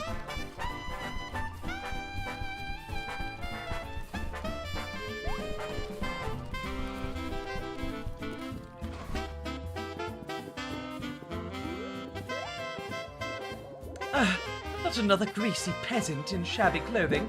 I came here for a job interview. They expect me to go through the bumpkin of a receptionist. I'm a high-born noble. I demand to speak to someone who can at least wear some proper attire.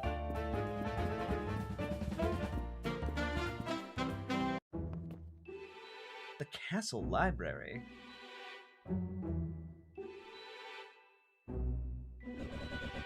My library. It's still here. All of my beautiful books, just where I left them. What a relief. Wow. Sorry. Wow, I didn't know you had a library. Or that you read. Yes, of course. Did you ever stop to think that I have hobbies outside of fighting you? If you and all the other washed-up heroes just left me alone, I'd be quite content living peacefully amongst my books. Huh, leave you alone? You terrorize the kingdom. I have to fight you. That's what you think? Clearly you're misinformed. Shh. Keep it down out over there, would you? It's a library, for Pete's sake. Quiet. Quiet, just like my wife. Did you know you could press LB to view your stats at a glance? Pretty nifty. A cat! A cat! A cat! A cat! A cat! Cat!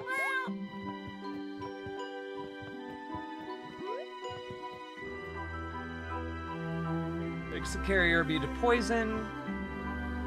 Gain 3 MP every time you use an item. That's good.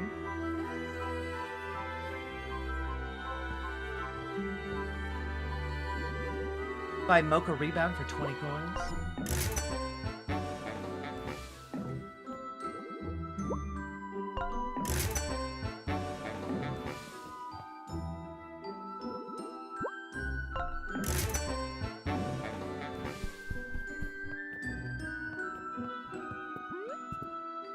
What's this? Can't use the telepager right now. Oh shit, they're using the library to, like, go into fantasy worlds. It's why they had to take over Tinder's castle. Because it has the largest collection of books that they can raid. Ah, you recognize me, don't you? Yes, I'm the fairy godmother from all of your favorite stories. Why am I working here? Well, nobody seems to require my services anymore ever since After Ink rolled in. Besides, this work is just as fulfilling. Please, Buy one of Ever After Inc.'s trademark trinkets.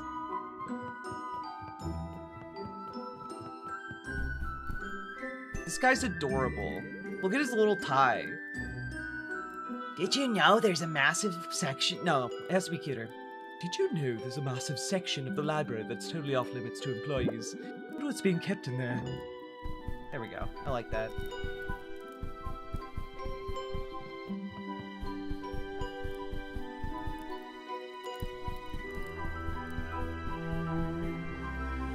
Starting to think that gnome's wife is dead. So dry, just like my wife. As a robot, these texts are useless to me. The entirety of all written works is already uploaded and cataloged in my database. Wow, that's so cool! Which one's your favorite?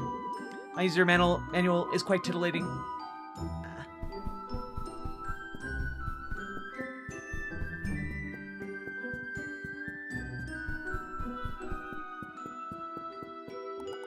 Forbidden section, off limits to employees.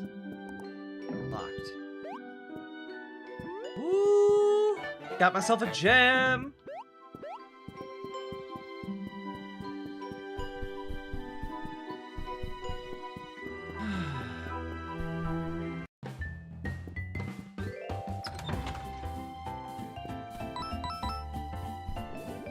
Oof, I love getting out to do yoga, but my calves are sure gonna be sore in the morning. What calves? Hey, Flint Dinner, you know what? I'm just in the middle of my yoga class right now. Why don't you come back and see me after we're done with job training? Go report to Helga out in the balcony, 2 doors west of here. Yoga's my secret weapon for staying focused at work. Use sun salutations, and suddenly I conquer my spreadsheet.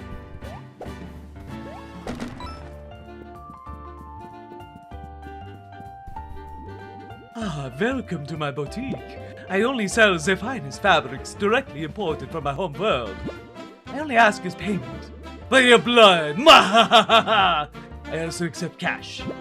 Let me know if you would like to purchase my wondrous curios. A dragon hat? That's so cute. An axolotl hat?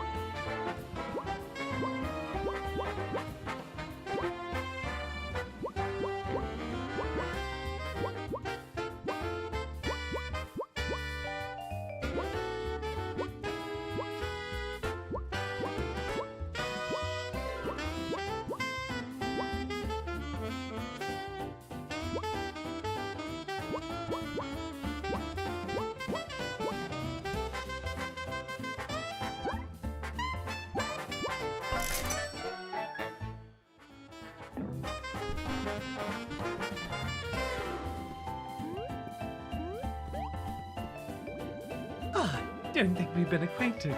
How delightful to meet you. I'm the Cheshire Cat. Cheshire Cat, the mysterious sun gem vendor. Have you collected any shiny sun gems throughout your travels? They can be found tucked away in all the corners of the Storybook Network. It just so happens that I collect these gems, yes indeed. And many rare items for sale that you can trade them in for. Get a look at my wares, they can be quite enchanting.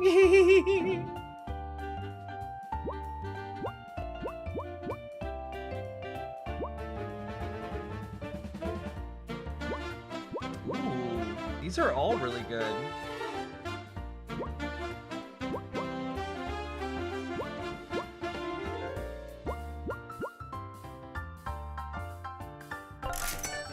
A bottle of precious ink. Wait, am I supposed to use those? Or do I just, like, passively get stronger?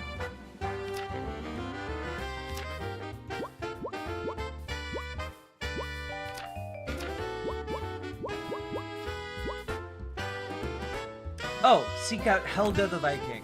Gotcha.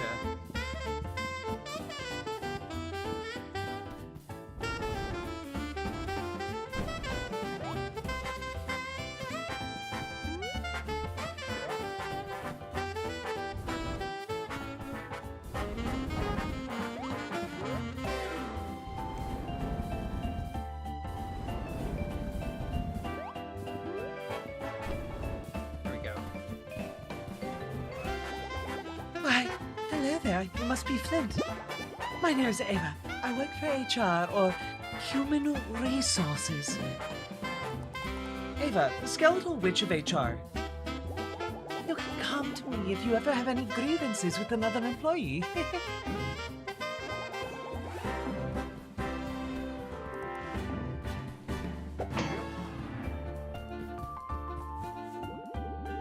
Nature.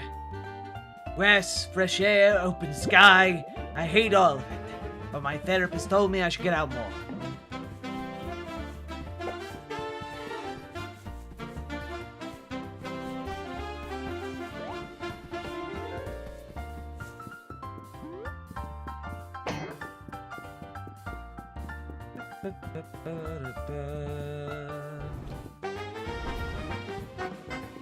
God, this game is such a vibe. Hey, you! You know that door leads to the castle dungeon, right? That's a restricted area. You'll be attacked on sight down there. I'm gonna stop you, but don't say I didn't try to warn you.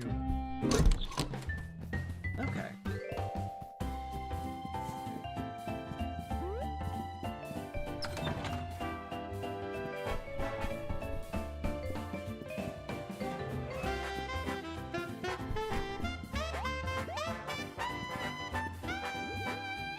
Hey you! I'm launching a startup enterprise. It's gonna be rad. Imagine social media combined with crypto combined with streaming. It's gonna change the world, believe me, it's never been done before. All it takes to get on the ground floor is a small investment of 100 coins. Then you'll be rich in no time. Just 100 coins, what do you say? Yeah, here's 100 coins. What the? You don't even have the cash. Get out of my sight until you're not poor.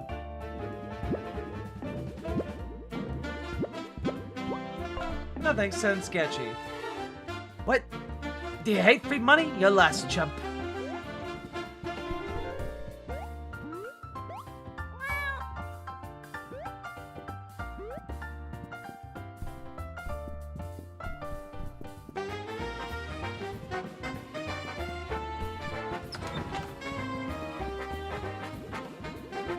There you are. Welcome to the company, intern. My name's Helga, former Viking turned customer service representative. Helga, customer service representative and employee onboarding specialist. The same valor that once defined me on the battlefield, I now passionately resolve customer issues and train new employees. That sounds not very exciting coming from a Viking. Fear not, intern. While my days of seafaring adventures are behind me, I assure you, the battles we'll face here are just as thrilling. Together, we'll navigate the treacherous waters of time management, conquer demanding deadlines, and finally emerge as a cohesive team that can weather even the most tumultuous corporate storm. Okay, I'm gonna stop you right there, lady. Me and this bozo, we communicate just fine. Thank you very much. Tinder's right. We're pretty experienced. Can you teach us anything a little bit more advanced? I can see the warrior spirit burning brightly within you. Perhaps I shall teach you about synergy attacks! That's right, you can use those synergy points for more than healing. With sufficient teamwork and effective communication in battle, you can also use synergy to execute brutal attacks. Please, meditate with me for one moment and you shall discover the power of corporate synergy within.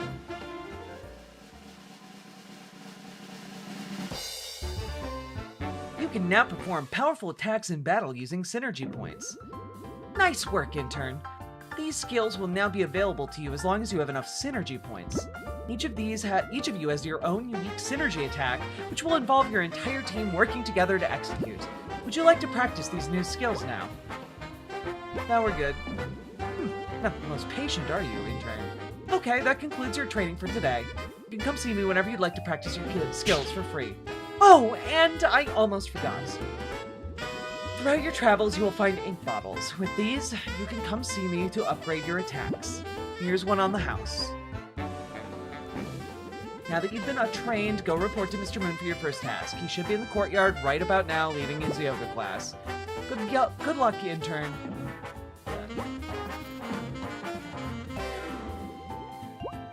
I want to upgrade.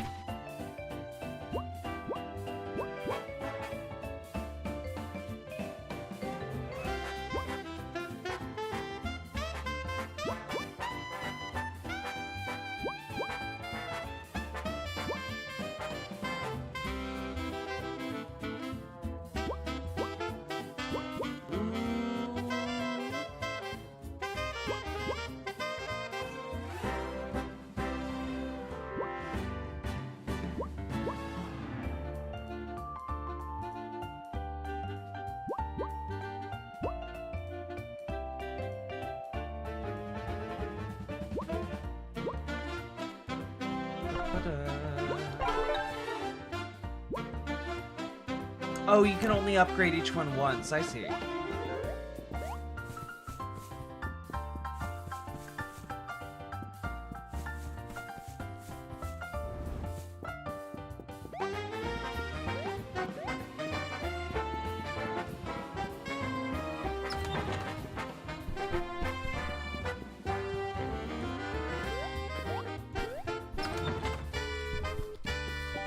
Oh, back here. Cool.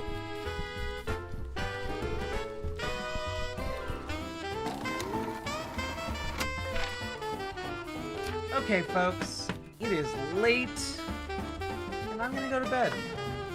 This has been fun, but I am absolutely, utterly spent. We'll come back to this game, though. This one's gonna stick with me.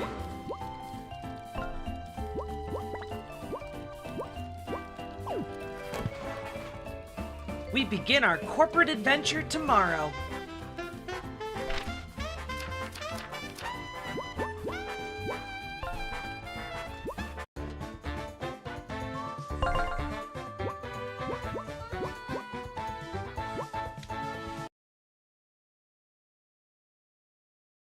God, what a fucking cool game.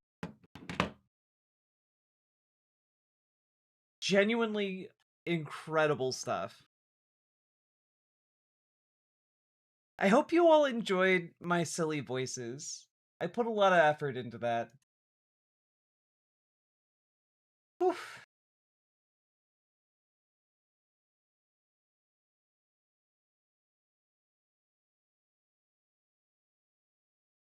I really enjoyed that game. It was fun and the music was perfect. Hell yeah.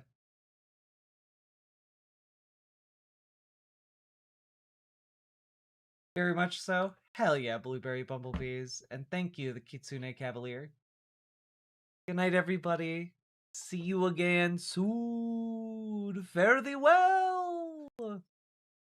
This is the goodbye song. It isn't very long. Farewell.